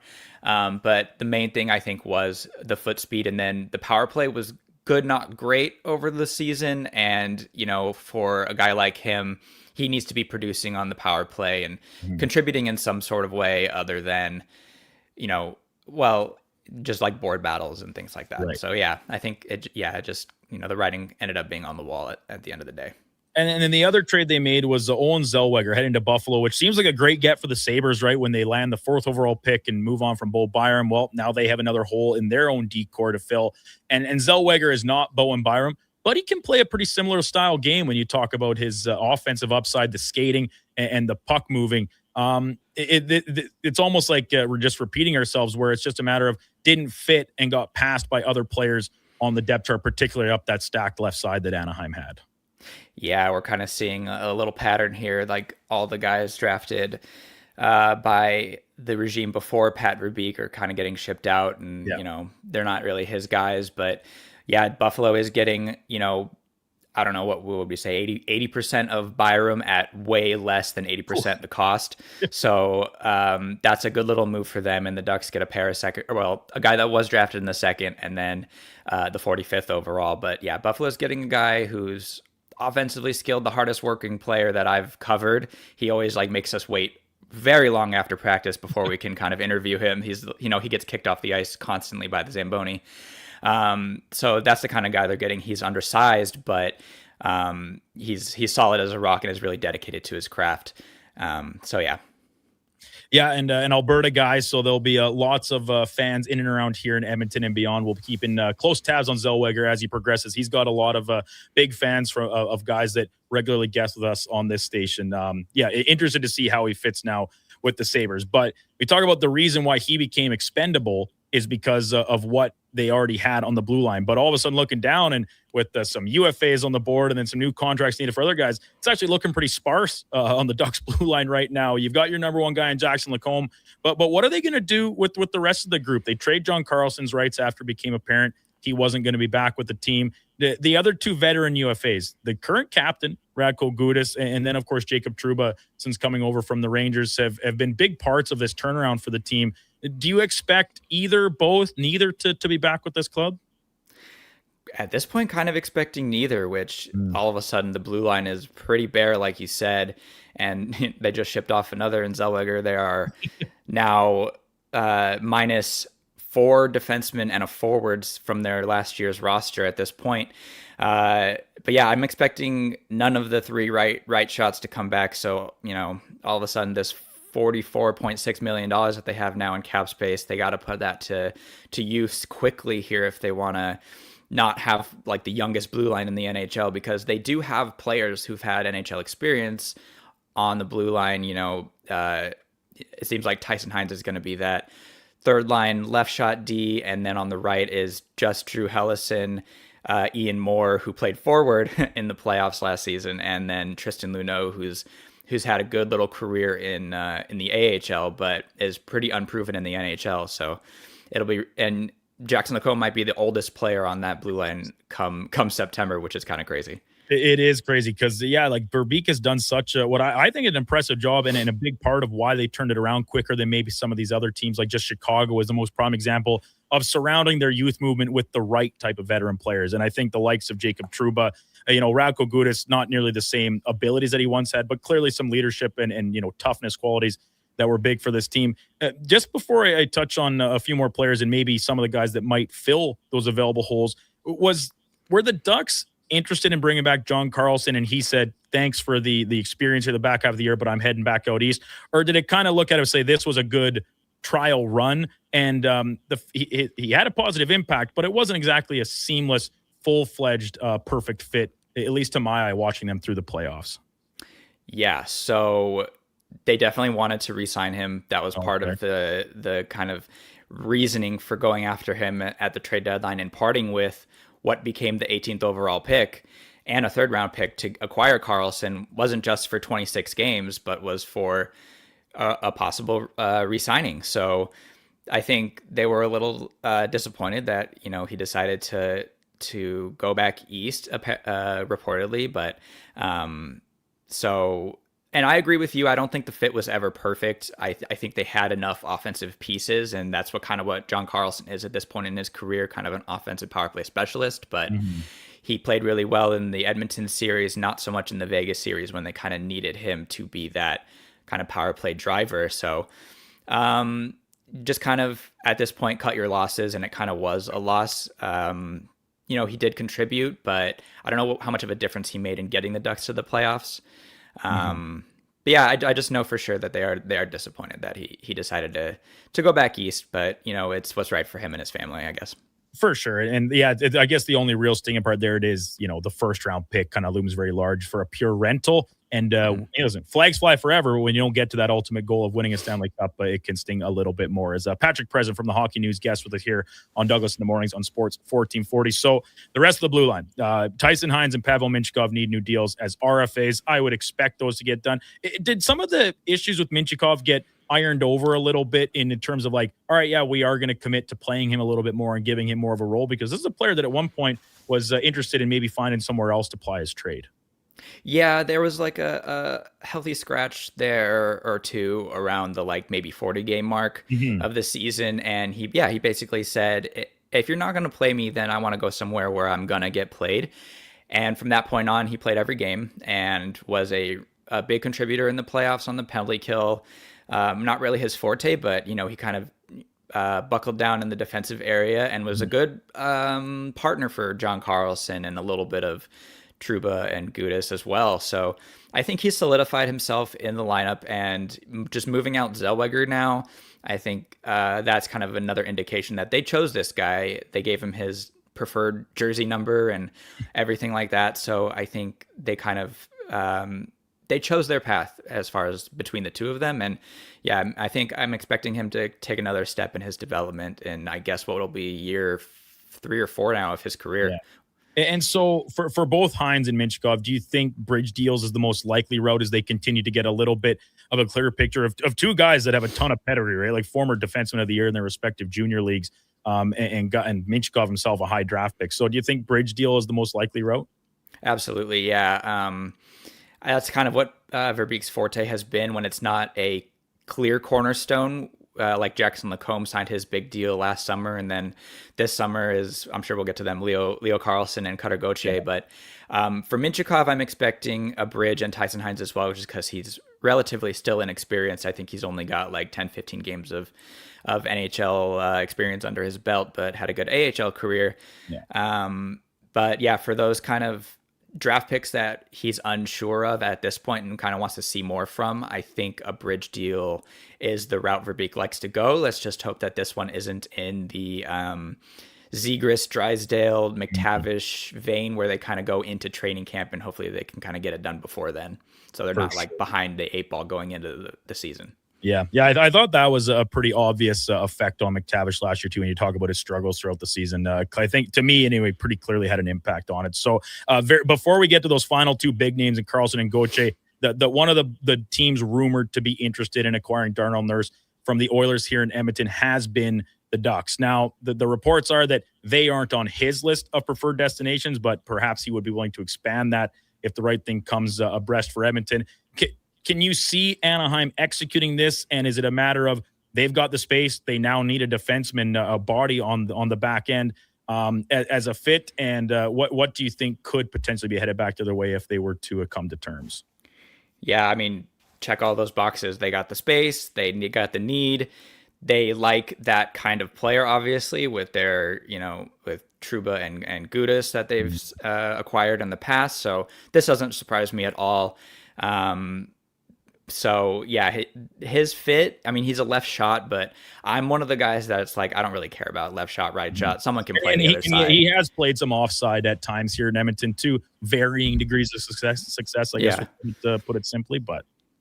Yeah, some guys can do it. Some guys can't. Shea Theodore's made a career on that side. So is Miro Heiskanen, but I don't know if the Ducks have one of those guys, obviously, in their system. So, but anyway, yeah, that kind of profile, yes, the Ducks like that kind of player. And as far as return, based on what we're seeing out there, I don't know at this point. I would have expected like nothing or next to nothing, but the Ducks are one of the few teams that can't take on the full cap hit. 9.25, I believe. Yeah. So another thing that kind of doesn't surprise me. Maybe that drives the price down a little bit, but I don't know, mid-round pick. What are you thinking there? Yeah, it's kind of funny because if they had interest in bringing back one of these other veteran guys and chewed up some more of the money and they wanted to get some going the other way, a name like Frank Vetrano jumps out to me because he too, after being such a good soldier for this team during the down years, has kind of just fallen out of favor a little bit and, not playing during the playoffs. He still has something to give, certainly, and $4.5+ million bucks.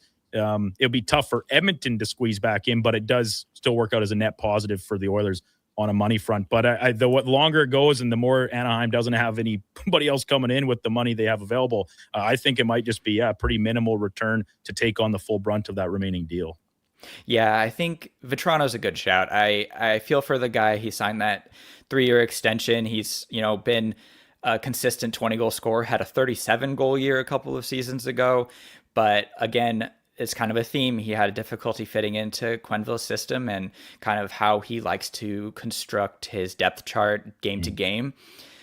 So, and then that combined with an injury and combined with a personal issue, with his family that is very unfortunate, kind of led to a pretty poor season from him. But yes, he definitely does have more in the tank, and I think that contract isn't as bad as it seems based on his production last season. So yeah. And then lastly, Patrick, Cutter Gauthier and Leo Carlsson. It's clearly these are the two of this new franchise is cornerstones. Both top picks, both now RFAs. I have to think Verbeek is interested in long-term, big money type deals for these guys. And it seems like, after the little bit of discontent Gauthier had in the coming up through the Flyer system, he seemed happy here. The production was great, and Carlsson is a bona fide franchise center. So what do you think realistically is an AAV going to look like for these guys if they can get it done on a 7 or 8 year deal? Yeah, I know like some projections have Carlsson at around 8/12 and Gauthier around 7/9. Based on now their needs to sign these guys and the fact that McTavish was moved out without any money coming back, which Verbeek had stated, like, now I can kind of play around with that cap space a little bit. I think, 8/12, that maybe even more at this point because of like what we're seeing, the rumors based on the Robertson stuff, even though obviously Carlsson isn't Robertson at this point. But I think, so 8/12 to 14 for Carlsson, and then for Gauthier 7 or 8 by 9 to 11, which is a lot. And that all of a sudden that, $44 million gets cut in half really, really quickly. But these guys are your cornerstone pieces and the guys that you kind of made an effort to kind of put your flag in and bang the table for. So I expect big long-term contracts. Well, it should make for an interesting offseason. Anaheim, I said, as of right now, looks like a worse team than the one we saw get to 6 games into the second round, but lots of moving and shaking, I'm sure, still to come for Pat Verbeek and the rest of his front office staff. Patrick, thanks a lot for your time this morning. Appreciate the insight, and we'll look forward to chatting again with you soon as the offseason progresses and certainly into next fall. Of course, Brandon, anytime. Thanks for having me, and have a good summer. Yeah, you as well. Take care. Yeah. Patrick Present from the Hockey News covers the Anaheim Ducks. Great stuff coming out of draft weekend on everything from Nikita Klepov to the dealings of Mason McTavish and Owen Zellweger. Ducks, an interesting team. They are hard up for D-men all of a sudden. They're looking like the Sharks did a few weeks ago, where it's like, who's playing defense for this team next year? I like Jackson Lacombe a lot. Number one guy, clearly. Plays on the left side. Currently, their only left-handed defenseman under contract. They have to bring back Trouba, no? I thought that would be more of a priority than Carlsson, even with the understanding you gave it the first pick to get Carlsson. But, man, and Patrick and I kind of touched on it. Like, Carlsson is still a capable defender, but that's not his bread and butter. For Trouba, it is. And, like, look at the year Jackson Lacombe had playing alongside Jacob Trouba. Man, I thought that the Trouba thing would be a slam dunk guy to bring back, but it sounds like he's going to test the market. It doesn't eliminate the possibility of him returning, of course, and maybe the Ducks with this newfound space, you bring in a guy like Nurse as well. Like, I get it, their money's going to be cut in half with the deals for Gauthier and Carlsson, but you still got a lot of play because next year the deals for Killorn and Kreider come off. even if you want to bring him back, it's going to be at a cheaper number. Oh, for sure. So like you've got flexibility, but then all of a sudden you're staring down an extension 4 back at Seneca if he can continue things trending in the right direction. And otherwise, it's a lot of just perimeter pieces to add on. So it might be a pretty young group on the Ducks blue line next season if there's nothing to be had on the free agency market for a veteran guy. They're going to need Tristan Luneau to step up big time, eh? Yeah. He's kind of the guy you circle? They're clearly high on Minchikov to continue as the left side guy, second, third pairing kind of flip-flop area. And then you're almost just hoping one of Luneau or Hines can take a big step forward. I think Luneau has the higher ceiling as a two-way guy. Hines just seems like a third pair. I would agree. I would agree. Kind of guy. He seems, to me, in watching him, now you watch him a lot more than I do, but from my viewings of Hines, I think that's a solid, capable third pairing defenseman. I don't know if, different than Ty Emberson, but I view him and Ty Emberson in kind of that like steady third pairing, fairly long career third pairing role, and you're never really going to elevate much more than that. But when you look at that Ducks blue line, they are desperate for somebody on that right side, just a warm body. I have to think that if Nurse is willing to go there, it seems like the landing spot. And I think they'll take the whole deal, and I think you're not going to get very much back in return. What if so would you play him on the right side then? Or would you switch I'll over be honest, Lacombe? I think I'd probably be asking Lacombe to play the right side to start with.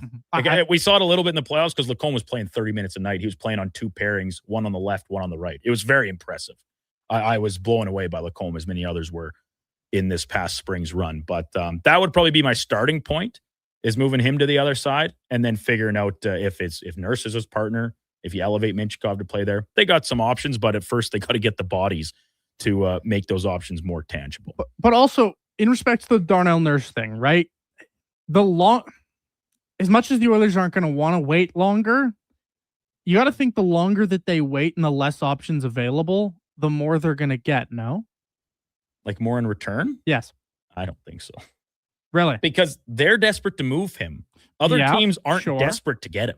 Even when the free agency market shrinks up and the expected number of trades we're going to see, like I am a believer that Darnell Nurse has value. Like, I'm not saying to throw him away for a bag of CCM pucks. 100% not the case. But the contract is a big part of this, where it's not expiring in another year or two. And so if you want to free up all the money, you are going to take a substantially smaller return. I don't think the Oilers are desperate to move Darnell Nurse. Why would they be desperate to move Darnell Nurse? Then why did they ask him? They want to move him. Well, they want to move him, sure. But they've got to make a deal that makes sense for them. How often does it work out where you clearly express to a player that you want to trade them? Maybe a trade doesn't flesh out, and then they return in the fall. Like, what does that look like in your locker room? Let alone where you've got someone coming in as the new head coach with the reputation that they carry. I think it's just a disaster waiting to happen. You find a way to move them, full stop. Like, what are you wanting to get back? It depends on what Stan Bowman, like, in my mind, you probably want to grab a third pairing defenseman and probably call her a day, but it depends on the team that you're going for, right? Like, it depends on the team, depends on the makeup. Like, to me, Anaheim's the worst fit in terms of getting a return back. Because they can just take all the money and to be like, we're not going to give you anything. Like, here's a draft pick. Exactly, right? So, and do you really want to trade him to the Anaheim Ducks? You're probably going to play again in the playoffs. Well, you don't think he's worth being on your championship version of your team. What do you care if he's playing for an in-division rival? And for the fan base, forget that. Everyone thinks this guy stinks. The fan base does, yeah. But if you're the Oilers, like, if Darnell Nurse is a $7 million player, are you even having this conversation? No. Yeah. Right? Like, that's why I don't think the Oilers are desperate to move him. I think they're probably fine rolling with Darnell Nurse into next season. Will he be traded next offseason? 100% if he doesn't get moved this one? Yes, absolutely. Because that trade list opens up and it's only a 10-team no trade. But for the purposes of right now, like, I think you look at this as a player who you say, once the defensemen start to go off the board, then you're going to have Philly coming back. You're going to have Anaheim continuing to press. You're going to have Pittsburgh probably rolling back along, right? Like, teams are going to lose out on these defensemen, and you're going to say, hey guys, look, we have Darnell Nurse here. Maybe we're not asking for a huge return, but give us your third pairing defenseman. If you're Philly, give us Nick Seeler. If you're Anaheim, it's I don't know who, but like it depends on what you're asking for. If you're eating $1 million, we'll see. I don't know. I'm not so sure though that the Oilers are dead set on not returning with Darnell Nurse. I just think situationally is what matters here, where you ask a player to move on, and then you're like, oh, we couldn't find anybody to take you, so we need you to play again. Well, It's pro sports. You expect guys to be professionals, but that doesn't mean that the dynamic of a locker room and a team and player relationship hasn't drastically changed. So I'll leave you with one more question, Donovan, because we got to get to break here and then come back and wrap up the show about the situation where reportedly Anaheim is not on a team that Darnell Nurse is willing to go to, but the LA Kings are. Chew on that for a second, and we'll return, wrap up the program, let you know what's coming up on the station the rest of the day, and get some more thoughts from our text line, 1-833-401-1440. It's Douglas in the Mornings on Sports 1440. You can watch us. We're streaming on YouTube, X, Facebook, Instagram, and Twitch. You may get up early, but more than likely, the team at GS Construction have already gotten up before you, grabbed a coffee, headed to the site, and started their day. So while Edmonton wakes up, GS crews are already underground, quietly keeping things moving, upgrading, and laying the new underground infrastructure for our growing city. If you're the kind of person who goes to sleep with their steel-toed boots on, GS Construction wants to hear from you. We're looking for a maintenance foreman as well as a building and yard attendant. Visit gsconstruction.ca for more. Got a car you're ready to part with? Find out what it's worth, fast, easy, and totally free at Go Auto. We're talking top dollar trade-ins, whether it's a little worn or still rocking that new car smell. Just a few clicks, and boom, you've got your value. Text value to 780-777-7777 to start. That's value to 780 all sevens. Why guess what it's worth? Let Go Auto show you the money. It's cone season at McDonald's, which means vanilla cones are $1 each plus tax in the McDonald's app all summer long. Soft, creamy, and crunchy. For just $1 each plus tax exclusively in the McDonald's app. App download and registration required at participating McDonald's in Canada. It's like a locker room, minus the smell. Ew. Kevin Carius brings the banter, the buzz, and the bold sports talk. Weekday mornings from 7 to 11 on Sports 1440, Edmonton's home for sports. School's almost out, and road trip season is just around the corner. But if your brakes sound like they're grinding harder than a hockey fourth liner, it might be time to visit Napa Auto Parts. Napa has all the quality parts, tools, and know-how to help keep your vehicle running smoothly and road ready. With over 85 locations in Alberta, visit your local Napa store today or shop online at napacanada.com. That's Napa know-how.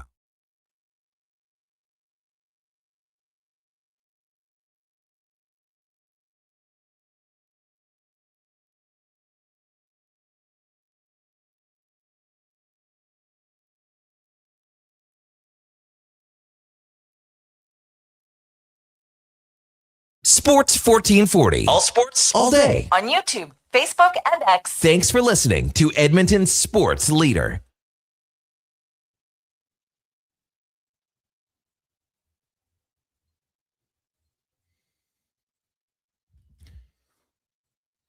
Welcome back. Home stretch of the program. Douglas in the Mornings on Sports 1440. Brandon Douglas with you. One final time today, and I feel I'll be repeating it many more times throughout this week. If you're searching for the Tom Gazzola Show, I preach patience. It's a virtue. Tommy G will be making his debut at the Tom Gazzola Show a week today at 7 a.m. July the 6th will be the inaugural edition of the Tom Gazzola Show. In the meantime, it's Brandon Douglas, it's Donovan Paulson, and it is Josh Fenwick. Back in studio after a couple hours hiatus. I can only imagine what he got up to in that time from the comfort of his home studio in the southwest part of Edmonton. Now, Donovan, you played a little fireball coming out of the break there. I have to think partly inspired by the text we got. Can't even remember who it was from. But we were talking about the best beers to have. And we talked about all the ski beers, the chairlift beer, the plop in the snow beer, the chalet beer, parking lot beer, all on the table when it comes to skiing. But the text said the chairlift fireball shot standing out. And then right on cue, Josh Fenwick pulls a bottle of Fireball mixed with Bailey's out of his backpack. He's been holding on to it after Greg Pilling brought it in last week for the finale of the Kevin Carey show. That must now all of a sudden I can imagine what Josh got up to for those couple hours he's been absent from the studio. Coming up on the program, or not the program, the station for the rest of the day, at 11 o'clock, it is going to be a Fantasy Frenzy, Sans Douglas, Sans Halley. We're turning it over to the Young Bucks, Josh Fenwick, Donovan Paulson. Just the two of you, because Declan is MIA. Yeah, he's recording Elks Nation. So Connor Halley's on vacation.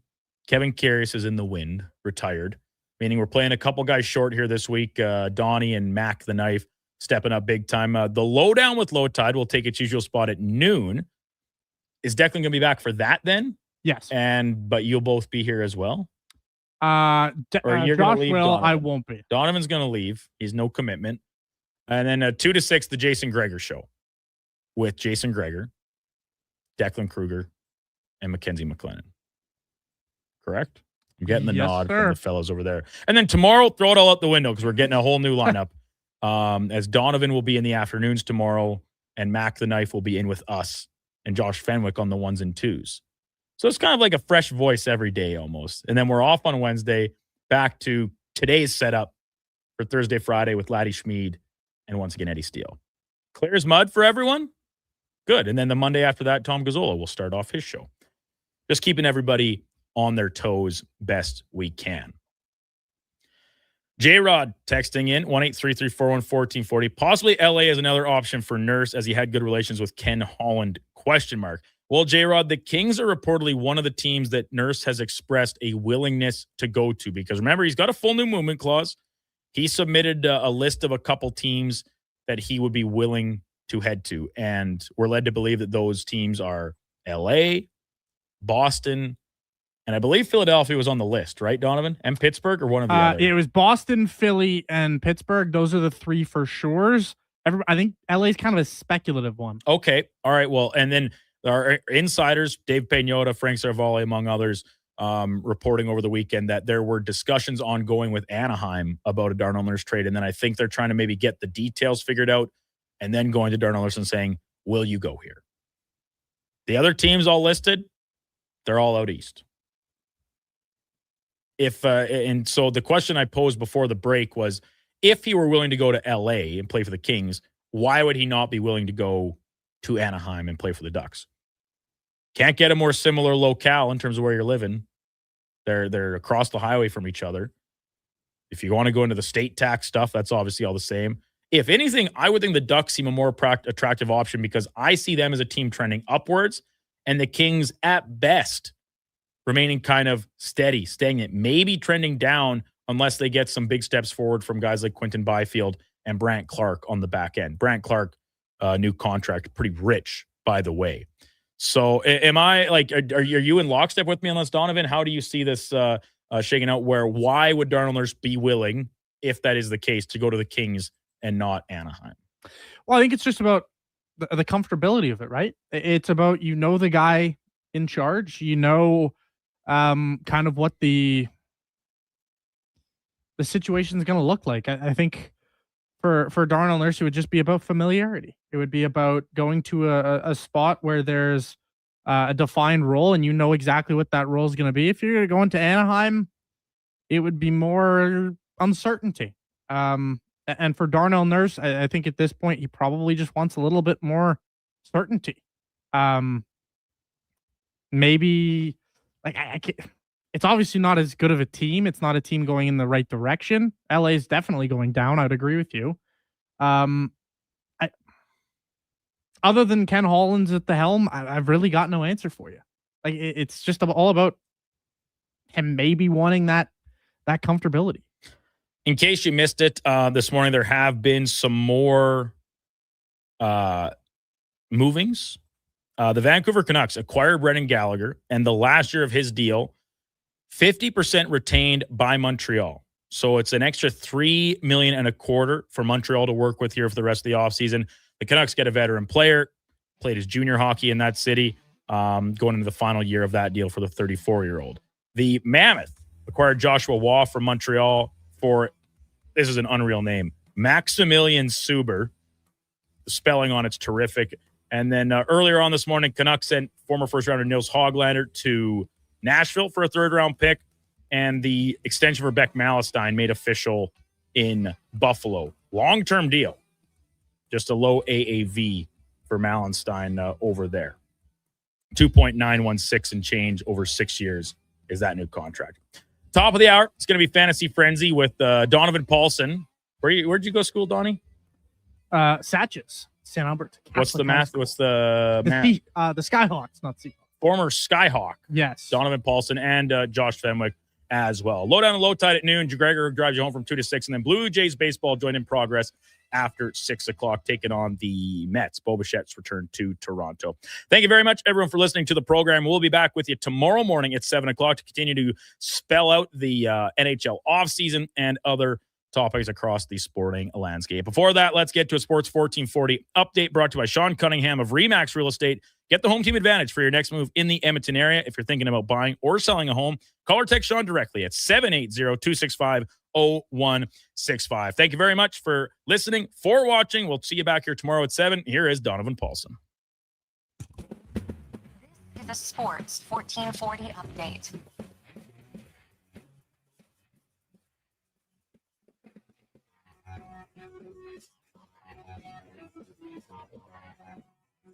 NHL offseason news. Beck Malestein has re-signed in Buffalo on a 6-year, $2.9 million a year ticket. We have a trade between the Reds and Canucks as Nils Hoglander goes from Vancouver to Nashville for a third-round pick. Brendan Gallagher, 50% retained, is headed to Vancouver for some future considerations. World Cup action, Brazil battling Japan. It's getting underway here in, probably about 5 minutes' time. Germany takes on Paraguay. Morocco clashing with the Netherlands to see who's going to take on Canada in the round of 16. The Jays looking to avoid losing 7 in a row as they host the lowly New York Mets. First pitch flying at 5:07. Trey Savage on the bump for the Bluebirds. Coming up, it is Fantasy Frenzy without Hallior Douglas. I'm Donovan Paulson. That is your Sports 1440 update.